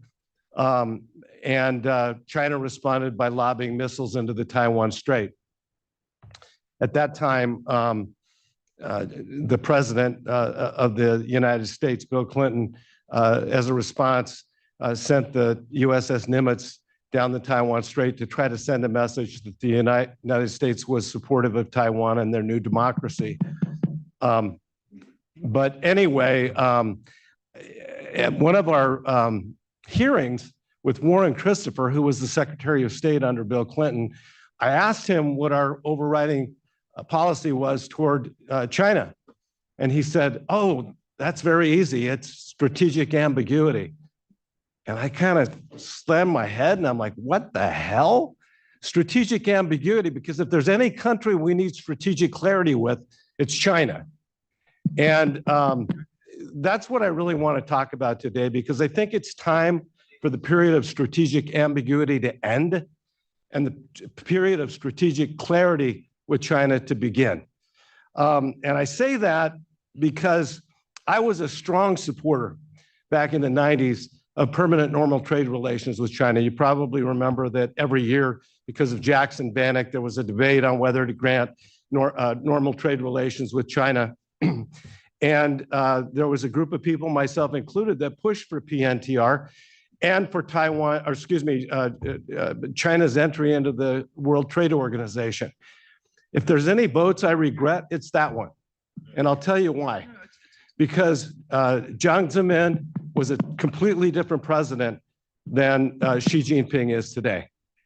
And the promises that were made, I was also one of the congressmen that was able to be at the handover ceremony in 1997 when China accepted Hong Kong back from Great Britain. And the promises that were made to the world at that time, that it was going to be one country, two systems, were a lie. They were a lie. And that's what sparked the umbrella movement, because the commitment that Beijing made that Hong Kong was going to be able to control their own destiny was frankly a lie. Everybody knows that they have meddled in that system and they have controlled who the chief executive is for Hong Kong. They submit a few names from Beijing, and that's who the people of Hong Kong get to vote for. That's not one country, two systems. And the people on Taiwan have watched this very, very clearly. The other things that were a lie were that China would do everything it could to stop stealing our trade secrets here in the United States. That hasn't happened. In fact, it's gotten as bad or worse than it's ever been. And that human rights would improve. They haven't. I could go on and on and on, but their aggression toward Taiwan has made it very, very clear to me that we need to stop playing cat and mouse. In fact, I'm one of those guys that really believes that Tom ought to finally get Jerry in those cartoons, and that Sylvester should be able to eat Tweety Bird, and the Roadrunner should get an anvil smashed on his head by Wile E. the Coyote. The fact is, I'm sick and tired of playing cat and mouse, and I don't think it's a healthy relationship between the United States and China. I think we should be very, very clear. And for those reasons, I think that Congress, now there have been moments, I think, where the United States has shown some tenacity and support for Taiwan on the heels of us severing diplomatic ties with Taiwan and bolstering a relationship with China. One of my old senators, Barry Goldwater, was one of the spearheaders of the Taiwan Relations Act, which was a good thing because it specified some important things regarding us and Taiwan. And then Ronald Reagan, with his 6 assurances, furthered that, which was a good thing. And more recently, we've had French Hill introduce the Taiwan Conflict Deterrence Act, which is a good thing, but it doesn't go far enough.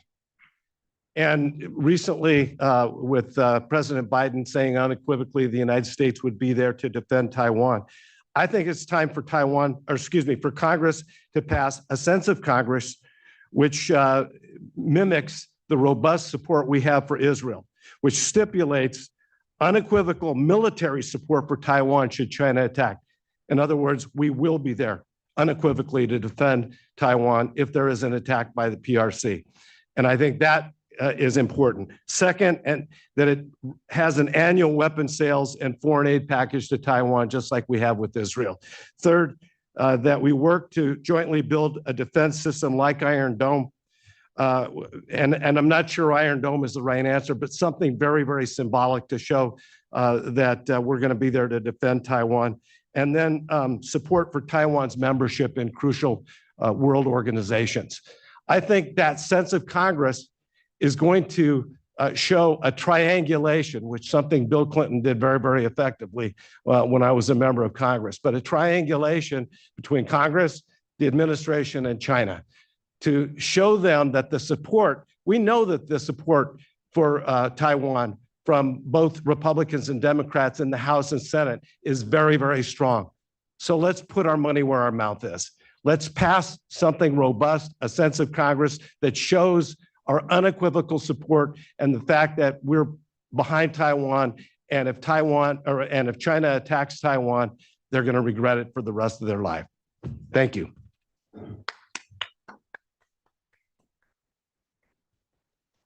Thank you, Matt.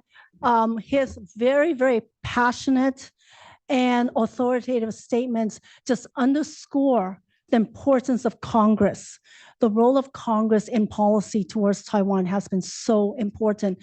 And it was crucial for Congress to pass the Taiwan Relations Act.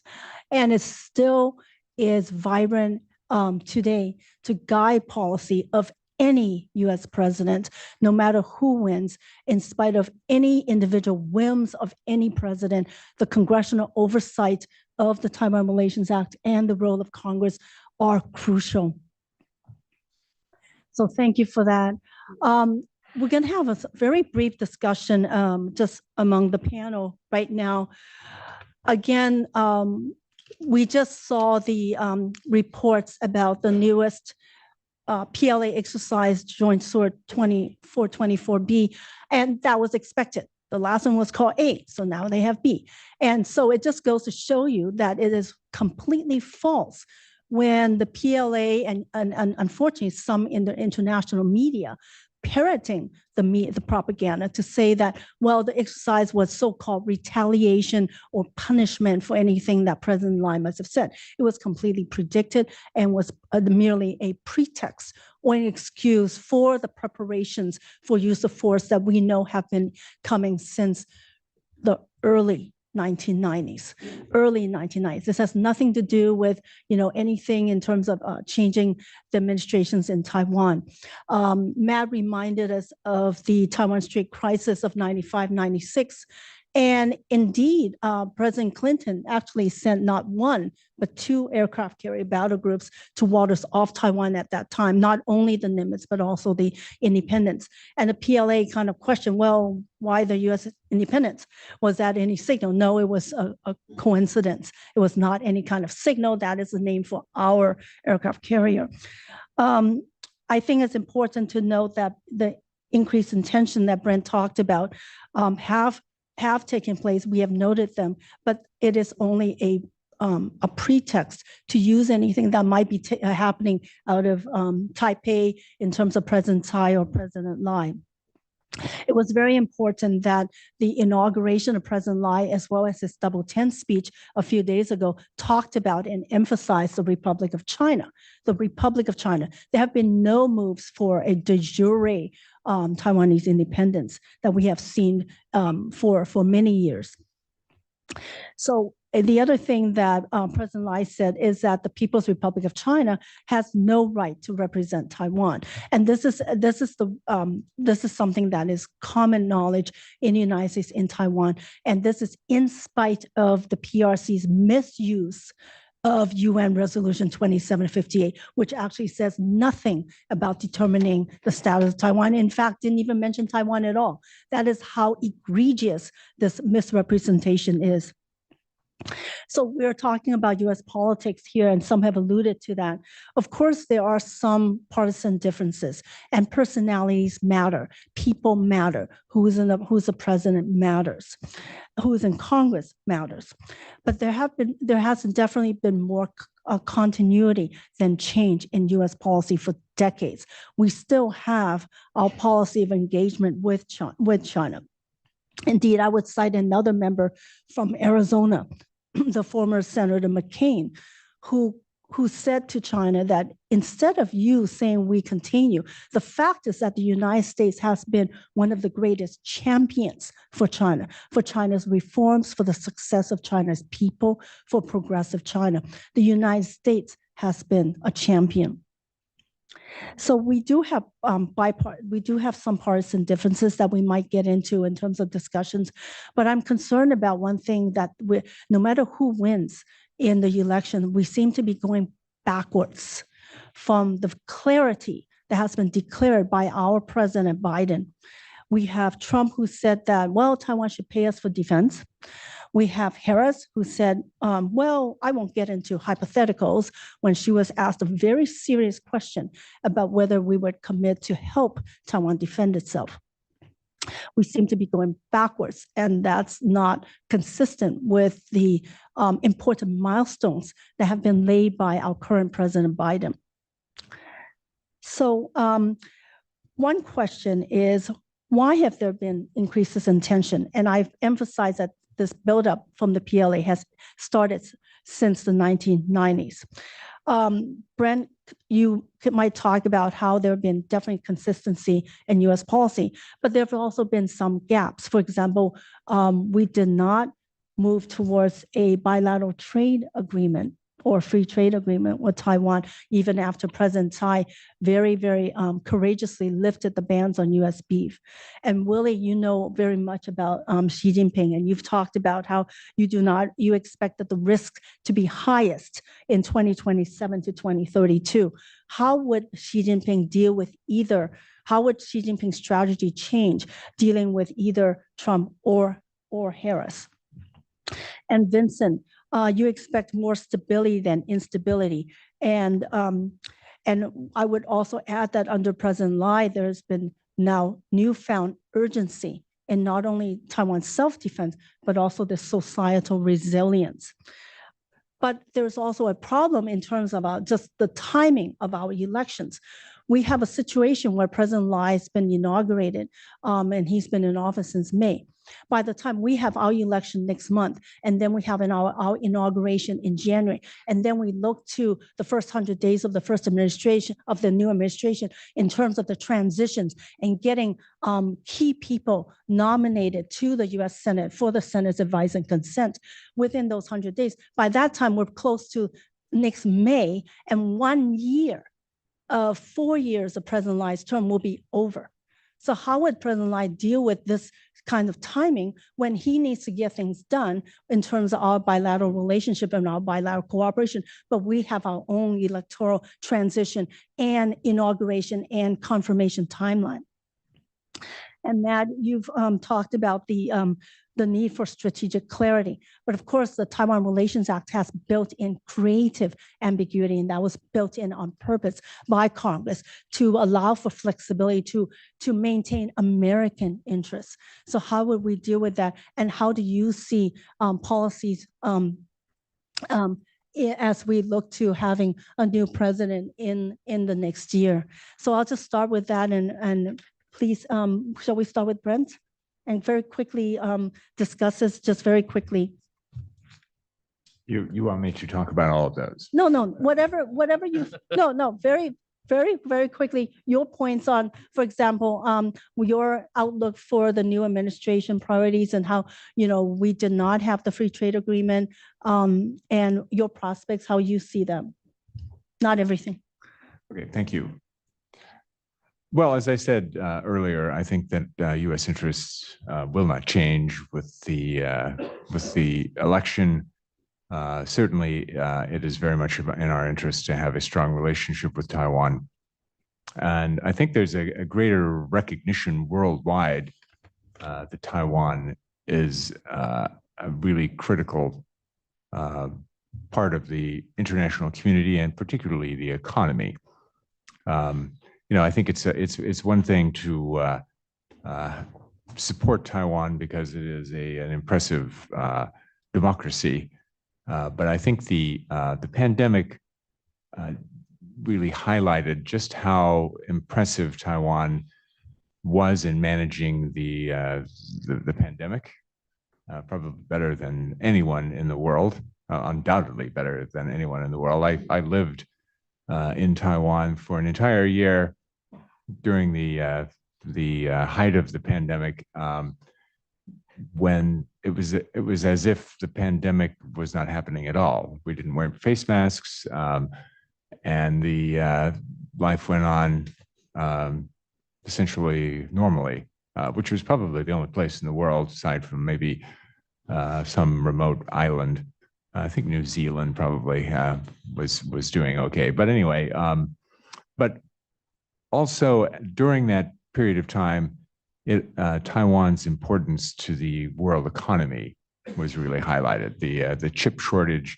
I mean, I was on the phone with the CEO of General Motors and Ford, and they were really unhappy that they couldn't get chips to make cars, and it became, I think, this economic indispensability, which is something that President Lai is now focusing on, I think really focuses people's interest and support for Taiwan.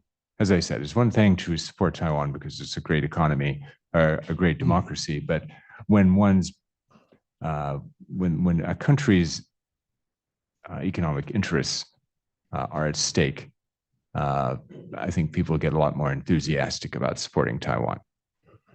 So I think that going forward with the new presidency, however, whatever the support is, I think there will be some continuity. But I think we already have a very strong level of support.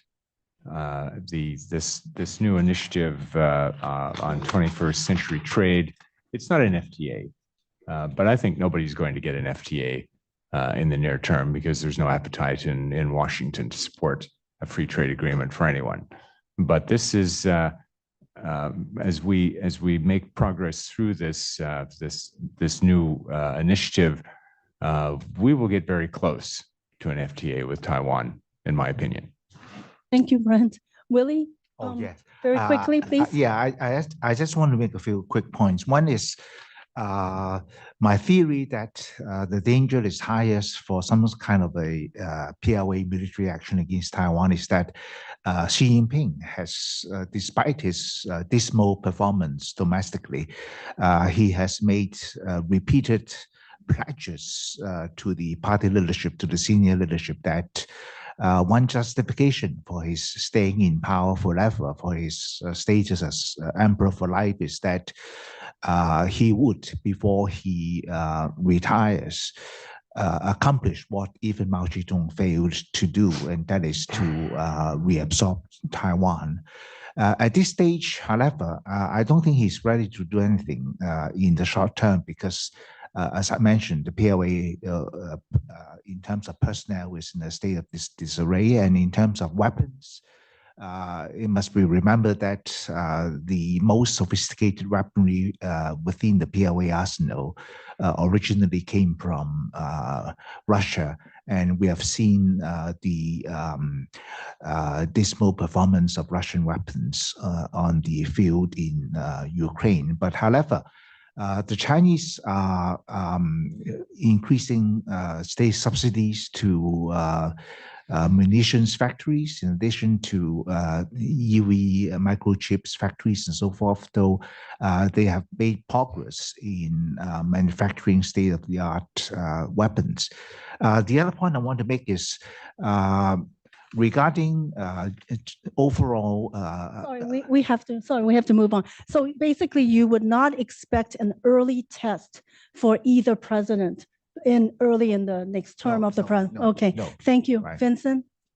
Well, to respond, Shirley, I'm not sure we should be too worried about things that we can't control. Certainly, I can't vote here in the United States, and the U.S. election is, close, and we're going to see the results, what the results are, and we're going to deal with it. But I think the key point is this: we're all social science majors mostly. We're horrible numbers people, but we love to say numbers. The 6 assurances, the 4 pillars, the 4 commitments, and so I think there's 3 things that won't change in a future U.S. administration. The first is the underlying values and interests of a Taiwan-U.S. partnership do not change, regardless of who's elected. The second is that I don't think the policy priorities really change either. I mean, Brent mentioned these 4 pillars that you had, and they sound remarkably like those 4 pillars that he announced during the campaign, but with small differences. But the key part is that the econ, trade, security, international space, cross-strait, regional security. I mean, these core priorities aren't going to change irrespective of who comes in office. And the final part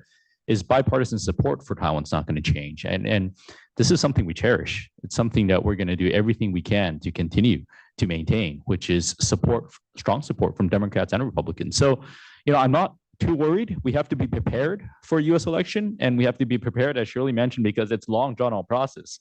I think we'll be lucky to have everybody nominated and confirmed in their respective positions in the first year of a Trump or Harris administration. So I think we have to be prepared, but at the same time, I think we should be less worried, and I think more have a bit more optimism about the relationship going forward.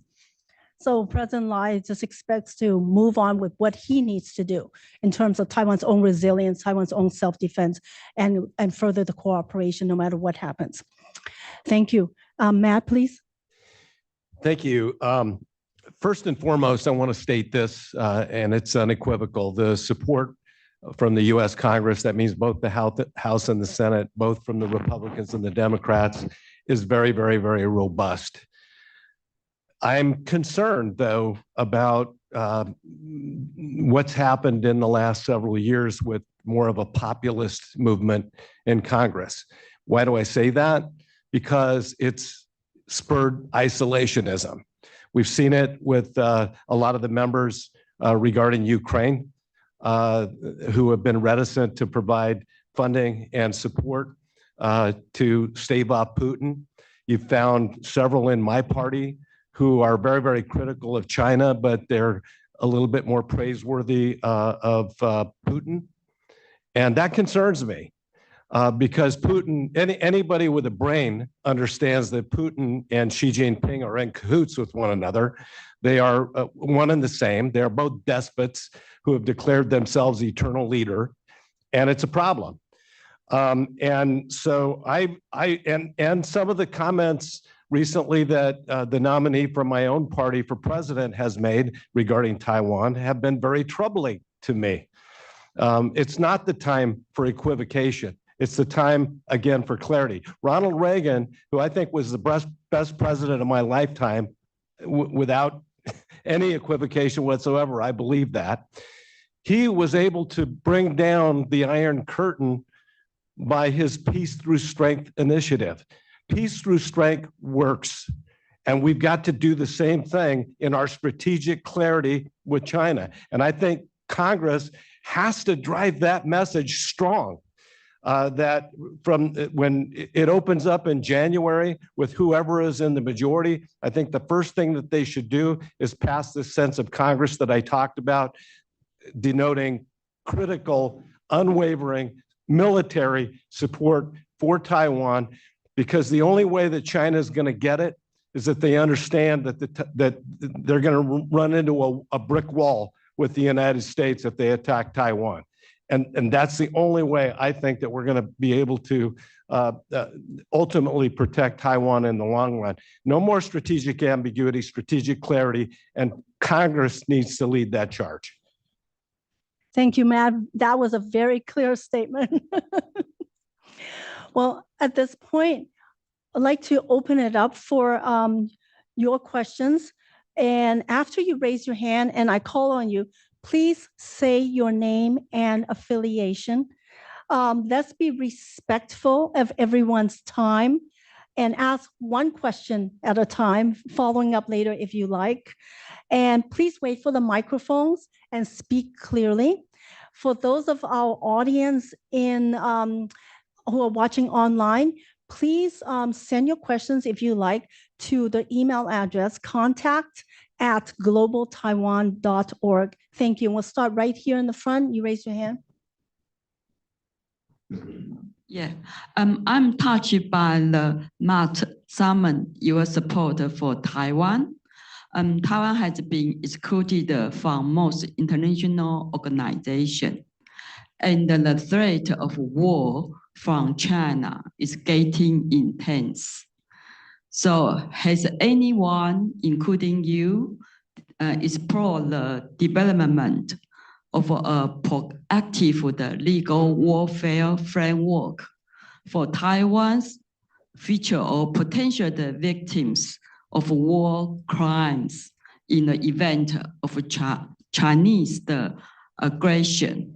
This including seeking the possibility for Taiwan to join the International Criminal Court, ICC. When I was the chairman of the Asia Pacific Subcommittee on Foreign Affairs, I was a staunch advocate of Taiwan gaining membership in crucial international organizations, like dealing with when we were dealing with the issue with the COVID.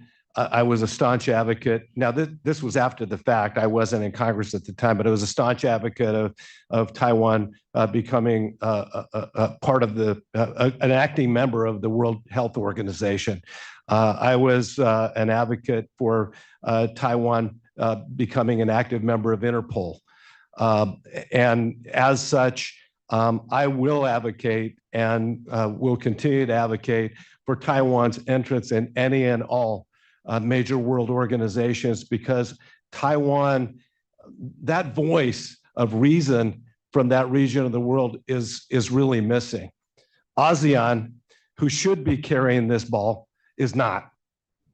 They're not strong, and they need to become strong. And they need a lot more clarity in their messages, especially on China's encroachment on the South and the East China Seas, which they haven't stood very, very strong against that. I think Taiwan's participation and the messages that they have to share with the world are more critical now than they've ever been. So yes, I would support their entry into any and all world organizations. Thank you. Question in the back right there.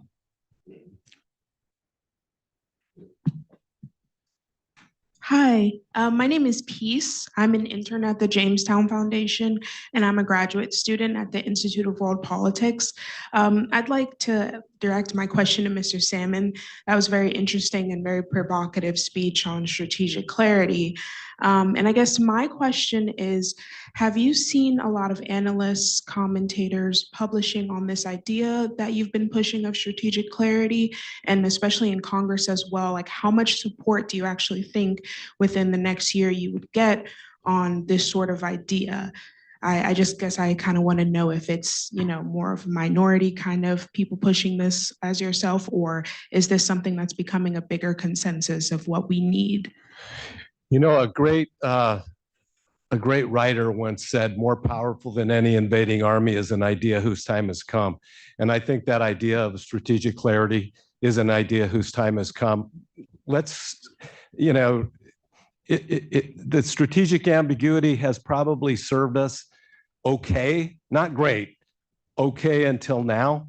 But with what Russia has done in the world in invading both Georgia and Ukraine, and what China, the provocations that it's shown, even most recently with Taiwan, with war exercises, tells me that the idea of strategic ambiguity is not clearly working anymore.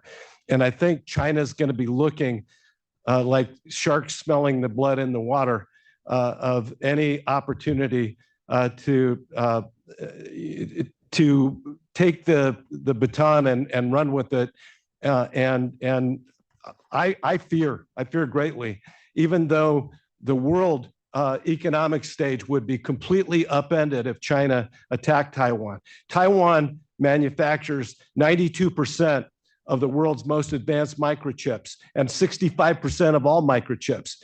TSMC, which now hails from Arizona, has invested $6 billion in 2 years in my state. It's an incredible investment from one company, but it signifies the greater significance that Taiwan has on the world stage, because if the semiconductor industry is blown apart, then it's going to be cataclysmic to the world's economy, not just to the region.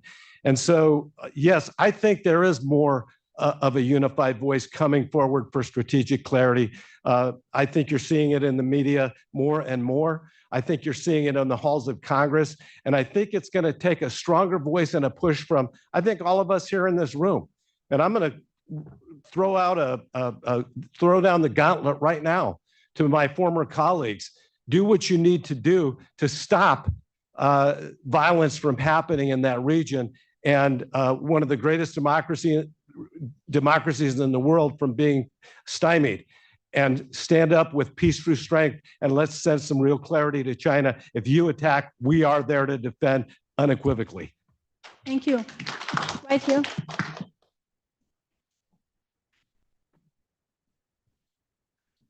Thanks so much. A wonderful panel, wonderful conference. Tom McDevitt, I serve as chairman of the Washington Times, was fortunate to be at the inauguration in May with President Lai's inauguration. The State Department of the US in September of 23 issued a report on the PRC's attempt to dominate information space and cognitive warfare. In the report indicated some billions in the plural being spent in that domain, that battle space of the mind. We're launching an effort called the Taiwan Project to marshal civil society, the private sector, government, and media to push back. My concern and interest question to the whole panel: how do you see the battle in the information space?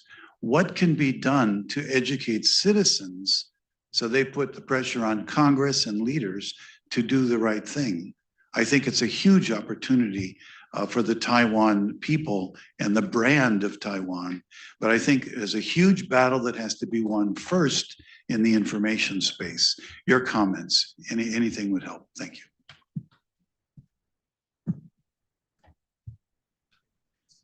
Vincent?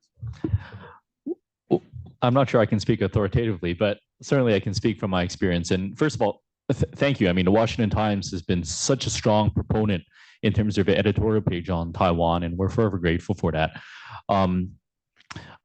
I'll say this, it's a tough battle, and it's a battle I'm not sure we're winning in terms of the information space. China is so prevalent in terms of Taiwan social media, in terms of our mainstream media, in terms of all information mediums, that it's become overwhelming in a sense, not only for government, but also institutions and NGOs to deal with the onslaught of disinformation, information warfare, and other gray zone tactics that are utilized daily against Taiwan. And I think there are a number of issues that we can start thinking about, which would be very, very important. The first one is that how do we create, I would say, joint credibility in dealing with this? Because the main issue in Taiwan is that this disinformation is designed to be partisan. It's not designed to attack the country as a whole. It's designed to benefit, a certain segment of our political leanings against the other. And so there are clear preferences to be made there and clear interests for people to say, hey, this isn't disinformation. In fact, your attempts to battle disinformation is just your partisan viewpoints. And as a result, I think it has to be a multinational effort to detect the patterns, to detect ways that they're engaged in this, and to jointly push back and say it's not partisan in terms of disinformation. It's actually, a very real effort that we're seeing that stretches across all of these different mediums that are designed, not necessarily to benefit one party over another, but actually to delegitimize our government institutions, to degrade our democracy, and to really damage our social structure and institutions. So with that being said, I do think that there is robust opportunity for Taiwan and the United States, but also other like-minded countries to work together in addressing that. I'd like to comment on that too, if I could, Shirley, because I am gravely concerned about the amount of money that China is spending right now on AI, as well as quantum computing. And with those two things together, look, those can be incredibly great things for the world. But I think as most of us have seen over the course of our lifetime, those things that can be used for great good can also be used for great evil. And I'm very, very concerned with the amount of money that China is spending on those things, and the United States is not spending a commensurate amount in developing those strategies. And I worry about the idea that, if they get to quantum computing before we do, and perfected AI far better than we have, they're going to be able to do a lot more disinformation campaigns in the United States. And we've seen what disinformation has done.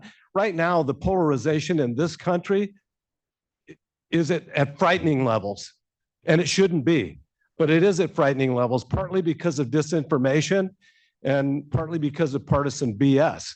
But the fact is, we've got to get back to square one and realize, that we're all Americans, and that we are friends, not foes, and we ought to figure out a way to work together better as a country. But as long as China, Russia, Iran, North Korea are focusing on doing everything they can to spread disinformation through our political venues, it's going to be very destructive to this country if we don't combat it actively. So more of us speaking up and with the media is very, very important. Thank you. We have Ijo next, and then thank you. Ijo, right here. Thank you. My name is Ijo Lai, just a previous speaker on the previous panels. The question is actually to Willie Lam. The problem is that when we look at the year 2022, since then, about the policy toward Taiwan by China, we do see quite a lot of statement coming from the Wang Yi, and also the foreign policy decision makings. The Ministry of State Security has the stronger influence right now. But we hear less and less from people like Wang Huning, who's supposed to be the number two in terms of Taiwan policy within its own mechanisms. So how do you see that the Wang Huning right now? Is it still very relevant in the policy toward Taiwan, or Wang Yi, probably the Minister of State Security right now, dominates the issues, in addition to the Xi Jinping, his own decisions. Yeah, thank you. Very briefly, I think the national security establishment in China, headed by Chai Qi, is now assuming more and more importance, and internationally inclined thinkers like Wang Huning are losing clout. I must refer you to an internal speech given by Xi Jinping just before the third plenum on July 15, when he said that we must prepare the whole society of China for war. So basically, China is now has now the capacity to fulfill Mao Zedong's dictum, that is the symbiotic relations between peace and war. Chinese society is now being put on a war footing. That means should the PLA or the party leadership gives the go-ahead, then the people would have to accept the situation that there would be deprivation of food and so forth for the sake of providing enough resources for the soldiers to invade Taiwan or to embark on any overseas misadventure. So the situation is very tricky, particularly given the fact that Xi Jinping has failed in most aspects of economic decision-making and so forth. And you must also remember that the CCP only has two pillars of legitimacy left. One is economic advancement, one is nationalism. And in the area of the economy, they are failing very badly. The unemployment rate amongst young people are rising over 20-25%. So nationalism is the only card which they can still do to maintain legitimacy. So the possibility exists, as I explained at the very beginning, that when Xi Jinping and his colleagues do risk versus gain calculus, they don't do it in a way that Westerners do. There are certain obsessions which still are bought by the whole party and many ordinary so-called patriotic Chinese. However, the fact that in terms of internal organization, the PLA is in disarray and there are problems with weapons would prevent them from taking action in the near term. Right. Thank you. Let's take the last two questions together. If you, these two right in the front here. Would you please ask your two questions together, and then the panel can wrap up at the same time? I'm Peter Humphrey, an intelligence analyst and a former diplomat. I get a real sense from 15 years of Xi Jinping speeches that his only concern is recapturing the rock we call Taiwan. If it has to be scorched earth, then it'll be scorched earth. As such, I know their dream would be to capture Taiwan and the electronics infrastructure thereon. But I get no sense that that's their top priority.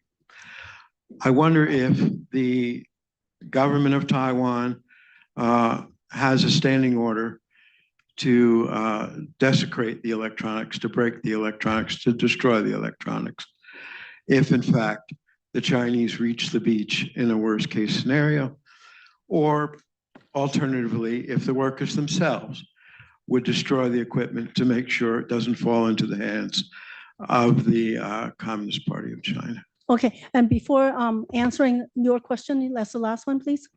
Thank you. AJ Olson, MITRE Corporation.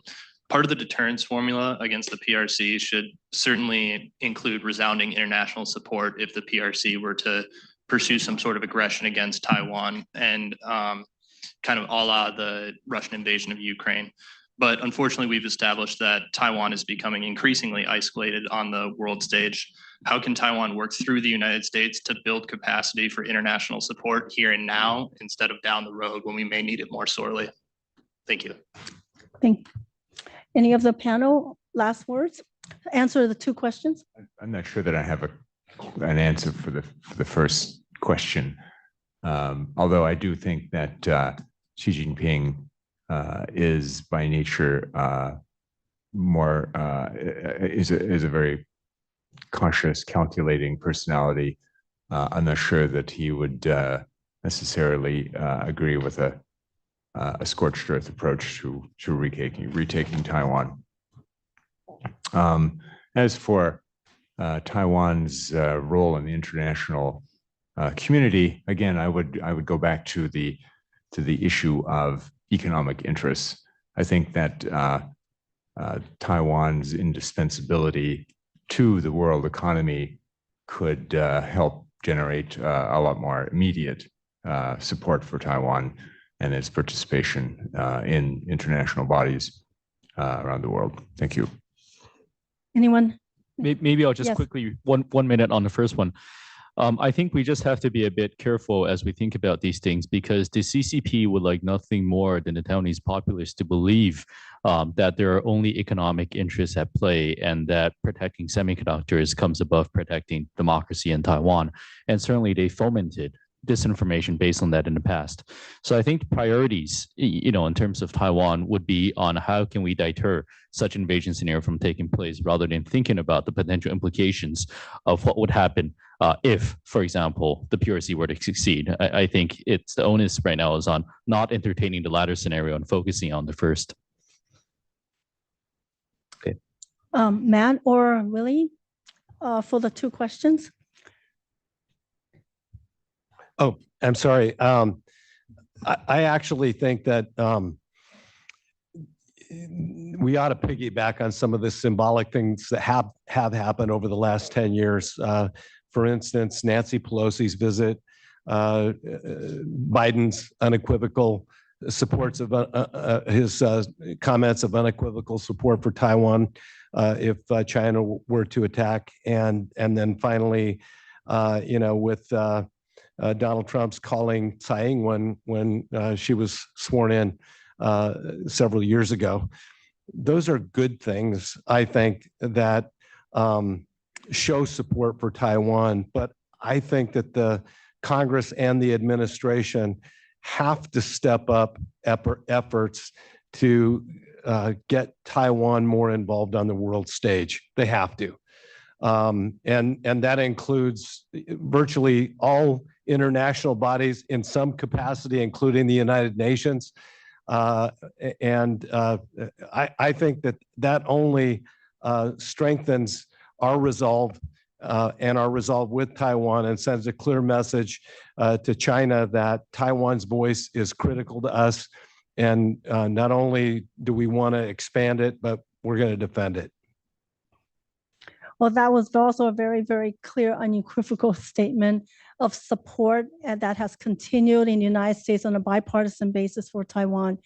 So on that note, please join me in thanking our very esteemed and established, experienced panel. Thank you.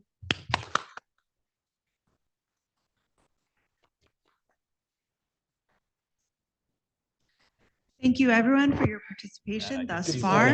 We have prepared a light lunch for everyone in the foyer, so please feel free to help yourselves. Our luncheon keynote will be starting at 12:40, so please be sure to join us back in the main auditorium at that time. Again, our luncheon keynote will begin at 12:40. Thank you. Vancouver.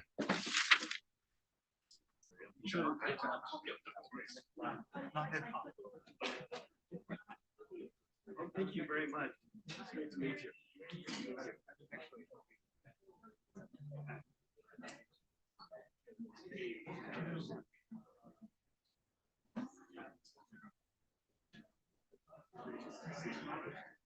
Good seeing you, Brent. Not going to be here for tomorrow. Are you here for tomorrow as well? So yeah, I'm sticking around. All right. I don't really.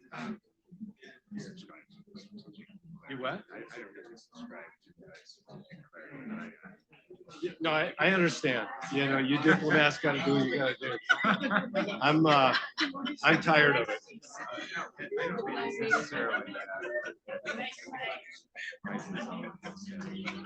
Yeah. Yeah. He doesn't have to say what he's going to do. Right.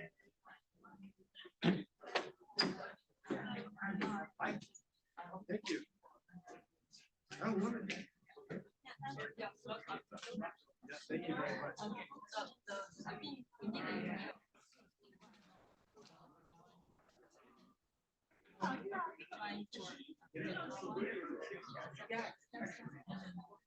I would love to help. Can I give you my email address? I didn't bring any business cards. I made a mistake and I forgot to bring them. Yeah, I know what. Yeah, let me pull out.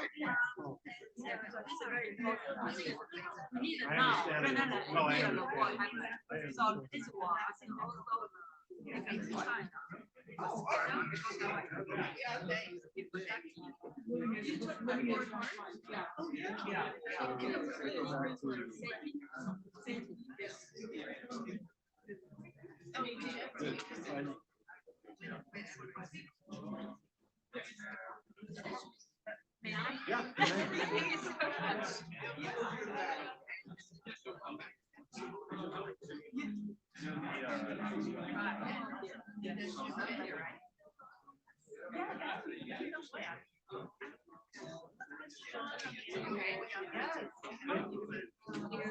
Yeah, just let me know how I can help. Yeah. No, thank you very much. Thank you. Okay.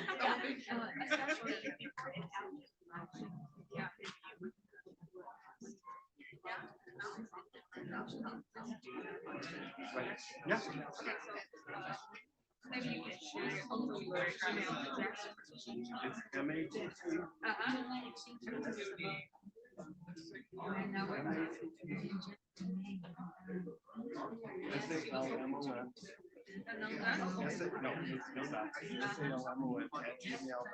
Oh, perfect. Thank you. Yeah, easy.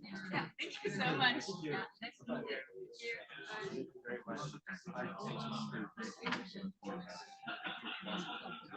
Oh, thank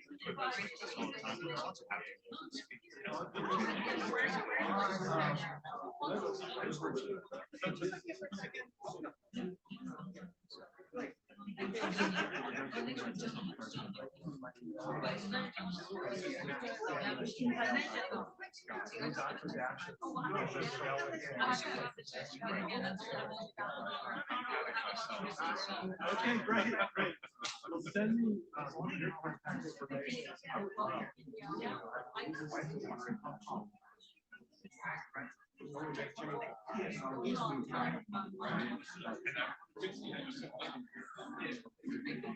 Hi. Oh, thank you. Oh, nice to meet you. Oh, that's good.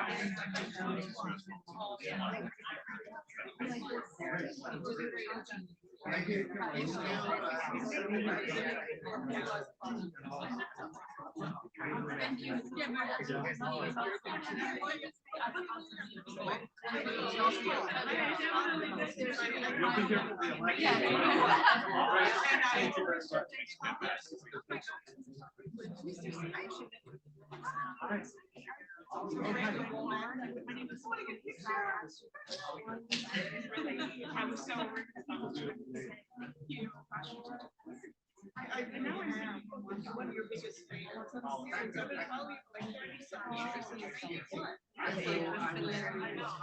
don't know if you mind, but I wrote down some points.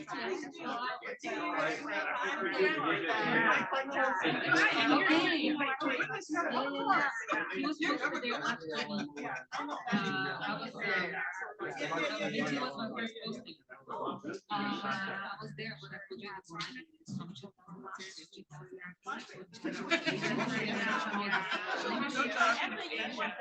Excellent. Oh my God. Yeah. I'm watching the computer. Selling that.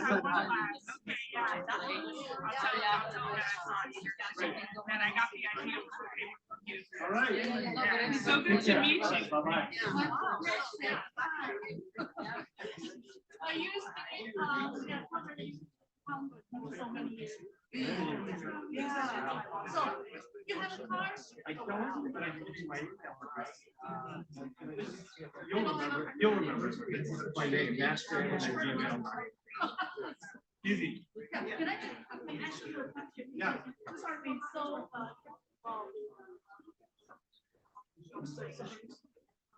what you're just now, saying that the conversation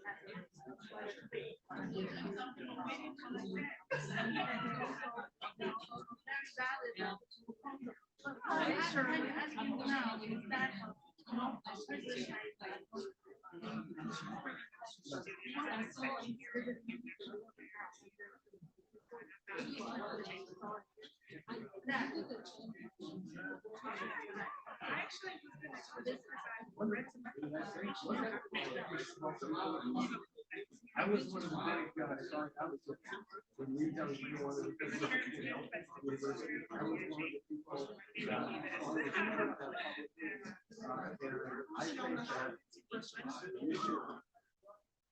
and my elected officials and I think more leaders. She's with Martha Hart. Oh, sorry. Melanie Hart, excuse me. But yes. President Tsai, of course, you know how China. Yes, I know. Yeah, so, you know what, I think it's kind of sensitive, right? Because of the status. She comes with negative impact on education. I don't think so. I think that, as I mentioned in my office, that we need more strategic priorities. The support that I want and that means that you support democracy wherever it is. And that means that people that represent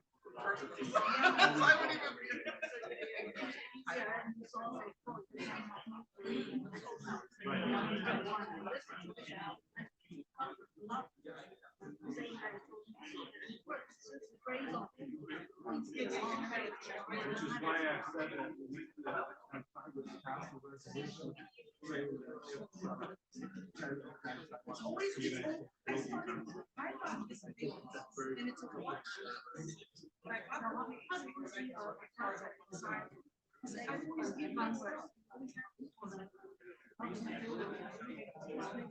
I think that the Republicans will take cold sessions. I think it's going to be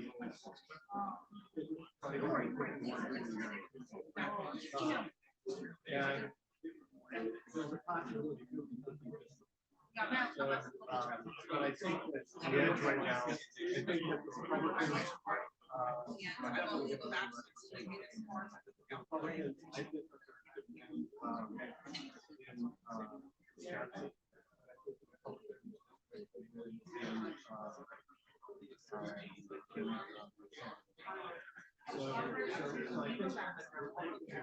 I think I predict that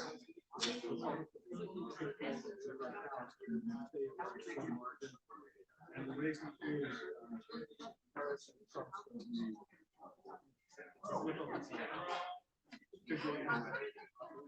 right?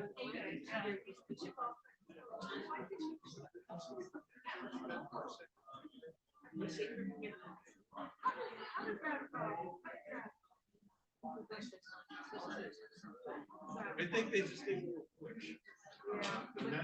And that's why I'm being as bad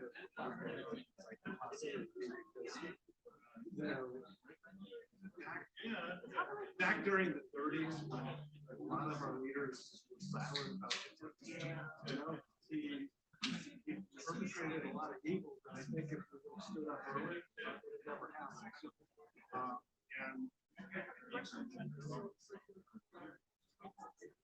Are they in a way, they are. And in my own party, this movement away from being just Ronald Reagan representing city of a hill to isolation is point. And it gets back.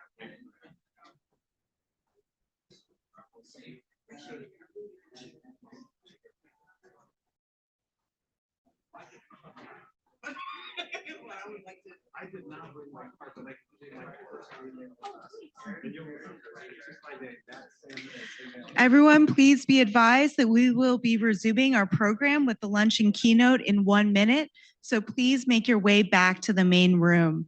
Please feel free to bring your lunch along with you. Again, we will be starting in 1 minute. Thank you.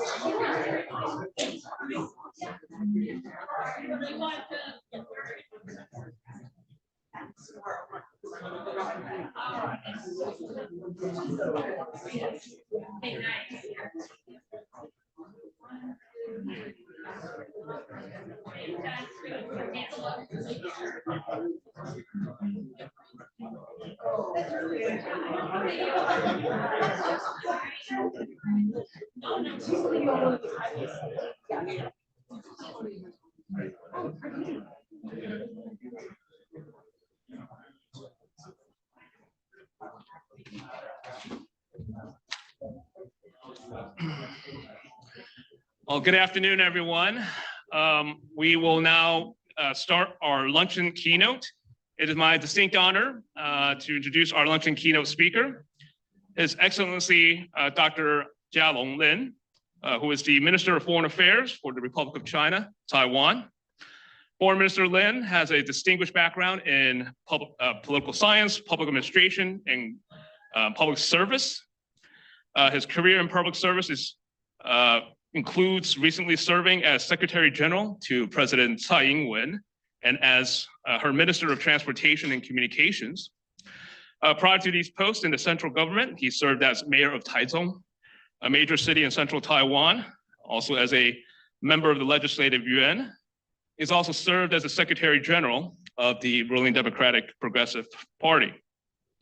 Known for his strategic thinking, he focuses on Taiwan's global engagement, particularly strengthening diplomatic ties and promoting Taiwan's democratic values. So we are very honored that he has agreed to deliver our luncheon keynote speech. So without further ado, let me turn it over now to play his luncheon keynote video.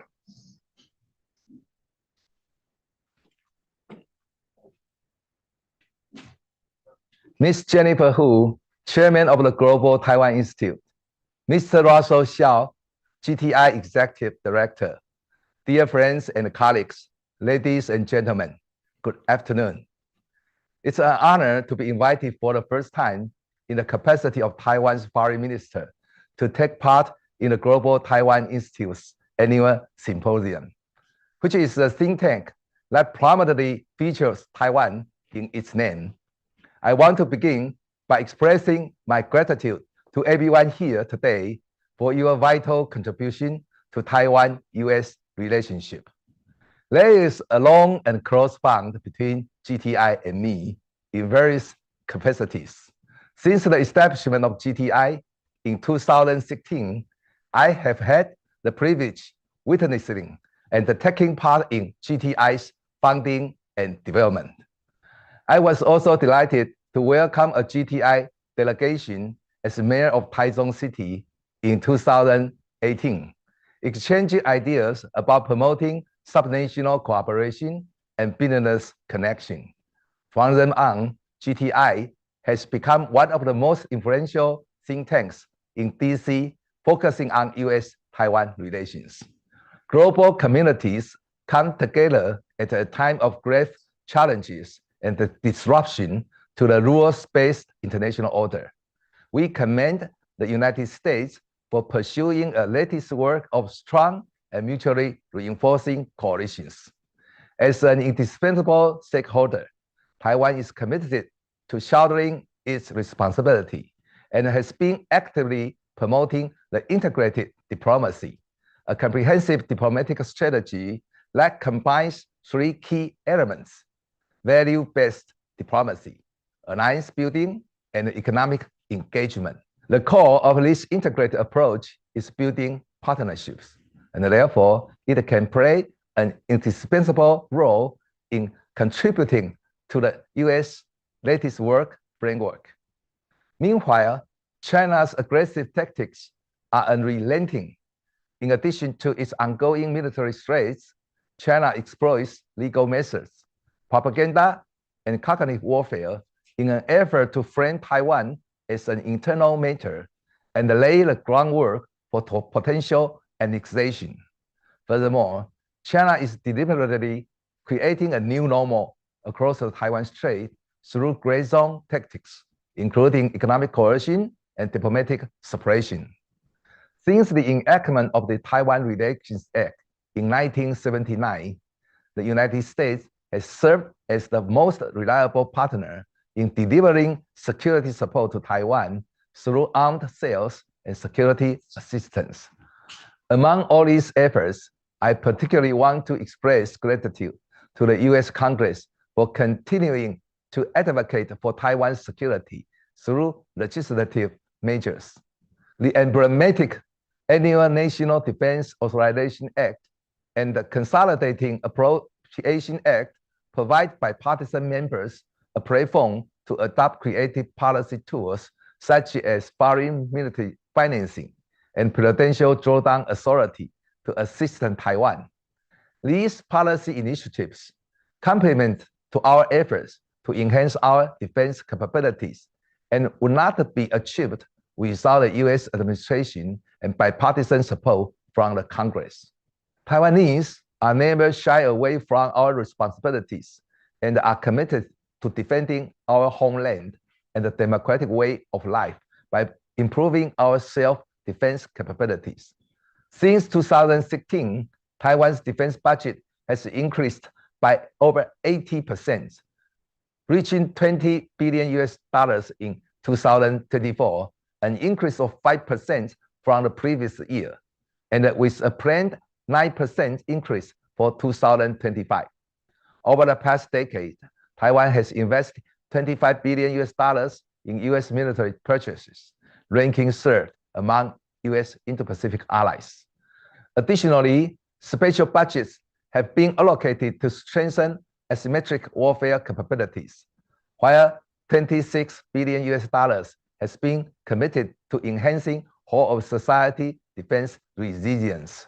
Taiwan will continue to work closely with the United States to further strengthen our defense capabilities and whole of society resilience, focusing on asymmetric warfare and rapid integration of new weaponry systems.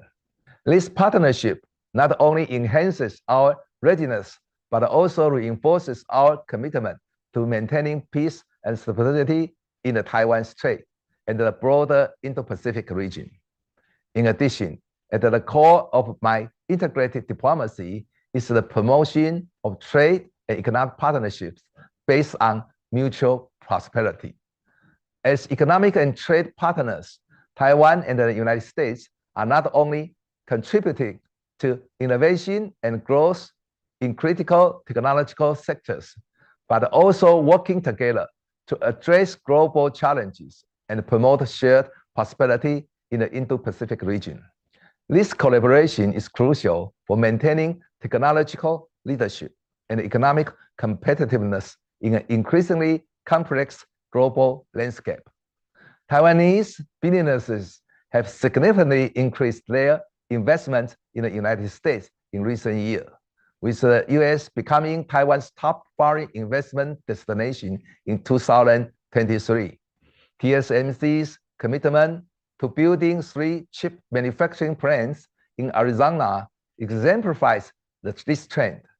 According to the US Department of Commerce, this investment is expected to generate 6,000 manufacturing jobs, over 20,000 engineering positions, and tens of thousands related jobs within a decade.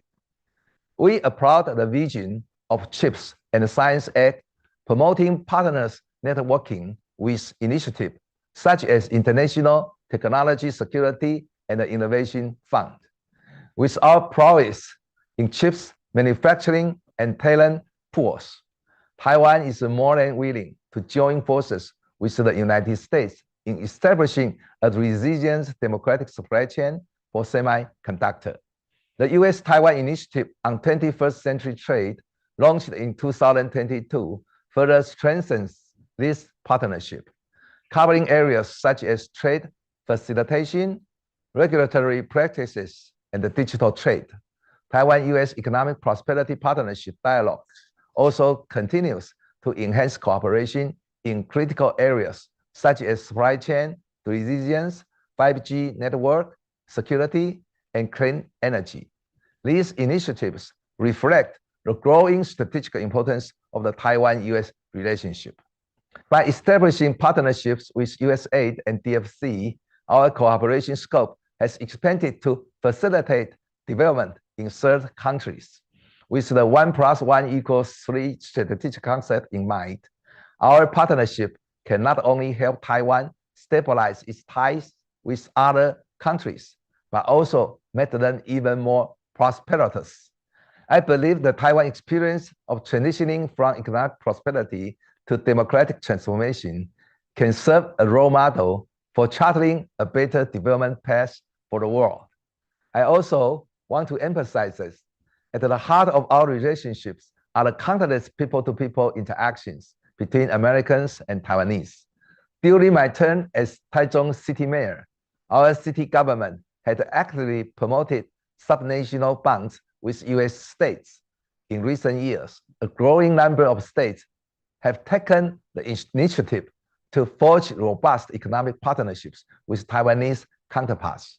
Notably, there has been a significant increase in the number of American states establishing trade and investment offices in Taiwan, with a total of 24 states and Guam now represented on this island. This trend underscores the growing recognition of Taiwan's economic importance and the mutual benefits of strengthening these subnational ties. These direct state-level engagements complement our broader national efforts and play a crucial role in deepening the multifaceted relationship between Taiwan and the United States. Next year marks the 10th anniversary of Global Cooperation and Training Framework. Over the past 10 years, GCTF has evolved into a valuable platform to provide capability building for our allies and partners. With the latest addition of Canada, we believe GCTF will continue to expand as our shared interests are increasingly aligned with the world. Looking ahead, Taiwan will continue to work with the United States, allies, and partners, and connect with the world with the essence of our integrated diplomacy. We firmly believe the US-Taiwan partnership will continue to grow and enjoy bipartisan support. Moreover, accelerating negotiations on the US-Taiwan Initiative on 21st Century Trade and solving double taxation issues can further streamline commerce and strengthen our economic integration. Expanding our cooperation in digital solidarity and emerging technologies such as enhancing cybersecurity, fostering critical infrastructure resilience, and developing clean energy will be vital to deter digital authoritarian encroachment. In conclusion, I want to once again express my gratitude for our good friends in GTI on hosting this annual event. The US-Taiwan relationships is a cornerstone for regional stability and a testament to the enduring power of democratic allies. As we face the uncertainties of a rapidly changing global landscape, our rock-solid partnership will continue to serve as the bulwark against authoritarian and a force for peace and stability in the region and beyond. Taiwan needs the world, and the world needs Taiwan. As we move forward, we are united in our pursuit of greater resilience and the promotion of democratic values, forging a path toward a free and open Indo-Pacific for all. Thank you.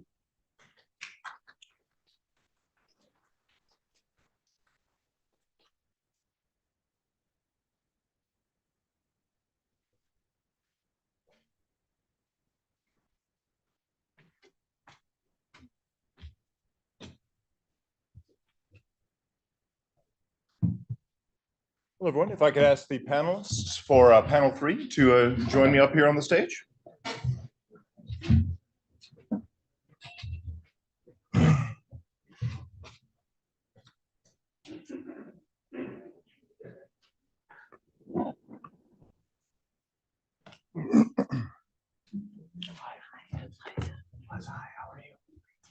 Thanks for coming out today.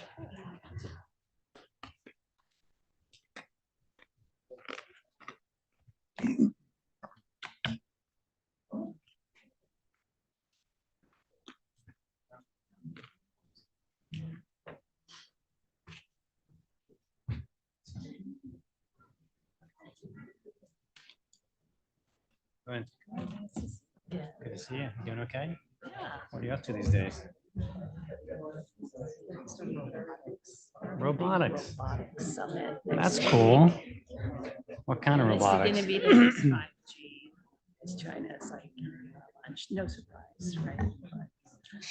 Don't say that. Trying to get things going in the United States. That's a good thing. All That's kinds of a robots. worthy area of spending time. Industrial robots, humanoid robotics, collaborative robots. Do you think it's the software behind how the robots are going to execute their jobs, not necessarily like the mechanical Yes. part of those things? Yeah. Yeah. Wow, how's the jet lag? It's like a 3-day delay. Whenever I come back from the other side of the Pacific, it takes me, I don't know, at least 4 or 5 days, if not a week, to get really readjusted. Yeah, it's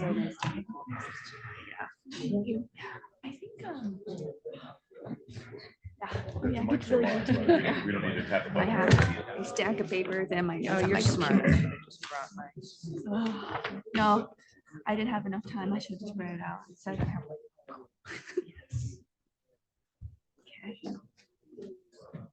I used to just put it on my phone. Oh, so smart like this, but then read it looks like nothing. Yeah. Oh.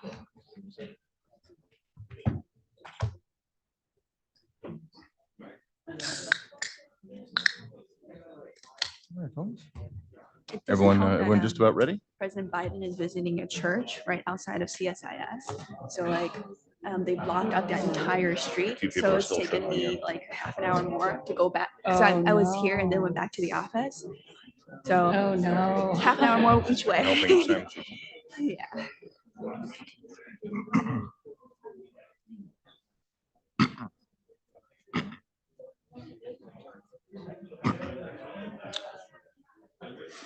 All right. Okay. Good afternoon, everyone. If I could ask you to take your seats, we'll get started with our third panel for the day.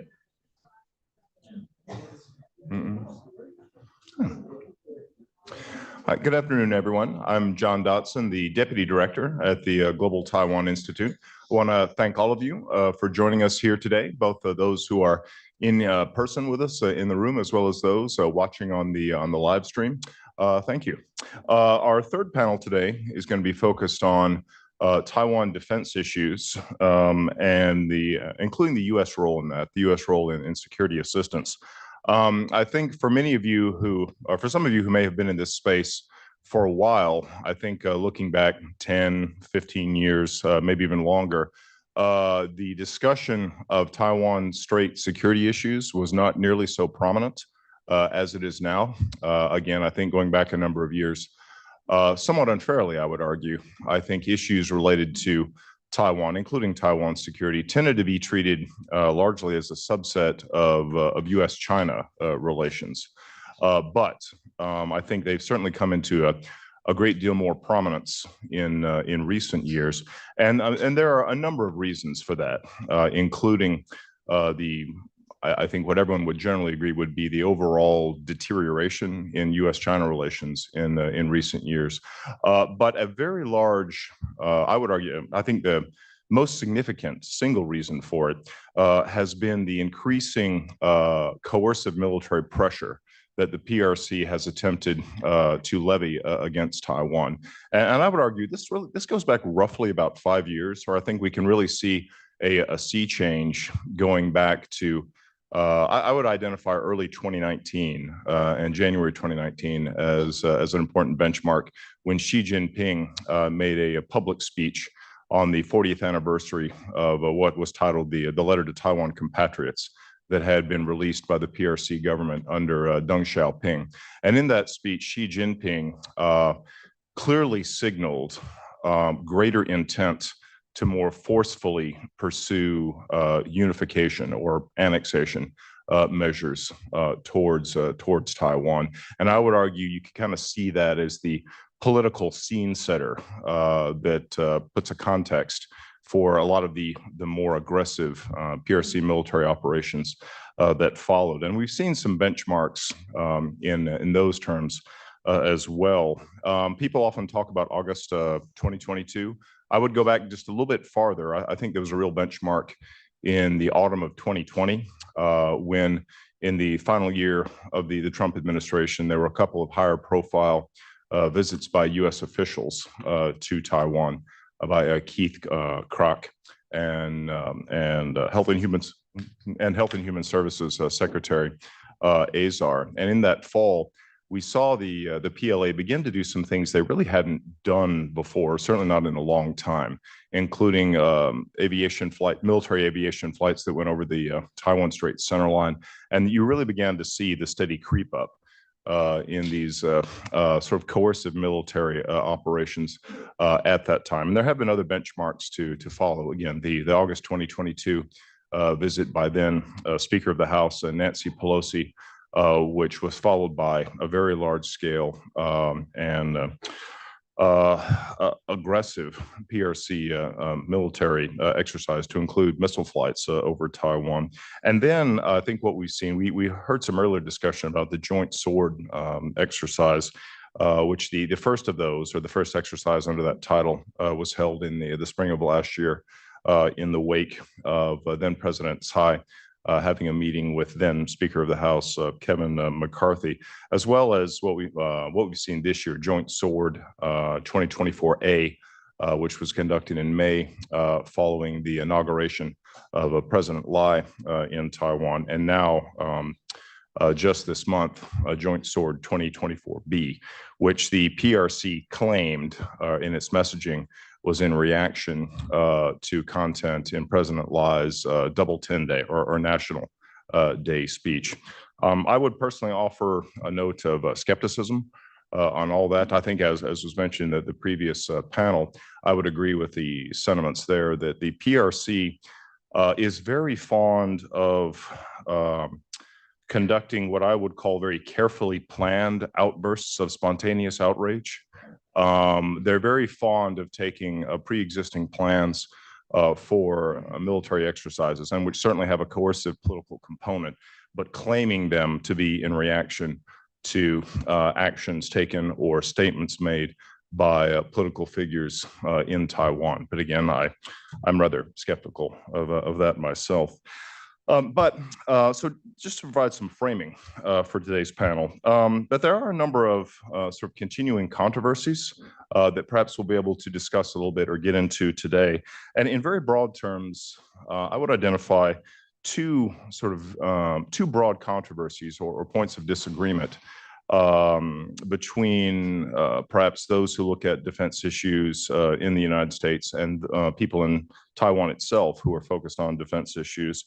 And one is the continuing issues with delays in the delivery of weapon systems that have been purchased from the United States. And over the last couple of years, I think we've seen the figure of a 19 billion bandied around regularly in terms of the backlog of equipment that Taiwan has purchased but has not yet received delivery of, which is an obvious, which creates very obvious problems for defense planners in Taiwan if they face long delays in receiving equipment that they have been expecting, and problems with incorporating into their force structure. But even stepping away from hardware, I think there's another large controversy that we've heard a lot about over the last few years, which is the arguments over asymmetry, however one chooses to define that. And perhaps I think connected to a gap in threat perceptions. Again, I think in terms of defense commentary originating in the United States over the last several years, in terms of looking at threats to Taiwan, that seems to be very much focused on the threat of a full-on cross-channel invasion. And many of the U.S. arguments made in favor of a more asymmetric force structure and defense posture for Taiwan are grounded in that. But I think if you look at commentary, official MND documents, and so forth that come from Taiwan, you'll see a much greater focus or concern upon coercive military actions short of war, the focus on gray zone operations or the potential for a blockade and so forth. And so I think part of what often may sometimes seem like defense commentators on one side of the Pacific and defense commentators on the other side of the Pacific talking past each other, I think is connected at least in part to that difference in threat perceptions. But I'm going to stop talking now, and I want to turn towards the people on the panel that you actually came here today to see. And we do have a very distinguished lineup of speakers with us here today. My own personal preference is to hold off and make a more detailed personal introduction when it's each speaker's turn. But just here on the panel with us, we have Rear Admiral Mike Studeman with us, currently with the MITRE Corporation. We have Lisa Tobin with the Special Competitive Studies Project, who'll be talking to us some today about the economic and technology issues connected with US-China competition. We have Dr. Bonnie Lin from the Center for Strategic and International Studies, and Brigadier General David Stilwell, a retired Air Force and currently with the Air Force Academy. What I would like to do with our time, I'm going to offer each speaker roughly about 10 minutes, but with a little bit of flexibility to run it up to 15. We have a slightly longer panel. If you do start to get close to the 15, I'll probably start doing the throat clearing and foot stomping to ask you to try to wrap up. And then I want to see if we can allow maybe a good half hour or so for audience Q&A. And in tandem with that, I'd also like to remind that those watching us remotely on the stream and those of you here in the audience with us, you are part of this conversation as well. That's how I think of it. So if you do have questions that you would like to direct to the panel, please, if you're in the room, when the time comes, raise your hand, or if you're watching online, you can send questions to us either through the chat function if you're watching the event on YouTube, or you can email questions to contact@globaltaiwan.org. That's contact@globaltaiwan.org. So without further ado, I think I'll ask Admiral Studeman to open up the panel for us with his discussion on PRC military issues. Rear Admiral Studeman is currently a National Security Fellow with the MITRE Corporation. Prior to taking on that role, he had a long and distinguished career with the United States Navy, ranging from support of carrier operations or aviation operations from the USS Saratoga during Desert Storm, I think when we still had A6s, right? That dates me. Thank you, John. He went on to a number of other positions in the Navy in his career, including serving as the Assistant Chief of Staff for Intelligence with Carrier Strike Group 8 on board the USS Eisenhower, and ultimately serving as the J2 or the Senior Officer for Intelligence Issues at both the U.S. Southern Command and at the U.S. Pacific Command. Throughout the course of his career, he developed a broad base of experience on PRC sort of geopolitical and military issues, and we're fortunate to have him to share that knowledge with us today. Admiral Studeman, I turn the floor to you, sir. Thank you, John. Honored to be on this panel with so many distinguished people that I respect, and always look forward to more products that they produce or speeches that they give. Podcasts maybe too are part of what we do these days, every now and again. Okay, so what my job is here in the beginning is maybe just to talk a little bit about the PLA, and then how the PLA does its thing for political effects, how the military instrument can be used in combination with others, maybe what the rest of the panelists might get into. But I'd like to clarify a couple of things up front. First of all, I think there's a very divergent set of views with regard to the strength of the PLA. And I've seen this in the intelligence community for a long time, that the PLA in its growth is compared against some kind of idyllic military, right? That is perfectly joint, perfect C2, perfect amount of initiative, perfect amount of training, et cetera. And I find that in many of the judgments about the PLA, that they are held to a higher standard than even what the US military can meet. And then we sort of conclude that they can or cannot do a variety of different things. And I think those ways of looking at the PLA versus a paradigmic military are not helpful anymore. When you take a look at the relative combat power of the PLA versus its opponents, right? The real trick is to understand how to do net assessment better. And by the way, the intelligence community stays away from net assessment, you know, based on how Title 50 operates in the intelligence community. So we're doing a little bit more of it. But by and large, I don't think we're as sensitized to exactly how strong the PLA is, because we may not always subject the PLA to its true encounters against those true opponents within, you know, certain regional area. It matters, therefore, what blue capabilities are in that area, in that time and space. And time is a critical function, too, of how anything would go down in the Indo-Pacific. And Taiwan's capabilities, Japan's capabilities, Australia's capabilities, the list goes on. All of them actually matter. And these days, the conclusions that you make can't actually be easily derived by human analysis. There are too many variables today. The complexities of any one military are so vast that you need the machines and you need artificial intelligence, you need modeling simulation to give you some increased ability to have sensitivity analysis with regard to who wins a battle under condition X, Y, and Z. And you're going to have to run 1,000 different runs at that to be able to decide really what the outcome would be. So if you're in the camp of rah, rah, America, we're going to be undefeated because, you know, we've got more combat experience, I'm here to tell you it's not that easy, that this is going to be the most difficult challenge that the US military, if it has to fight, would ever be in, even when it's fighting with Taiwan and other allies in that region. And in fact, I think the only thing you can say about matchup is that the outcome would be uncertain. And that's the best you get, right? Depending on certain conditions and how you execute, you know, you might have some advantage temporarily for a certain period of time, but you're looking at a potential contingency that could go down in the single-digit years where neither side could end up being totally victorious. In other words, you can have a lot of destruction. You can have the world economy deeply affected by combat operations with no clear victor that gets to sort of wear the crown and walk away, right? In fact, you could have a form of protracted conflict that could last years and fundamentally change the nature of how people align and what they do in the wake of an uncertain outcome, a la Korean Peninsula, right? And so we have to be very careful of over-optimism and hubris when it comes to military capabilities.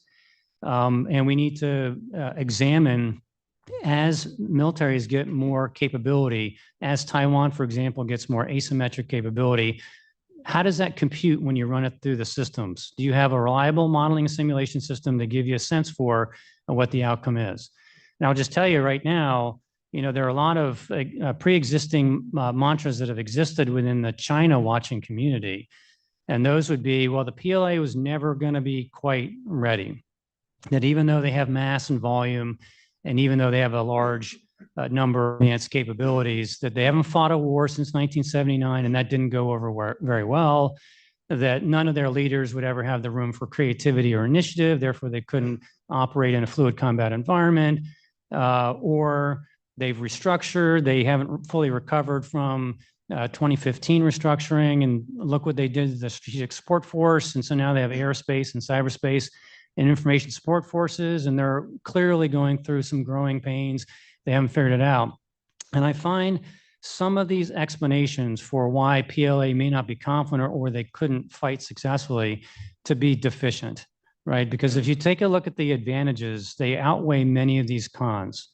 So if you look at the sheer overwhelming material strength, the interior lines, right? You're close to where you rearm, resupply, where you need to operate, where you do maintenance. If you have sheer volume, if you're looking at the will to fight, whether or not the PLA, Army, Navy, Air Forces, Cyber Forces are more nationalistic and fervor, and they express fervor when they're trying to achieve their objectives versus your average American, Japanese, Australian, or Taiwan soldier, right? That matters. Spirit matters in a combat environment.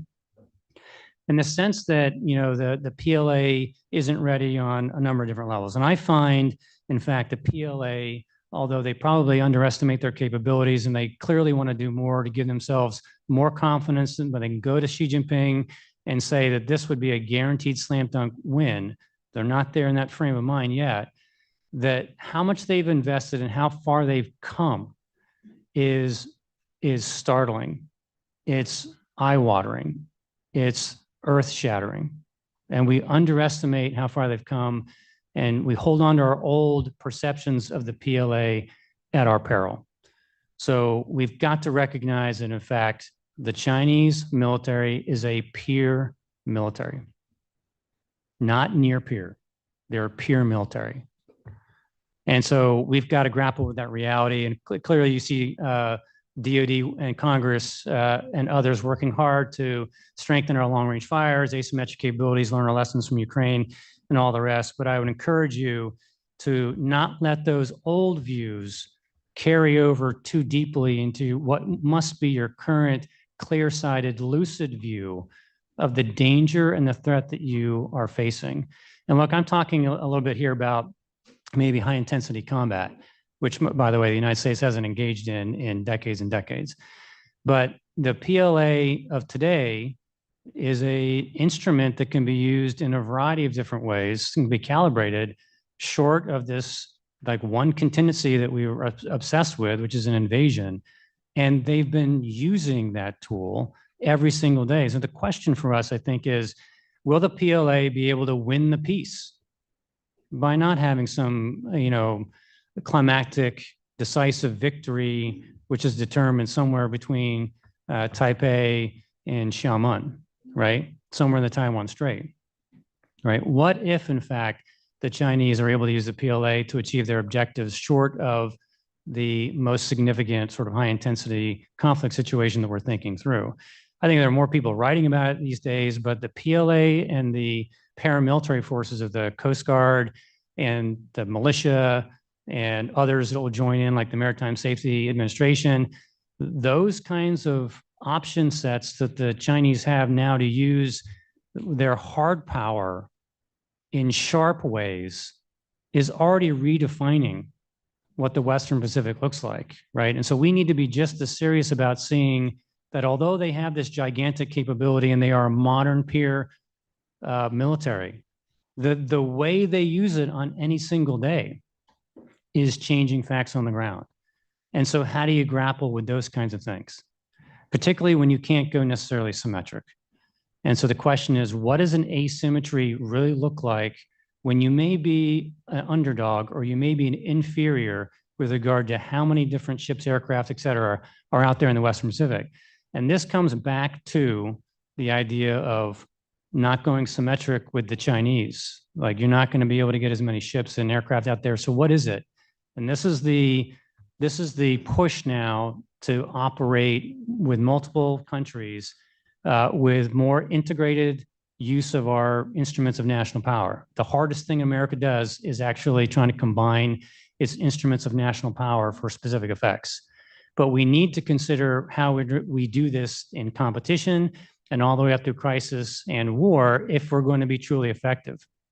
We could both lose the war and we could lose the peace if we're not careful in understanding how the Chinese are using the PLA and its paramilitary for political instruments to be able to shape things on any given day. Anyway, thanks, John, for the chance to comment. Thank you, Admiral. For our next speaker, I'd like to turn to Brigadier General David Stilwell. Brigadier General Stilwell had a very distinguished career in the United States Air Force, beginning as an enlisted Korean linguist in 1980. and subsequently obtaining an officer's commission and becoming a fighter pilot. I think making you probably part of a very short list of names of Mustangs who went all the way from the enlisted ranks to flag rank. The capstone of his career was his service as the defense attaché at the U.S. Embassy in Beijing from 2011 to 2013. And he has since served as well as the director of the China Strategic Focus Group at the U.S. Indo-Pacific Command, as well as completing a term as Assistant Secretary of State for the Bureau of East Asian and Pacific Affairs. He currently serves at the Air Force Academy Institute of Future Warfare. And we've asked General Stillwell to share with us today some of his thoughts regarding political warfare capabilities of the PRC. General Stillwell, to you, sir. Thanks. I appreciate the chance to get out of my DoD uniform and talk about all the other instruments of national power that Admiral Studeman just mentioned. DoD does great stuff. It's got a huge budget. It's there to prevent a lot of things. It's there to deter, and when needed, it's there to beat down the adversaries. But as I shifted over to the State Department, where I had some fantastic mentors, Bob Wong is here. I learned much of what I know about China from Bob's patient tutelage. It's very clear that DoD is not the only weapon. In fact, it's the last resort, really, was what it should be. But unfortunately, our leaders have become so comfortable with using the military tool, lever of instrument power, that's the first thing they go to. So I'll quote Russell Shao here in a paper he wrote. He talks about war without gunfire, winning without fighting. These are things that the PRC talks about, where they're using, as we just said, all instruments of national power. So the panel's topic is DoD and beyond. I'm beyond, okay? And I want to talk about all those things that the PRC is using to great effect, and we're not reacting. We're cooperating in the economic, information, diplomatic, legal, and all other technological areas, and we should be actively competing and playing to win. As we mentioned, flew fighters most of my life, dropping bombs and shooting bullets. And so I got to the embassy there, and Bob Wong sees a complete fish out of water. And so at the time, I really thought the only way to conduct interstate relations was, if necessary, to revert to, bombs and bullets and bombs, B&B. And I got the state, and I discovered, and I got to the embassy and discovered my only tools at the embassy were whiskey and words. I mean, and how in the world, how can you compete in that environment? Well, here's the difference. Bombs and bullets are there to coerce the other side to do something. Whiskey and words are there to convince. Diplomacy is a very slow process. Convincing people to change their ways and see the world differently is a long-term effort, which State Department does really well. Convincing is our goal, not coercing. Coercing is a first step. And that's what we've been primarily talking about as a PRC, using coercion versus Taiwan. I'd like to think more about things we can do to help convince the other side to play along. Part two of that is you become very aware of the need for allies and partners. And we have like-minded ideas, principles that most countries agree with. Non-authoritarian countries agree. And human rights, prosperity, and democracy. And we should be using those tools. Again, as Admiral Studeman noted, when we count numbers and hulls and all that stuff, of course, US versus the PRC is a losing game. But when you add in all of our allies and partners, including those not in Indo-Pacific, but those who can affect the PRC from where it's weakest, we should be taking advantage of those things. So, there's two weapons that we should be talking more about that we just don't. And the first one is economics. And Liza is much better at those things than I am. I'm going to leave that to her. But when we do talk about, international or statecraft, our best weapon by far is our economy, our financial world, and all those things. And yet we have been trying our best to cooperate for 40 straight years. And we have finally come to the realization a few years ago that cooperation is not going to work, that we're going to have to take on a more strategic competition. That word was used in the 2017 National Security Strategy, and it's still, competitor versus adversary, I think we're more in a world of adversary. So we should be using the economy as much as we can in a more adversarial role to manage behavior, if that makes sense. So I'm not going to talk a lot about that. But the other lever that we don't use, of many we have, is information. That's where I'm going to spend my time today. The first document that you should, if you have time, look up, it's a PDF online from the Marine Corps University. It's called Political Warfare by Kerry Gershanek. This thing, I think, does the best job in a small, single location of understanding how the PRC uses those tools of conflict, those tools of influence against us, information being the primary one. So if you get a chance to look at political warfare, please do. And again, this is not because Russell invited me to this event, but it just happens to be one of the very useful documents out there on this. In 2018, he published a short brief called Chinese Propaganda or PRC Propaganda versus Taiwan Enters the Social Age. You take the Zhong Xuanbu, their ability to manage messages in the PRC and then globally, and you add social media to that, and it's a toxic combination. It's absolutely, and look what it's doing in democracies by design. When you combine ByteDance, Facebook algorithms, and money, you create TikTok. And I know we've talked a lot about this, but for those who haven't seen the evidence, TikTok is directly related to teen suicide. It's called digital fentanyl for a reason. I mean, you want to look at what information warfare looks like, look at what TikTok has done to our country. Not only does it, I mean, most of the demographic 18 to 35 gets its news from TikTok, which is moderated and run by the PRC. There's a really good graphic out there that shows Instagram news. And if you consider Instagram news the center point of a particular news story, being fairly neutral, and then you overlay TikTok data over the top of that, what you find is topics that are negative to the CCP or Xi Jinping, Xinjiang, Tiananmen Square, name them, are very much censored. They are not readily available to you. News items that undermine our democracy, that are negative on the system that we like, are amplified. And so the internal differences in our country, in our democracies, is intentionally exaggerated and amplified using PRC weapons, information weapons like TikTok. It's not the only one. And then if you look at what they're doing as far as submarine cables and all the rest of that stuff, I think you get an idea what information warfare looks like. So that's what's being done to us. We should be getting very serious about doing the same to them. Starlink, one of the UN human rights, Universal Declaration of Human Rights says that information access is a universal human right. You can't just close the doors like the Soviet Union did back in the day, which is what drove the writing of this document. You just can't close yourself off to information and only feed them the propaganda that the government wants you to hear. And yet the PRC has done exactly that. So in terms of information warfare, we can't close our system down. So maybe we think of the opposite and try to open up their system. And Starlink is a great way of doing that. And we can talk about why we don't yet. It has to do with the International Telecommunication Union and PRC manipulation of that. But anyway, those are some things to think about.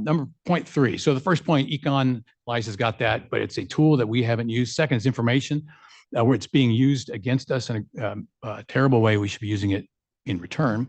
But the third one is the combination of the two. The Department of Education did a survey about 5 years ago of foreign donations to United States universities. $250,000 and above, you have to report foreign donations, right? Well, when they hinted there would be an audit, all of a sudden it was like, oh, you mean that check, right? $6.5 billion worth of foreign money roaming around our academic institutions, right? So this is a combination of information and education, with the PRC is taking great advantage of. Confucius Institutes. We managed to get the name out, but the activities still happen on our campuses. Ask someone why those memoranda of understanding, MOUs, with Confucius Institutes have also non-disclosure agreements with them. I say transparency will solve this, and we should get every education institution to make public those NDAs so we understand better what they signed up for. But this is how the PRC uses that against us and how we should be using it back against them. Information and economics, elite capture. Charles Lieber, the head of chemistry for Harvard University, was found to be accepting $50,000 a year to take the millions of dollars he was receiving from DoD grants to do chemistry research related to national security. And oh, by the way, he was selling it to PRC for $50,000 a year. He was tried and convicted for that. If it's happening once, it's happening all over the place. Okay, so education, money, and information all are conspiring. If we had a functioning, high-functioning interagency process, we could get at these things better. Again, I think Department of Education really has a lot it could be doing right now if it chose to do so. China Radio International. Major radio outlets in the United States take money from the PRC to publish and broadcast PRC information across our radio waves into our heads. I found this out when I was in Hawaii, when I was serving with Liza out there in Indo-PACOM. And I'm listening to this one station and go, hey, this is good for my language practice. I'm enjoying this. And I realize it's the Consul General from Los Angeles talking to all overseas Chinese about how you should be supporting the motherland. I'll stop at that and just conclude by noting one, democracy's at stake. The PRC authoritarians don't like democracy, and they're going to do all they can to undermine it, and they're using all tools at their disposal. We should be responding outside of the military lane. We have to increase transparency. We have to show where people are taking money and putting personal interests ahead of national interest. That's not a hard thing to do. Oh, by the way, this is what the US media used to do.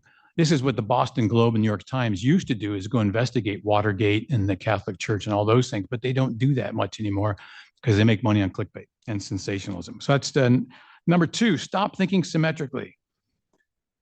They're very strong. The PRC is in the Western Pacific and Taiwan, South China Sea, but they're very weak in the West. They're very weak economically. They're very weak in the information space. Eric Chan asked about how we deal with getting at PRC weaknesses. We should go after their demographic, their own internal support, domestic support, by embarrassing Xi Jinping. That will absolutely stop that behavior. When we stopped saying China and we started saying People's Republic of China or CCP, look at the reaction from the PRC on that. You can't separate the people from the party. Oh, yes, you can, and you should.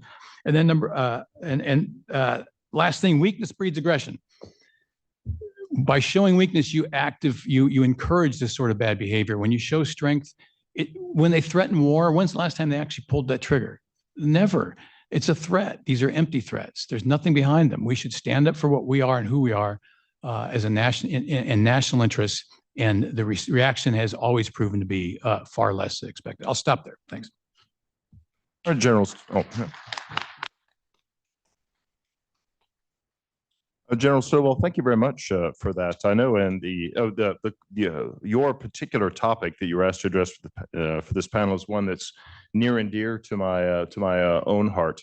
Actually, if I could be forgiven a brief shameless plug, at GTI, we've been working this year on a series of reports on PRC political warfare directed against Taiwan, including an overview document looking at the PRC's processes for doing so. And we have 3 more reports that are going to be forthcoming before the end of the year. So I would encourage you to be on the lookout for that.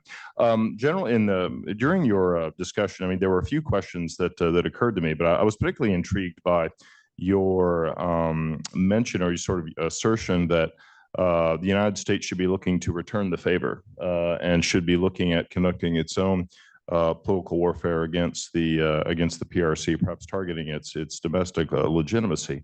That raises a question that I'm going to hold on to, and maybe we'll get time for it in the Q&A. I'm not sure, but it does raise a question or issues for me in terms of well, the question is, how does a pluralistic democracy go about conducting political warfare against an opponent? It's much more straightforward as to how a one-party ideological state would go about doing that, but how does a pluralistic democracy go about doing that? And I'll just leave that question for the moment, and again, maybe we'll have a chance to circle back to it.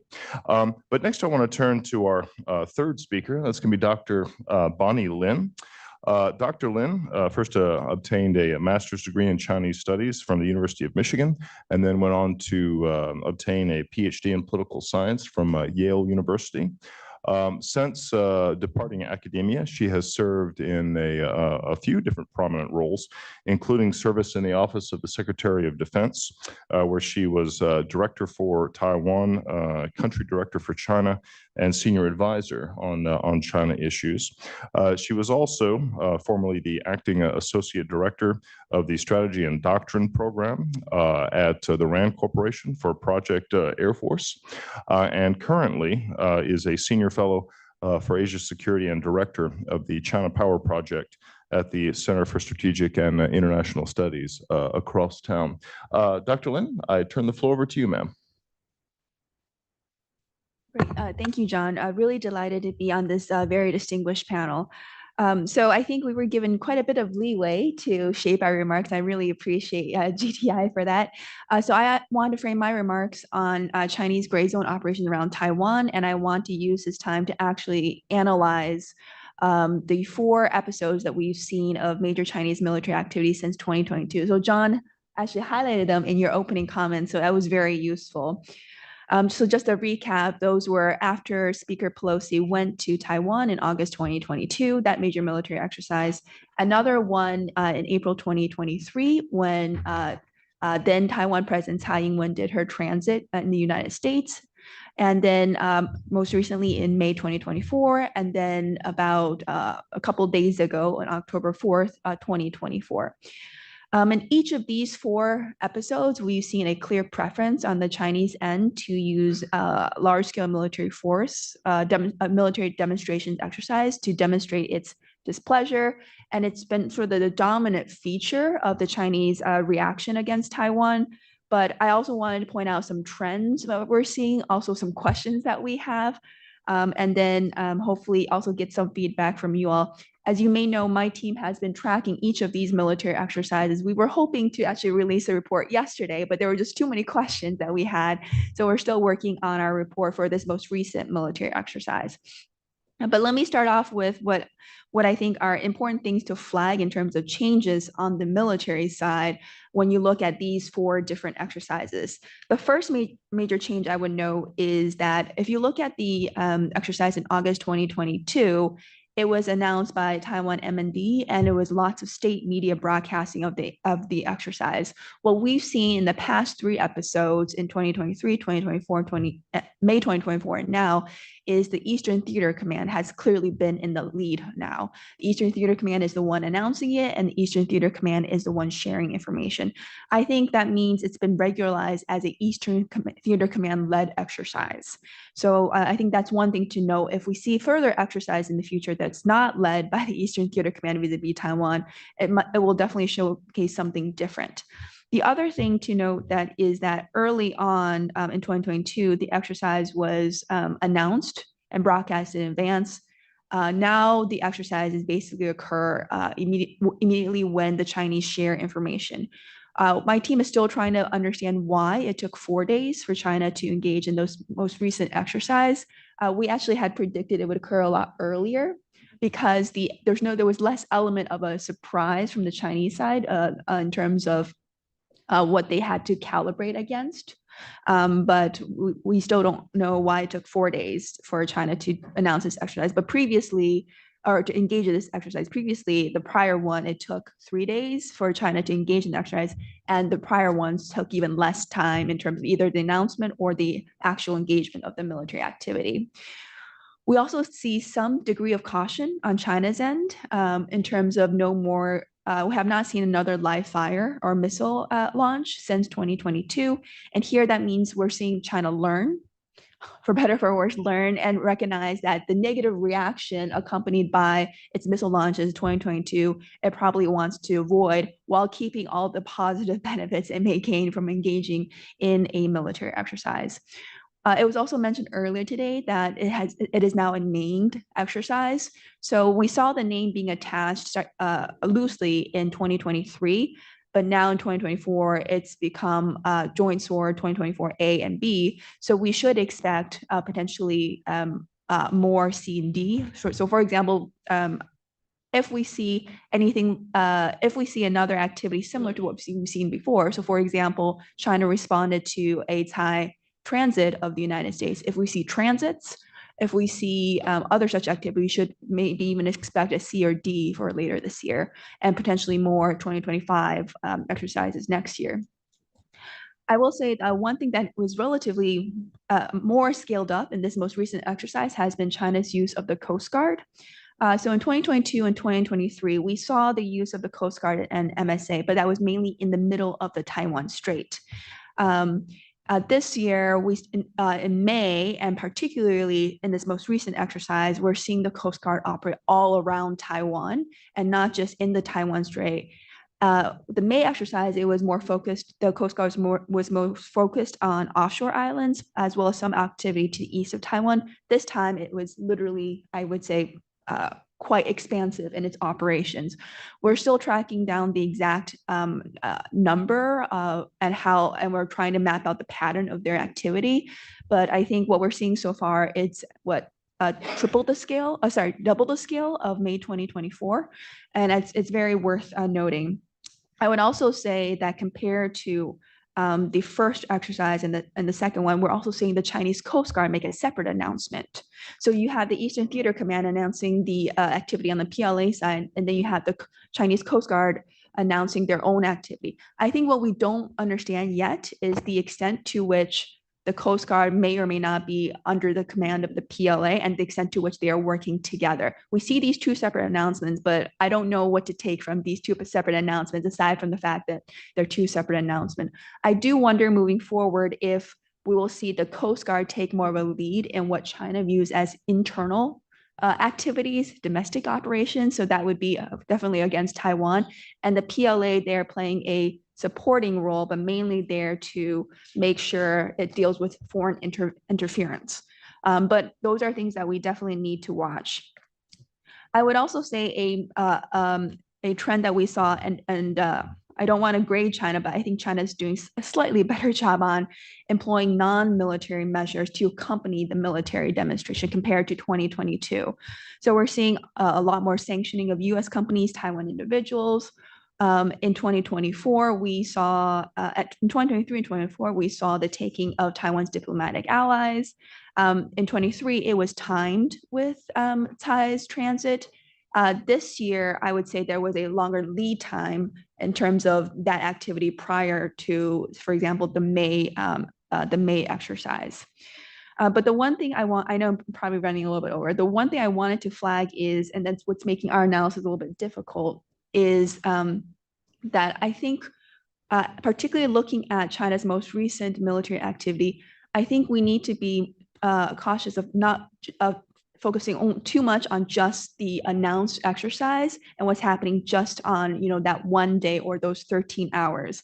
So the reason I'm mentioning this is I'm looking at the pattern of activity before and after the military exercise. I think what we're seeing now is more activity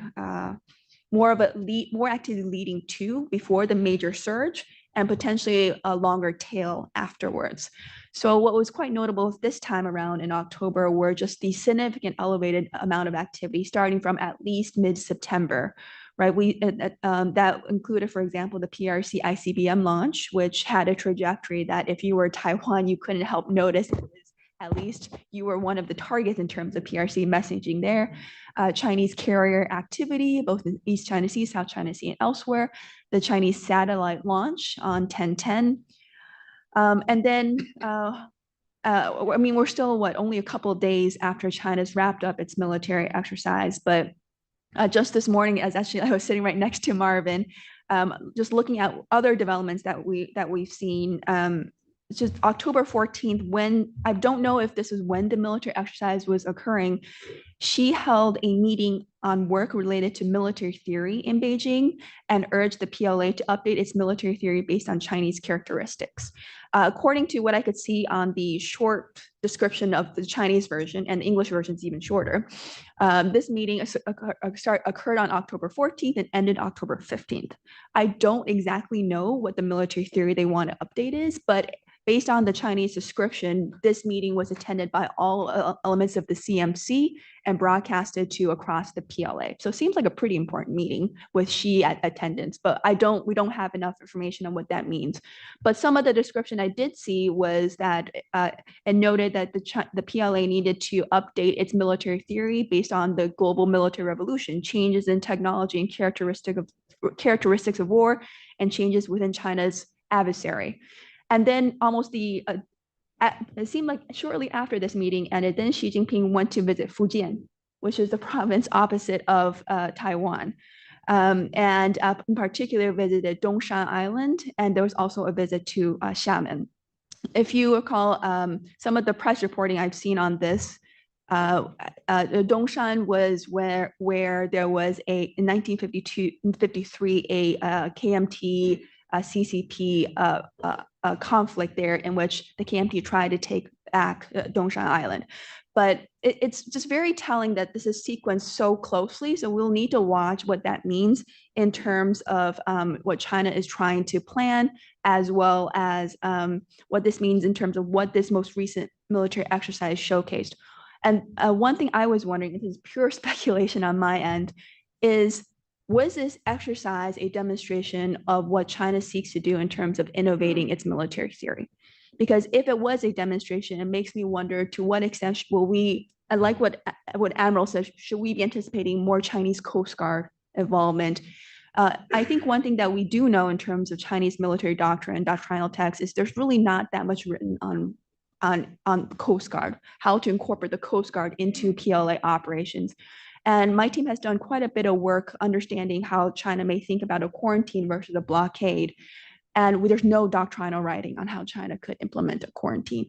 But looking at how the forces were deployed this time, it seemed to very much align with how we thought a quarantine could be played out in terms of force deployment. So those are, I have more questions than answers, but I think this most recent exercise, we probably need to give a little bit more attention to understand what it means, but also to understand what the subsequent meeting that Xi Jinping convened on military theory means in terms of how it may transform China's approach towards Taiwan. So I'll wrap it up there. Thank you. Okay. All right. Thank you very much, Bonnie. I appreciate that. Oh yeah, please. That's a really great overview of discussion. You know, I think we gave you one of the hardest tasks up here, which was to try to encapsulate or discuss PRC gray zone operations in roughly about 10 minutes. You know, that's a topic that could take up an entire conference on its own. And once again, as you were talking, there were a number of questions that occurred to me, including what you were getting at in terms of the roles of the Coast Guard. I was thinking about that actually during Admiral Studemann's comments and during and yours as well. And something I've thought about recently or wondered about is what appears to be something of a bifurcation between PLA Navy and Coast Guard roles, with the PLA Navy arguably maybe taking on what might be, I don't know, the operational level coercion of larger scale exercises around Taiwan, with the Coast Guard seemingly being tasked with perhaps more of the tactical coercion. And how that might connect to, again, a future naval quarantine, naval blockade. But again, we'll see if we have a chance to get into that in the Q&A. Next, I want to turn to Lisa Tobin, speaking batting cleanup, I suppose, in our lineup. But Ms. Tobin is the Senior Director of Research and Analysis at the Special Competitive Studies Project. Prior to this, she served on the National Security Council staff as China Director, where she led the development of U.S. strategies and policies related to China. Prior to her service on the NSC, Ms. Tobin has worked in various capacities within the government as a China specialist, including as a senior advisor at the U.S. Indo-Pacific Command, and as an economic analyst at the Central Intelligence Agency. And we have asked her to provide some comments today and to share her experience related to how technological development and trade issues connect to the security competition between the U.S. and China, and how that affects Taiwan. Liza, I turn the floor over to you. Thank you, John, and thanks so much to Russell and John and the rest of the GTI team for having me at your symposium. It's a real honor. And the part that John missed in my bio is that I got to work for General Stilwell at the Indo-Pacific Command. So that was a career highlight. So my colleagues have reflected on the developments in the security and military and information domains. And I'll focus on the technology and economic domains. And I think there is a lot of China and East Asia expertise in the room here. So I'm going to turn it around and focus more on what the US is doing about all of this, and kind of my observations as a former policy practitioner on how we're doing kind of repositioning for these threats. So I think in both Washington and Taipei, we've woken up to the problem of the CCP's brute force economic strategy, which of course, as you've heard today, is an integral part of asymmetric deterrence, both in terms of how the CCP executes this and our attempts to use what Admiral Studman characterized as the coordinated uses of our instruments of national power, this war without gunfire. So clearly, Beijing has weaponized many of the things that we used to think of as positive sum games like trade, finance, and technology. And economists like to think about making the pie bigger and working together and the benefits of positive sum cooperation. And the CCP has turned all that on its head in its efforts to advance China's comprehensive national power and turn China into the world's leading power, which of course has so many unwelcome outcomes for the United States, not the least of which is the annexation of Taiwan. So how is the US doing in its response? Broadly speaking, the US is beginning to institutionalize its policy efforts. And the hypothesis I want to put forward for your feedback is somewhat simple. I'm a simplistic thinker. So I'm positing that the US government is moving from a list-based approach, a kind of case-based or case-by-case approach, to a rules-based approach in dealing with this challenge. So I'll try to spell out what that means and then talk about what we need to do to make this more effective and more comprehensive. So how did this rules-based approach evolve? To go back to 2017, of course, the national security strategy shifted the US approach from engagement to strategic competition, and policymakers over subsequent few years, and including during my tenure in the White House, started to dust off the full range of defensive tools at our disposal. So there were a lot of lists or cases. These were a feature of policymaking meetings. I'm talking about things like the Commerce Department's entity list to target specific Chinese firms, like Huawei, like the security equipment maker Newtek, like YMTC, the chip maker, and many others. So a lot of meetings we're going over which companies can we add to the list? Should we? How will China respond? All of this. Other examples of this list-based approach or case-by-case was CFIUS, inbound investment screening, where it was case-by-case reviews, visa sanctions on PRC individuals. You helped out with that, General Stilwell.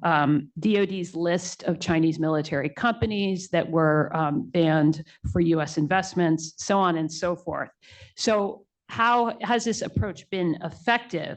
A lot of these tools, IEPA and the entity list and such, were created during the Cold War for a very different challenge. And while they can be useful for things like signaling to US firms, signaling to the world that these things are risky, and imposing some limited costs on China, the use has been very ad hoc and whack-a-mole. And we struggled because the tools we had at our disposal, and tariffs would be another example of this, were not really fit for the challenge of countering a supersized Leninist rival that is fully integrated into the global economy and pursuing technology supremacy at the same time. And so that's a very different challenge from the Soviets. So the scale and systemic nature of the challenge does require a more comprehensive approach. So what I am arguing is emerging in this rules-based approach. Democracies need an approach that aligns with our values of transparency, rule of law, accountable government, drawing clear lines for the private sector. So we need a rules-based framework that can apply to broad categories of China risk rather than just individual entities or one-off cases. And this is slowly emerging in the federal bureaucracy, which is good, but of course it's too slow and there's lots of gaps. And that process of this gradually emerging approach, I would say, is a feature and a bug of democracy and democratic policymaking. A couple examples: last month, the Commerce Department published a rule on connected vehicles. These are internet-connected cars, which of course are any cars made these days. Once implemented, it should effectively ban the import of Chinese and Russian internet-connected vehicles into the US. Modern cars are basically mobile data centers, and Commerce Department is quite concerned that China could use its access and control to these vehicles to exfiltrate lots of data. They have a long track record of that, but even worse, to remotely sabotage or shut down operations or even get into critical infrastructure. So whereas the entity list approach targeted specific Chinese companies, this new CV rule targets an entire category of technology from China as well as Russia. So that's a step in the right direction.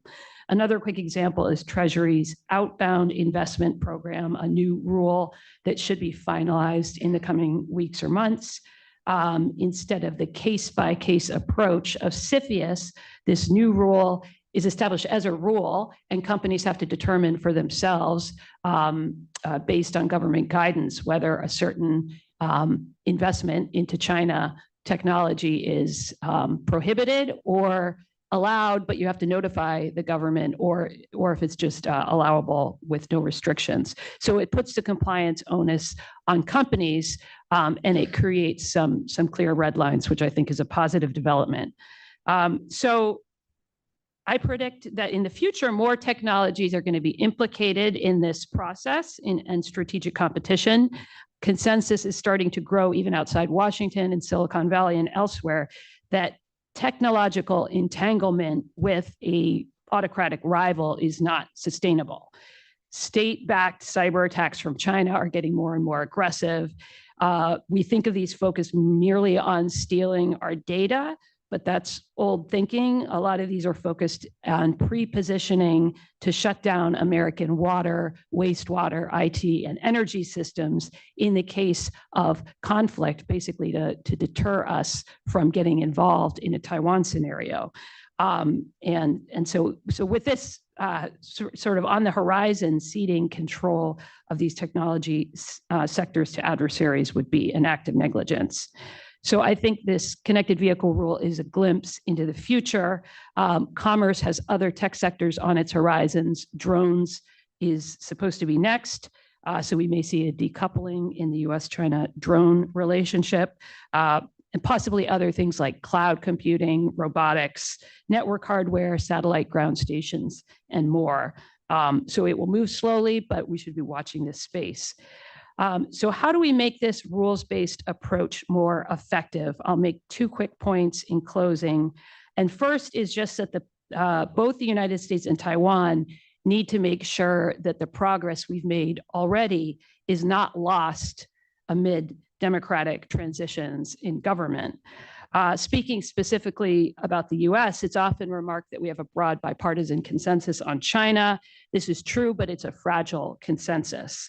The next major test will, of course, be in January, when the new administration will face a series of choices about whether to build on and accelerate the progress that was started under President Trump and continued under President Biden, or whether to return to the starting line and relitigate the big questions of China policy, like, does China really seek to displace the United States as the world leading power?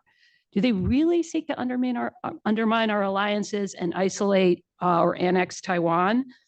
Can't we find a way to transform China into a cooperative partner on global challenges? Can't we find a stable equilibrium if we just talk to them talk to them more? We don't have time to go back and relitigate these problems. They continue to get more complex. And every time we go back and relitigate this, to try to frame a smarter policy, it sets us back in actually getting after it.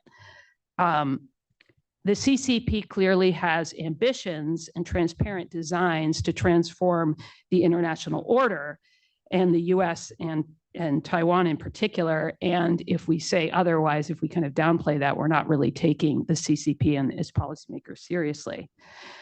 Second, democratic market economies need to work together to build a new economic order for the new Cold War era.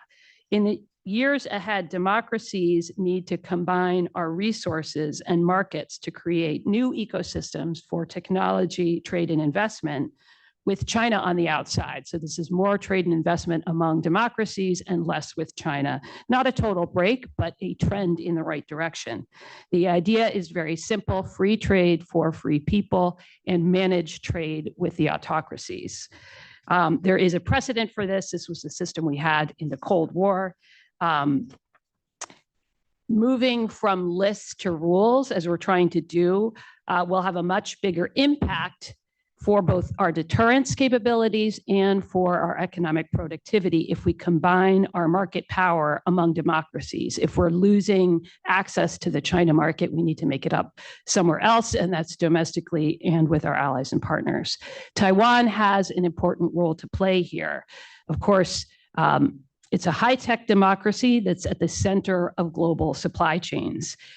So we need to lower the barriers to economic and tech cooperation between the US, Taiwan, and other democracies while raising the barriers with China. One tangible way we can do this is by tackling the double taxation issue.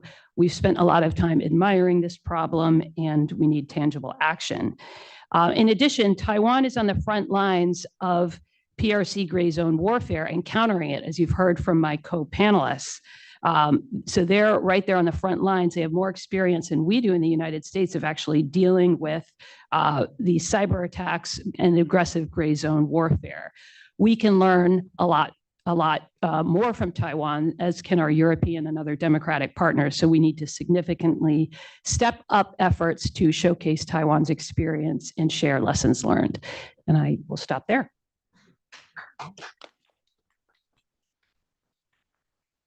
Thank you very much, Liza. That was great. I think, for many people who do work in the national security field, we can tend to have a sort of a Neanderthal fixation on military power, often to the exclusion of other forms of national power, and it really helps to bring that greater perspective into the conversation. So thank you very much for that.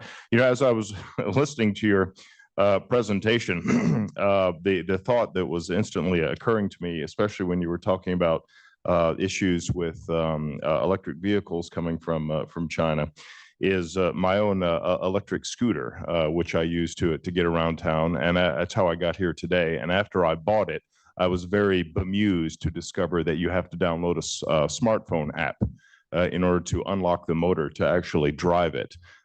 So you could call that a security feature, but it's also a great way for Xi Jinping to keep track of where I'm going throughout the course of the day.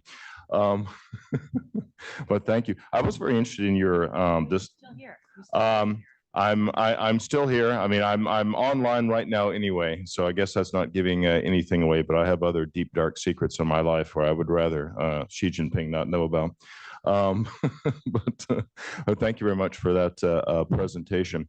I want to turn next to Q&A, and I think we should have at least a good solid half hour for that. For those of you who are in the room when we get to that, if you have a question, once again, please raise your hand and wait to be called upon or identified.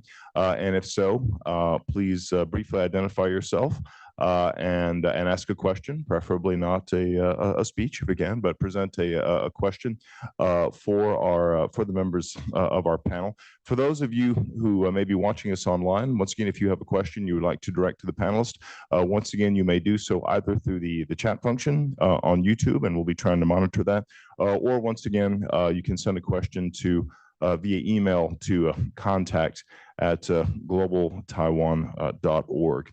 I don't want to monopolize too much time, but I think I might take just a moment to exercise the traditional moderator's prerogative to direct one question to our panelists that occurred to me in the course of it. And I guess this kind of ties together perhaps some of the comments that were made by Admiral Studeman and those made by Dr. Lin, but I would invite any of the panelists to respond, which is to say, well, I know in some of the conversations today, we've heard differing assessments of the readiness of the PLA for a modern conflict and a larger scale conflict. Earlier in the day, for example, Dr. Lam was discussing the apparent skepticism that Xi Jinping has regarding his own military leadership. And we've heard from Admiral Studeman perhaps a perspective that gives greater credence to the seriousness of a threat from the PLA. But I guess the kind of the more specific question I wanted to ask was kind of drilling down a little bit. We've seen kind of a shift, I guess, at least in U.S. defense commentary, just maybe over the last year or two. Again, but previously the focus has been very much on the threat of an invasion. We have seen more discussion directed towards and credence given to the idea of a blockade or a quarantine. And I guess I wanted to ask in the things you've seen, how you would assess the capabilities and the readiness of both the PLA Navy and the Coast Guard to conduct a blockade and quarantine scenario. And I'm thinking, for example, in terms of like looking back to my own time in the Navy, like the U.S. Navy has gathered over the last 20, 30 years a great deal of institutional experience in maritime interdiction operations and how to conduct that. And the PLA doesn't really have that same sort of parallel experience. How would you assess their state of readiness to actually carry out a quarantine or a blockade, a maritime operation, below the threshold of war? Do you have any particular thoughts on that? As the Navy guy, maybe a few of them. Please, Thanks, sir. John. So first of all, blockade theoretically is something that any military could, implement probably on a moment's notice. It's how effective that blockade would be, particularly under challenging conditions, right? And so, I'm not sure that if you're thinking about the blockade in two respects. First of all, that you just have all the time in the world, and therefore, just go ahead and execute it because you're going to have months of blockading and you're going to have some effects without a reaction, right? Without having some kind of counter reaction to it. That's some hopeful, wishful thinking that's probably not going to pay off for you. And number two, if you think blockade is necessarily going to be the precursor to an invasion, which I think many Taiwan planners currently think, that's not true either. You could go and have something which is a reduced indications and warning invasion scenario.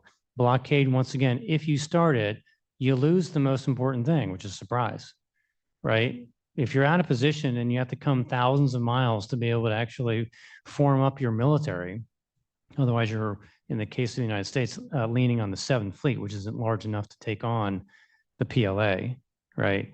You've given that away by starting with blockade, right? You've given up one of the most important strategic advantages where you want to be able to solve this problem in a timely way without allowing everybody to, essentially come toward you and then initiate some counter blockade activities. So would a blockade be something the Chinese could affect today? Yes, right? We would move, and then we would also provide all sorts of advice, and Taiwan would probably be pretty good too at using multiple ports and being able to use nighttime escorts, mines that you can put in to create different routes where where the mines are, and the PLA Navy or Coast Guard would not. I mean, there are lots of ways. A blockade sounds really simple, but if you're a naval officer, if you live in this maritime world, you know that blockades are very, very difficult to actually implement over time, particularly with creative opponents and with adversaries who have navies that will be rapidly approaching or already there, right? So just a word for the wise. I would just add one thing, that if the PRC would do a blockade, it would be using the lawfare things that they're already been shaping the environment with, which is to justify that Chinese domestic law trumps international law, that Taiwan is a domestic issue, and therefore they're implementing something which is essentially an internal business, of China, and that's going to be the rationale and the justification they'll use. And then the frontline forces, just like in the South China Sea, will be the militia, the Maritime Safety Administration, maybe a few other administration folks that exist there in the PRC domestic maritime industry. And you'd have the PLA probably guarding from back, like Bonnie was saying, right? If you hurt, my domestic law enforcement vessels, then the PLA is right there to defend them. That's the approach we've seen before. That's the approach you'll see again. And you'll use US history against us. In this case, they'll say this is a quarantine. It's not a blockade, right? So under international law, it's a different sort of thing. They'll go back to the Cuban Missile Crisis, and they'll be able to essentially use history in a way that will be very compelling as they justify what they're doing. If you were to blockade Taiwan, the most important thing that you look at is whether or not the liquid natural gas ships can get through. Period, stop. If you're looking at this problem, you'd say, how do I get them? Because that's the top energy supplier. It's what Taiwan depends on for the majority of its energy needs. And you can't go more than 2 weeks without having more LNG coming in, right? And so if you're to look at it, you can think through not just sort of this, I'm going to block every commodity on every ship coming into every port, or you selectively take a look at it and go, I'm going to find and somehow stop or slow or sidetrack those LNG vessels trying to make for major Taiwan ports. So anyway, as you think about these things, you have to think about all the permutations there. The Chinese have the capability to implement a blockade today. Whether or not it would truly be effective is the question to ask. And I think there's reasons to doubt that it would be. All right. Thank you, Admiral. Any other thoughts from anyone? Bonnie, please. If I could jump in. So as the Admiral said, there's lots of variations of how a blockade could occur. And so one of the things that my team was trying to do is trying to get a little bit more, and as you mentioned, there are ways to call a blockade a quarantine. So in our research, we've been trying to call a quarantine, define a quarantine as more in which the Coast Guard is more in the lead and a blockade in which the PLA is more in the lead to differentiate the two, because our response and Taiwan's response might be different depending on which actor's in the lead. And if you're looking at a blockade in which the PLA is in the lead, I think my understanding in terms of DOD's assessment is that the most likely blockade scenario would be a kinetic one in which China would be launching missile strikes against Taiwan. So in fact, so the first stage of, so the blockade would be using missile strikes to take out a lot of infrastructure around Taiwan. And for many of the reasons that you outlined, that would be way more escalatory and hard for China to control than more of a distant blockade or a quarantine. So I think as we think through these different scenarios, I don't think they're necessarily easy for China to implement. And there are a lot of risks that China would have to take if they were to implement it. All right. Thank you, Bonnie. I have several more questions jotted down, but I'm not going to presume to monopolize all of our time. So I'd like to turn to our audience Q&A. And once again, if you have a question, please raise your hand and wait to be identified. Let me go to this table here, the second table back. To you, ma'am. Yes, I think you had your hand up first. So. I'm Shirley Hargis with the Atlantic Council. Rear Admiral, I appreciated your point. Maybe this is a question between you in general. I appreciated your point about the paramilitary forces, because I think about that too, especially as I see them across continent of Africa all the time. And I think about, well, I would like to ask you too. So in terms of the paramilitary forces, what sort of instruments could we put together to counter those? Because one of the reasons why the PRC is so successful with those is that they align more, they're easily, the paramilitary forces are more easily, they can acclimate better to these different areas of the world.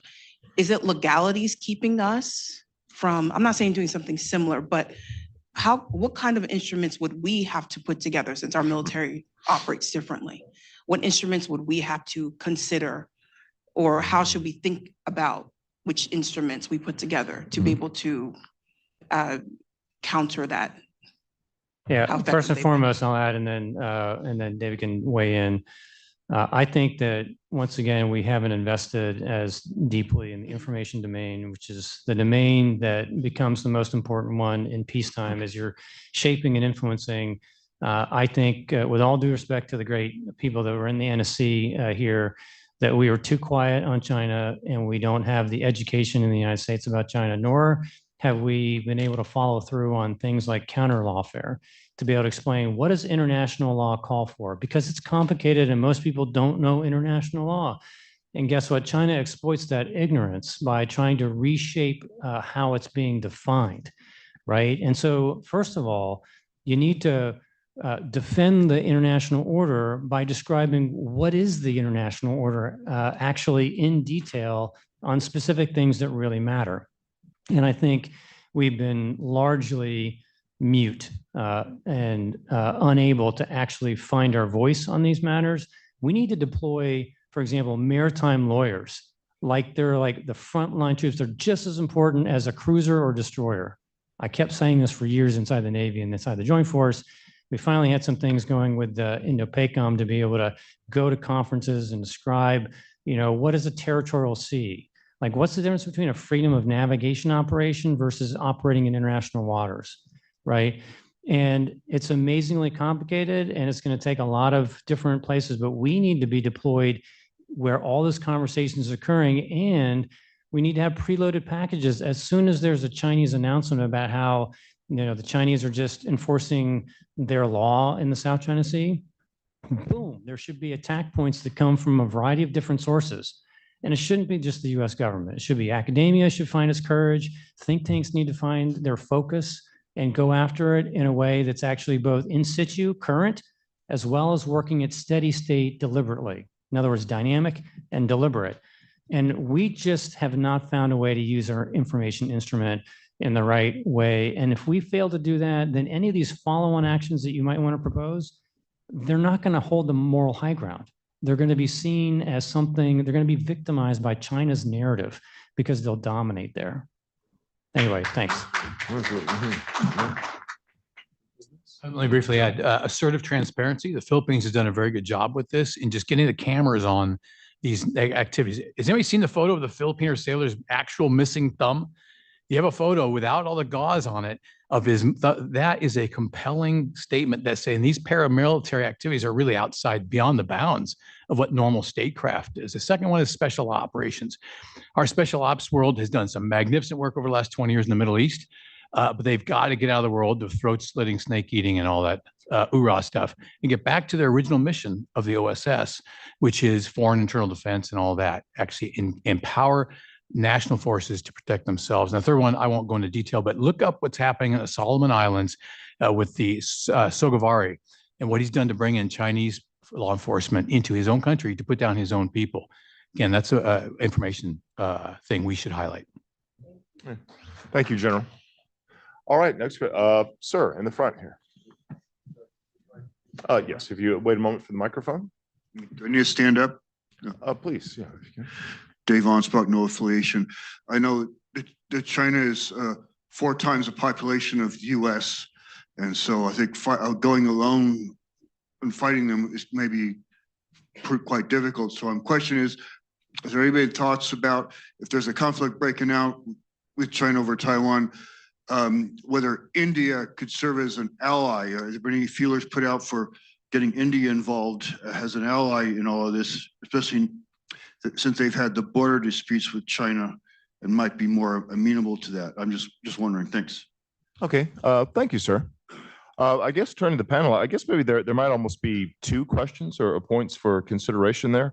I guess the broader one is the role of U.S. Alliance partners in looking at both the security competition with China and God forbid some sort of future Taiwan scenario, and then I guess maybe a second issue connected to that would be the prospects for bringing India sort of more closely, India not being, certainly not having any sort of formal alliance with the United States, but being a member of the Quad, sort of much looser grouping. So what would be the prospects of bringing India into a closer security relationship? Any thoughts from the panel on those issues? Yeah, so I got significant experience with the Quad.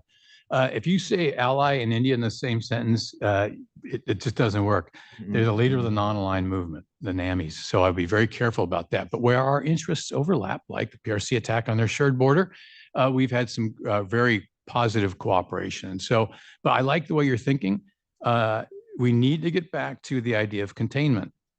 And oh, everybody, we can't say that. That's Cold War stuff. We are in a Cold War right now. So, I mean, just get over it and start thinking of ways to, and this is self-containment. The thought of India actually working in concert with the US on something of shared interest was unthinkable before that border activity. And now we have opportunities. So allow India to lead, listen to what they say, and where we can supply help and provide help, then we should. All right, thank you, General. Let's go back to the audience once again. Let's see, Miss in the blue sweater there. Let's go to you. Hi, I'm Lisa Hannett from Booz Allen Hamilton. I recently read in the news that Admiral Paparo of the Indo-Pacific Command talked about a new tactic called Hellscape, also known as the Replicator program, to use unmanned systems, both land, air, and sea, to try to counter China. It sounded like in the event of an invasion, I was wondering if Admiral Studeman or Brigadier General Stilwell could comment on which of the scenarios that we've discussed would that be useful for? And do you think it could buy time? And do you think it's worth, I think it was $1 billion we're investing in it? Thanks. So I don't think that's an exact corollary. Replicator will provide some of the drones and unmanned systems that would complement the joint forces' ability to create a hellscape in the Taiwan Strait in case of an invasion that would take place amphibiously and with air assault. So the whole idea is to create a no man's land, essentially. You do sea and air denial in such a way that anybody who dares to come through a certain zone to commit aggression is going to find that they don't go home with any of their equipment. And so making it real has been the efforts of DoD for quite some time, and we have a lot of capability there already, but we need to augment it with long-range fires. There are different concepts for employing those fires that you've heard about from the different services, whether you're talking about Army multi-domain task forces or littoral combat regiments, Navy capabilities, et cetera. But yeah, Replicator will end up, DIU has close to $1 billion to be able to facilitate the kinds of entry of capabilities that the standard DoD acquisition program has found hard to do through the services, because as much as we've talked about reform, it's just such a beast to actually reform. And so, look, everybody intends to try to make it easier and what have you, but there's a whole bunch of money that's been pinned down by major platforms that you can't get out from under it. There's not enough discretionary funding in the services as you think. So this sort of special funding had to go be managed by the Deputy Secretary of Defense, under the SecDef's charge to essentially look for ways to quicken the speed of unmanned systems so that you have a more balanced force that isn't so dependent on just your high value platforms to do the job. Thanks. All right, thank you, Admiral. Let's see. I see a hand actively waving in the very back. Let's go to you, ma'am. If you could please stand up and identify yourself and ask your question.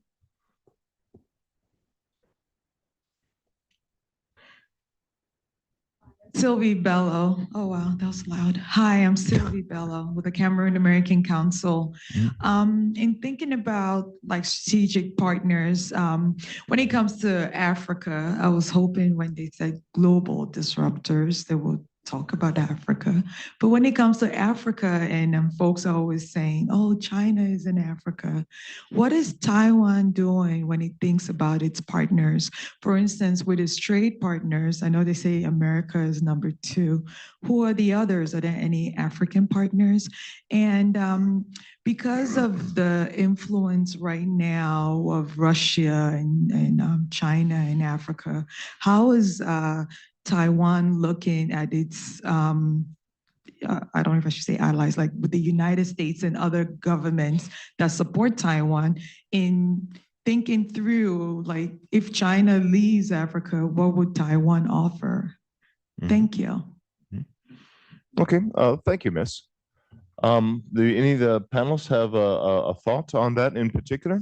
I will say I'm far from an expert on African issues. I mean, Taiwan in past decades had more of a presence in Africa in terms of having many more diplomatic partners in Africa. I think now, someone correct me if I'm wrong, I think they're down to one, which is Eswatini, I believe, if I'm remembering that correctly. So certainly, like, far less of a presence now than would once have been the case. Mr. Christensen, do you have a thought or comment? Oh, and Somaliland, yeah, another de facto state that does not enjoy a great deal of de jure recognition. That's an excellent point. I don't know, any thought? Bonnie, did you have a thought? I want to make a plug for a report that we just released that relates to your question. I'm not an expert on Taiwan's trade with Africa, but we did produce a report recently on how much trade passes through the Taiwan Strait and who is dependent on the Taiwan Strait for trade. And what was really surprising for me is a lot of African countries depend on trade through the Taiwan Strait. And some of that trade is, with China through the Taiwan Strait. Some of the trade are with other countries. It was very surprising because we had expected, I guess we didn't expect Africa to be featured so high. A number of countries in Africa, I don't remember the list of countries, but the dependence on trade through the Taiwan Strait by some of these African countries, if I remember correctly, was 80% or so. But I'm happy to forward you that report because I think when we think about who is impacted by cross-strait instability or tensions there, we tend to think it's mainly just the regional countries, and maybe it could have a larger global impact. But what our report showed is, interestingly, the actual US trade that goes through the Taiwan Strait is in the single digits, whereas the trade by a number of other countries, including many countries in Africa, is much higher. So that means that even if, for example, countries in Africa might think that a conflict in Taiwan around Taiwan may not impact you, it will definitely impact your trade. It will have significant impacts in terms of economic disruptions for countries in Africa. Great. Thank you, Bonnie. Can I just add, I think it's important when we talk about this issue, because it's almost like a global phenomena, that we have to distinguish between benign Chinese activities that are related to trade and things that might be malign, right? And I think that our failure to actually have a balanced conversation about it then can send people off to extreme. Should we be acting to counter China everywhere in Africa? We couldn't do it and we shouldn't do it, right? And so where are the places where we feel like we should compete? How do you do that? Can you persuade or influence, incentivize, private companies to invest there? If you can't, you don't have any tools and you've probably lost it. So you need to be very realistic and ruthlessly sort of prioritize where you're going to spend your time. The Chinese have been working with the global South and Africa in particular for decades and decades and decades, right? They have a very strong tie for lots of different reasons on lots of different levels that we can't replicate. We can compete in spots, but they're going to have to be highly selective, and we are actually doing our best where we can. But there's a real reason why African countries have looked to China, because China's been there with capital or support in critical times. Chinese have also bought political and business elites, right? We know this. But they're there, they're present, and they're offering ways that those societies can actually improve and advance. And if you're a politician there, that's the only source that you're going to get to be able to demonstrate some value to your people and help them lift out of poverty. You're going to take it, right? And until we have some other alternative or somebody else goes there, then I think it's a completely rational choice, even though it may be distasteful for us in terms of allowing China to deepen its influence, right?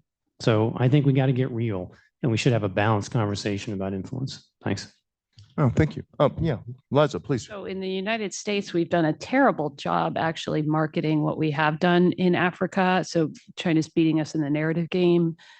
During the pandemic, we ran a little exercise and tallied up the money we had provided to support African health in the 21st century, and it was 100 billion. That was the estimate we came up with. This is a huge number, $100 billion. And as a result, there are tens of thousands of health clinics and facilities across the continent that, as badly as the pandemic hit Africa and countries around the world, they did that much better because this health infrastructure was in place because of the United States, and the EU is also a top donor in that regard. The problem is we're kind of stuck in our old ways, and what many African nations told us they wanted is not just the same old stuff, not just the the shots for the babies and all of that, but they want jobs for young people. They want technology, and China has often pivoted better to match those needs. I agree with my co-panelists. We're not going to beat China in trade, but we can beat them in other things, in some specific technology areas, and that's where programs like GCTF that we do with the Taiwanese can really come into play, because some of our advantages are quite aligned in technology and health and things like that. Thank you. Sir, up front here. You get a microphone over there in the corner. Yeah, hi, thank you. John Mills, retired from the U.S. government. I'm a contributor to several media, Newsmax, Epic Times, War Room. Just came back from Taiwan with a MOFA-sponsored trip. That was very, very good. So information warfare, yeah, I think that's an excellent aspect. I'm just not seeing it anywhere inside the U.S. government. So one of the basic questions is, it's always about roles and missions of the U.S. government. Who's the lead department and agency? I'm just not seeing it and feeling it. So who precisely should be doing that to start off with? And second of all, boots on the ground. One of the things they said when we were over there, they said, hey, we are not, and they literally use the term freeloader. We're not freeloaders, just deliver the 19 billion worth of equipment, and we'll defend ourselves. We don't need U.S. boots on the ground, but we do have U.S. boots on the ground. First Special Forces Group is rotating ODA teams from Okinawa to several locations, and they're kind of obvious in Taipei. But so information warfare, who's responsible, and then why aren't we should be open about what we're doing on the ground there. If we got ODAs on the ground, why aren't we talking about it? I called SOCPAC, called Indo-PACOM. We can't talk about it. I don't think that helps the situation. Who's responsible for information? Well, let me think. What are the 7 accepted instruments of national power? The acronym is DIME-FIL: Diplomacy, Information, Military, Economic, Finance, Intelligence, and Law. Every one of those letters has a cabinet secretary but one. Which is it? It's the I. There's no information czar. So it falls under State Department, much to the chagrin of defense. And until we stand up a U.S. information agency again, which I really think we can do or hope to do quickly, we are going to be in exactly this cul-de-sac for a long time.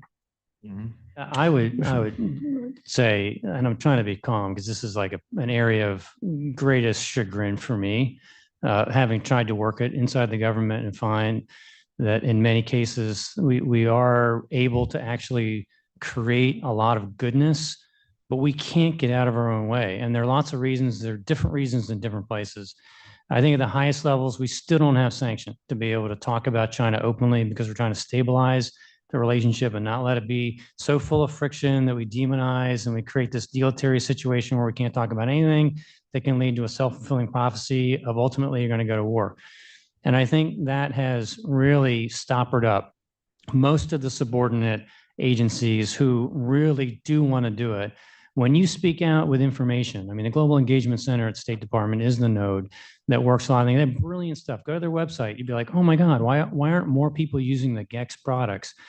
Because the cabinet secretaries and many of the senior officials are scared to go against the White House that doesn't want the friction of these kinds of things to destabilize the relationship. There are different views from Commerce and Treasury, versus State and DOD on this. There are different world views that are playing out.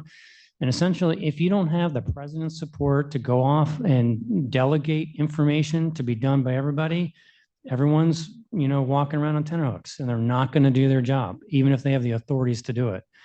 And Indo-PACOM, Southcom, everywhere I've gone, Cybercom, Every time we've proposed to expose a lot of Chinese malign action, it ends up dying on the vine somewhere up the chain of command. And it's usually not the Office of Secretary of Defense.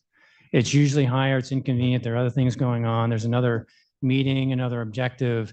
And so we really have a hard time actually cleaning the palette, becoming truly proficient, and having the reinforcement that comes from the top, that you have top cover, and that when you do communicate, you're going to do it right. Look, you got to synchronize and not just go on independent operations, and you can't trust many organs of government to do it exactly right.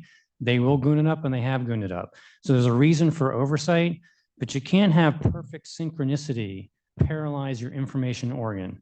You got to be able to delegate and trust. And when people stray, there have to be consequences and accountability, but you have to unleash the full power of our information instrument. And right now, it's like a violin that's like inside the box with the lock clips on it in the closet.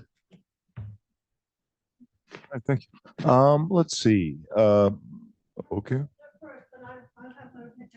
Okay, we'll go there and there. To you, sir.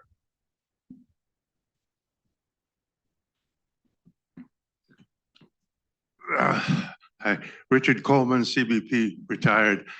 I don't know if it was 5 years ago or 10 years ago, I was at a program at the Wilson Center, and there was an outraged discussion about what the squeezing of universities who were trying to recruit fully paid Chinese students.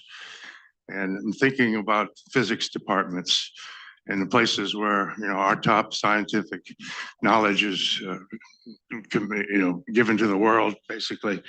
So how is this American soft power, or is this American stupidity? Is this, is this a Beijing Trojan horse? How would you deal with that? Are we able to sell democracy by bringing Chinese students here and letting them see how we walk around and say whatever the hell we want to say? Or are we really setting ourselves up, with our, maybe eyes not fully open? All right, thank you. Yeah, Liza, you have some thoughts on that? Sure. We have to be able to tolerate complexity in a democracy. So it can be true, two things can be true at the same time. The Chinese Communist Party has talent programs which are cover for PLA officers, undercover spies, and all the rest. People coming here under the auspices of being a student or a researcher and really working for the PLA or the CCP to access our technology and bring it back to China. So that is true. At the same time, we are a democracy and we welcome talent from around the world, and our technology ecosystem and our economy depends on it. It utterly and absolutely depends on it. So those two things can be true at the same time. I think in a democracy, we're not going to get it right. The CCP has an absolutist view of security where it's trying to eradicate a threat thoroughly and completely, and it will not, Xi Jinping will not be satisfied until a foreign threat is completely eradicated. That's not how we operate in a democracy. So I think there's always going to be some threats. We're not going to block off students from any country completely, but there need to be stronger common sense guardrails, disclosure. Universities should be doing things like transparency and disclosure on foreign gifts. If researchers are downloading sensitive information, that should be reported. There should be more transparency, more education, more resources for our universities and labs that are doing cutting edge dual use technology research to protect against these real threats. But there needs to be a balance there. All right, thank you, Liza. Let's see. Yes, sir. Dr. Lai, please. Mike, I know that you just mentioned that the blockade will lose the element of surprise, as well as it is difficult to implement. But from the defense side, especially from Taiwan, it's also put Taiwan in the dilemma about the blockade itself. For examples, when we're under the operations, it will be, we're not sure that how the United States will actually come in such a scenario, especially under the strategic ambiguities. And then probably a fall on Taiwan trying to break the blockade. And basically, we just cannot wait for the operation to continue to wait out and to wear out our resources. Even though we try to stock as much as possible, but Taiwan is an island, eventually will wear out, so that we had to do something. And then that also put Taiwan in the risk of we are going to be the first one to fire the shot, rather than the one that would return the fire by China. And so that will lose the so-called international opinion support for Taiwan. So I'd just like to ask to say that this operations, and although probably from the military standpoint, it loses the element of surprise, but it also places a dilemma on Taiwan on the defense side. Especially right now, as Bonnie Lin talked about that the Chinese military exercise on Taiwan, we do find out the new normal is actually increasingly more aggressive. Like this exercise, they already breach the 24 nautical miles in Taiwan. And that basically break all our navies, the red line operation that they want to prevent the Chinese ship, whether that's Coast Guard ship or Navy ship, enter 24 nautical miles. And that seems to be right now being broken. And then we're facing basically every day about a Chinese ship, 8 or 9 daily, just outside of Taiwan. And in the past, it was the 24 nautical miles. And probably right now, it's going to be just outside of territorial waters. So the issue about the standing forces to invade Taiwan, and then from the strengthening of those Anaconda's strategy, that's become very real. So I'd just like to ask you a comment. Thank you. First of all, I believe in strategic ambiguity. I am diametrically opposed to what was said on the last panel. And I have to do this as an American that looks at American interest here. And I'll explain that first, and then I'll get to your question. First of all, the Chinese expect that we're going to be involved. You're not deterring them from planning. You're not going to shock them that we're going to be involved. Like we've given indications in every possible way. Biden said it 4 times, by the way, that we defend Taiwan. So they've been planning for 10, 15, 20 years for US intervention, right? They suspected it before. They're convinced. They've been convinced for probably at least 5 to 10 years. Therefore, you're not buying deterrence with clarity, right? They already built up a military designed to handle not just Taiwan, but interventionist forces. That's why it's so big. That's why they continue running around like hotcakes, trying to get their warfare arms even stronger. They're banking on US intervening. You're not going to surprise them that you're suddenly going to be involved and like, oh, I didn't think of it if you're the PLA, right?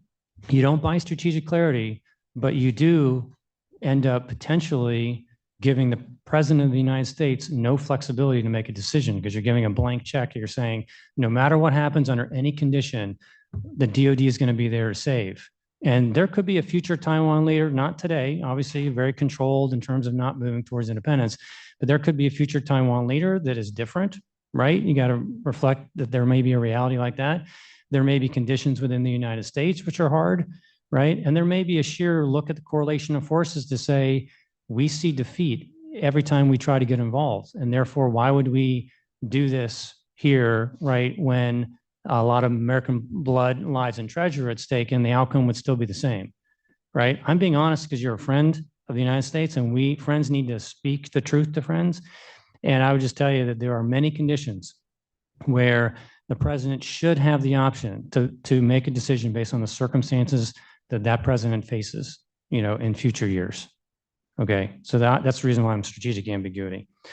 On the blockade issues, I wish we could plan with Taiwan. I wish we could plan more with Japan and other, you know, countries, but we have this thing called cyber vulnerabilities. America is penetrated in many ways, and it's hard for us to keep a secret, even from our own people, like telling press and all the rest. Taiwan and other countries also are penetrated with human intelligence and by cyber intelligence. Therefore, if we were to work at a detailed blockade plan with Taiwan, the likelihood that it would go to China very quickly and they'd be able to know exactly what to do to be able to defeat that counter blockade would be high, right? And so it's a reality. Friends talk to friends to say, until we are ensured that we have an ironclad way to do planning together where we can protect that as truly a secret that stays a secret, then we're not going to be able to talk about it, right? And so that creates part of the problem. right? But it does have a root cause. It's not because we wouldn't intend to do something. It's hard to kind of work it out beforehand without risking that compromise. On the actual implementation of a counter blockade, I agree with you. Like how it starts could be that you're forced to take the first shot. And this goes back to the information domain. Have you actually prepared it, seeded it to be able to actually take the moral high ground when you face that kind of circumstance? Because you know the other guy is going to be really quick on the trigger, and they're going to have all the reasons why they actually were the ones that were the aggrieved party. We have to do that in peacetime in order to do it really well when push comes to shove. And if you don't invest there beforehand, it's not going to pay off for you when you just want to do one release or one speech at a very critical time, right? So I do think that there are ways that we can better prepare for these things together. At the same time, unfortunately, there's some constraints with what we can do. And I say this because I think that these are areas for us to work on together. Thanks. Great. Thank you, Admiral. Unfortunately, I think we have come to the end of our time. We've gone a little bit over. I have a few more questions written down myself, but I'll have to leave those on my notepad for the moment. If I could ask all of you to join me for a moment in offering a round of applause for our speakers. And we will be taking a break now for, I think, about 12 minutes until it's time for our concluding keynote speaker. We'll reconvene at 3 p.m. In the future, Thank you, sir. Thank you. Oh, yeah, it's what I wanted. I love your response You always, to the democracy you always wonder complex. how you're going to fill all that time. when you run out. I've thought so much about the research. I mean, that always comes up, research security, and it's like, it's actually where my. Thank you. Thanks for coming.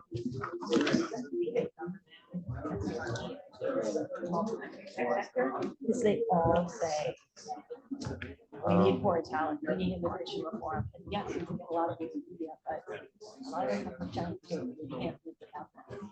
So we have to find a way to just like not be like the CCP and take an absolute approach. So it has. My parents were Chinese engineers, so And I wouldn't be here and now. Exactly. Well, they Lee. They call her the grandmother, or no, I'm sorry, the godmother of AI. She's out in Stanford. Yeah. She's Chinese. I mean, she's Chinese American now, but like she's like leading the way in American AI. Yeah. And I'm glad we have her here. I think he's waiting for you. Hi, let me come down off the stage.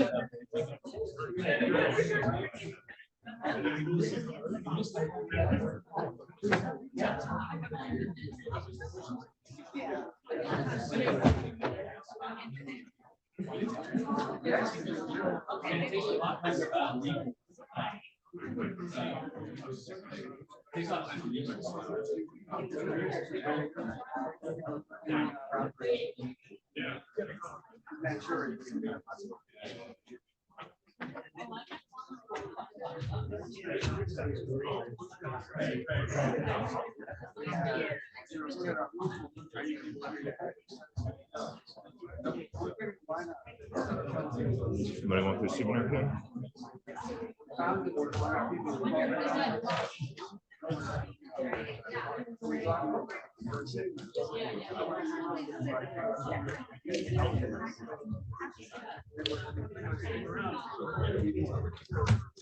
People were not very thirsty. Apparently not. These are all still pristine. That's good. That's good moderating. Thank you, sir. Thank you. Well, not too many people wanted their. I know. Wait, let me. All these pens went through so much trouble to procure. I know. You want to actually? I'll dump these other bottles in here too. I'll just dump these. Actually, I'll hold on to that. That's Is that fine. yours? Yeah, that's fine. All right. Now we got 10 minutes or so.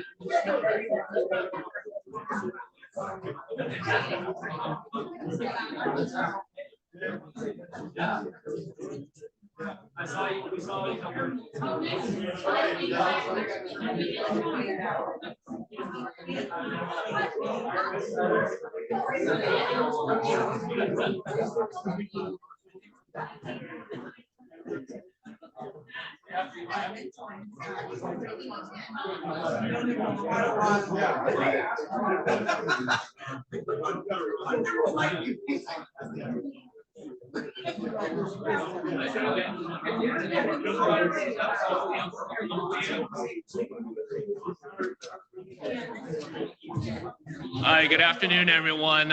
Just so you know, our closing keynote will be starting soon. So if you can please find your seats and that way we can get started as soon as the keynote speaker arrives. Thank you.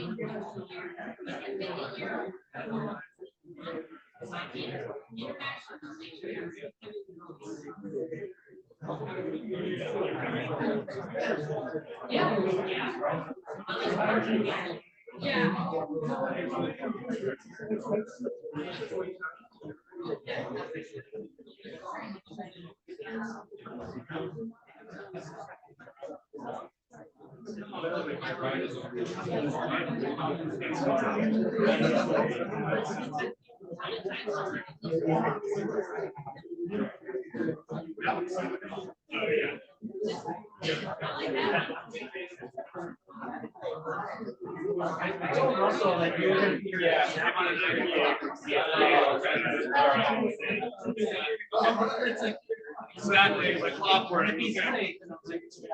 I know, I was just gonna say, you know, it's Marvin.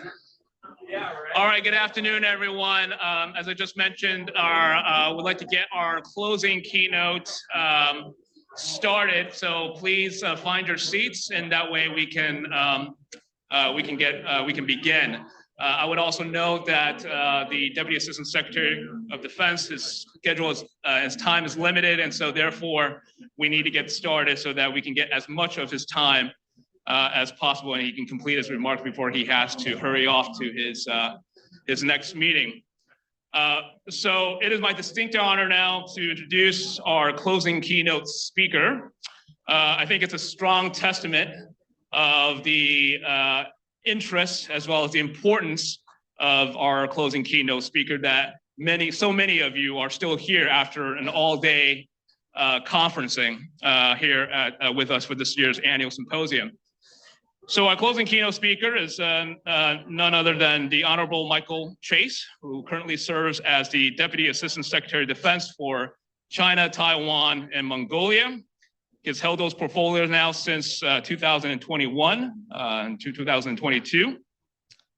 Now, Deputy Assistant Secretary of Defense Dastty Chase was previously a senior political scientist at RAND, where he focused on Chinese military modernization, China's approach to strategic deterrence, Taiwan's defense policy, and Indo-Pacific security issue.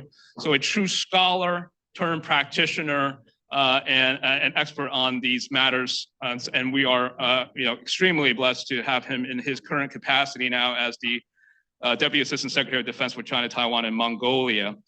Now, as I mentioned earlier, Dastty Chase has a very packed schedule. So first of all, we're very honored that you have spent, you're pulling important period of your time to come and speak with us. But he is being pulled to another important meeting right after this conference. So he will have to leave immediately after delivering his remarks. So without further ado, let me turn it over to Dastty Chase. Please join me in welcoming.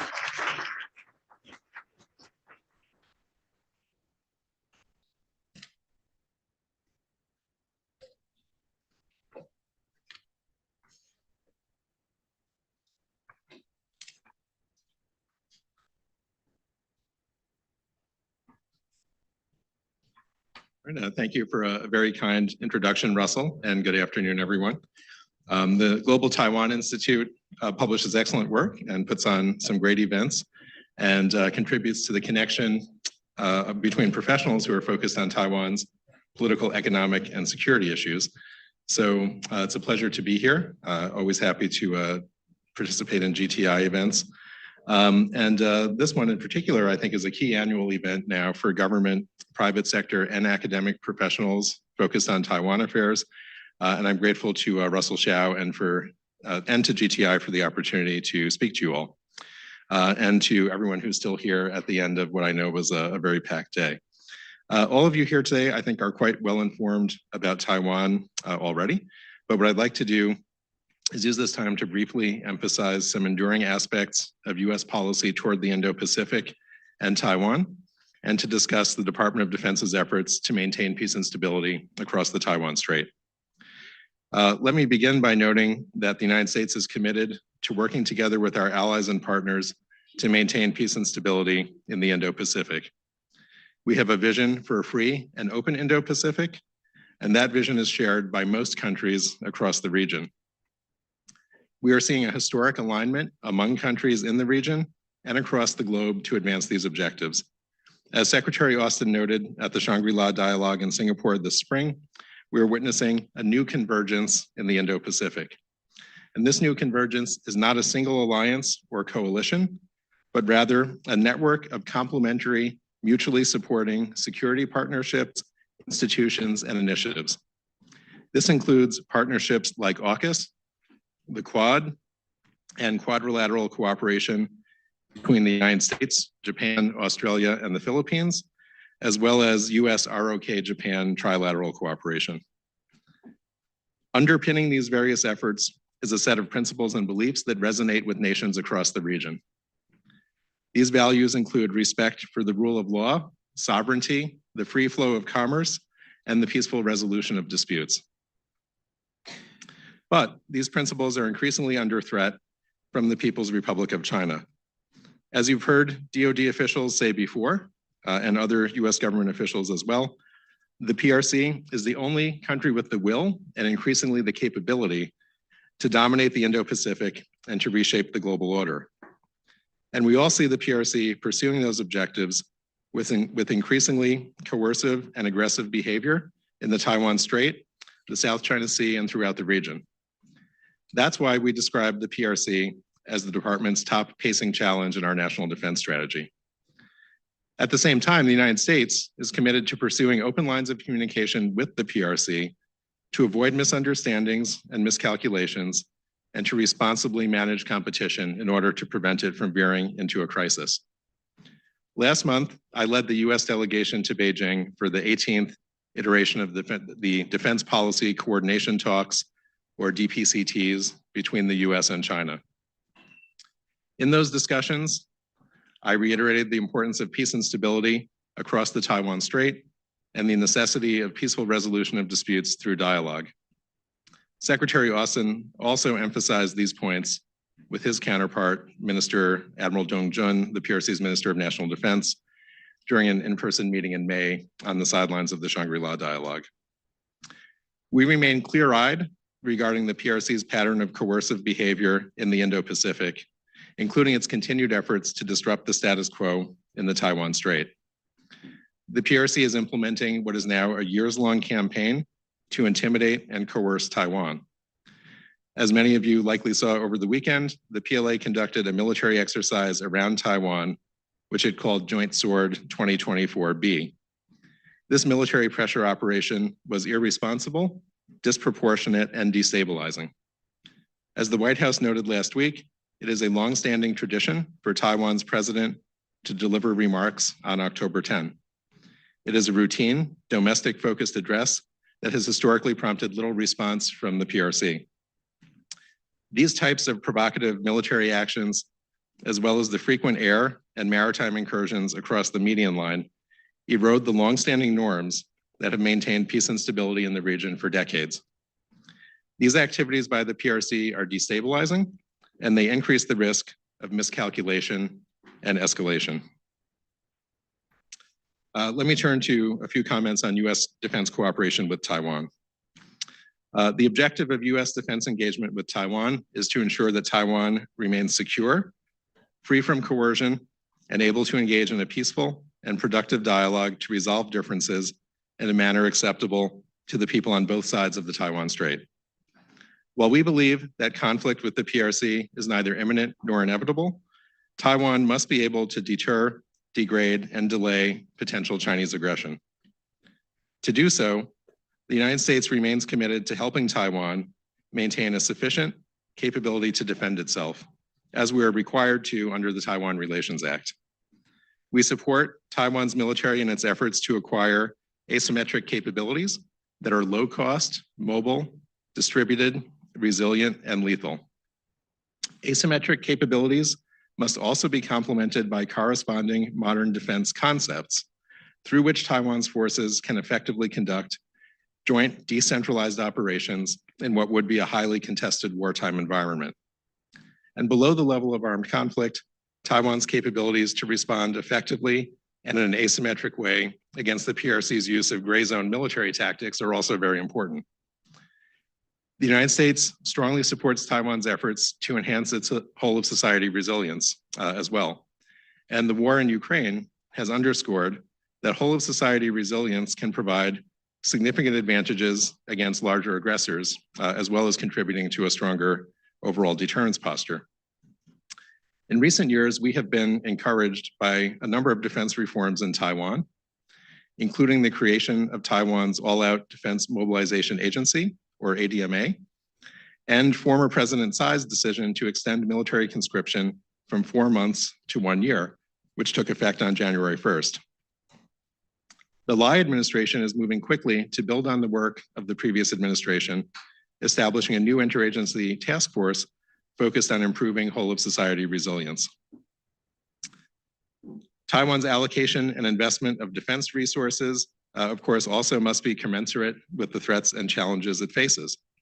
Last December, we were heartened to see that the Legislative Yuan approved a 2024 defense budget with a record high of $18.8 billion, an investment of nearly 2.5% of Taiwan's GDP.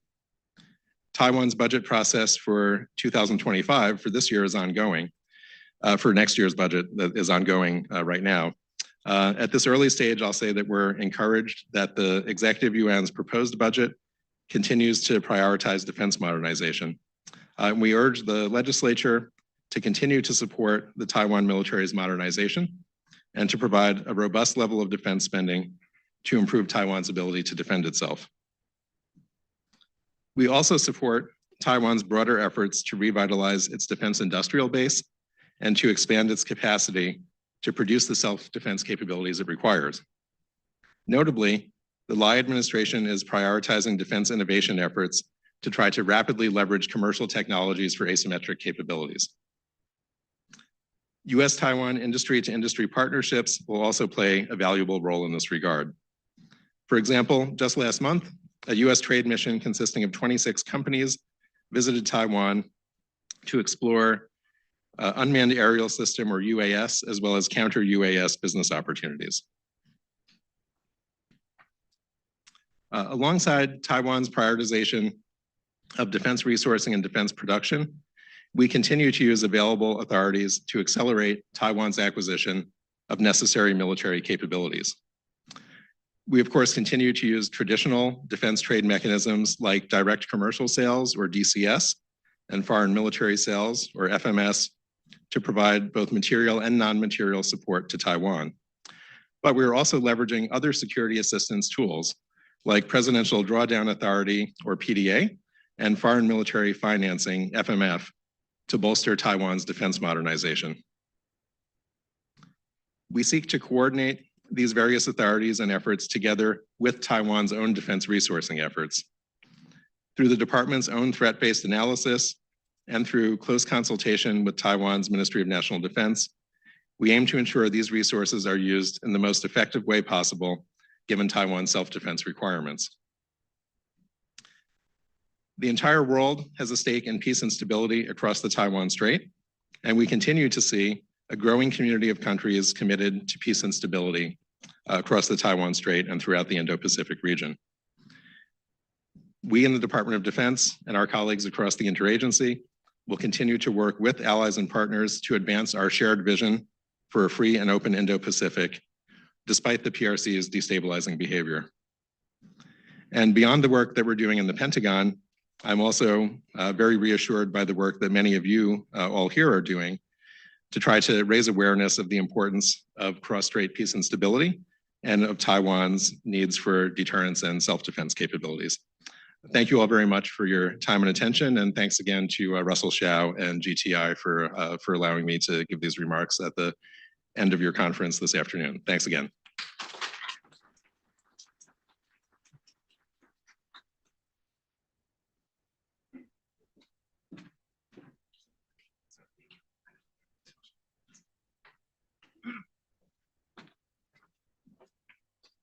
Well, thank you so much, Thassi Chase, for those closing words of reassurance. And that brings GTI's 8th annual symposium to a close. And in closing, I want to thank, again, our co-founders, our board of directors led by our chairwoman, Jennifer Hu, our advisors, many of whom are here in this room today, as well as the staff and interns who really make all of our programs possible. Last but not least, I want to thank all of you for coming out here and attending and engaging in our symposium. Your support is really, truly invaluable to the work that we do here at GTI. And so thank you, and see you again next year. Take care.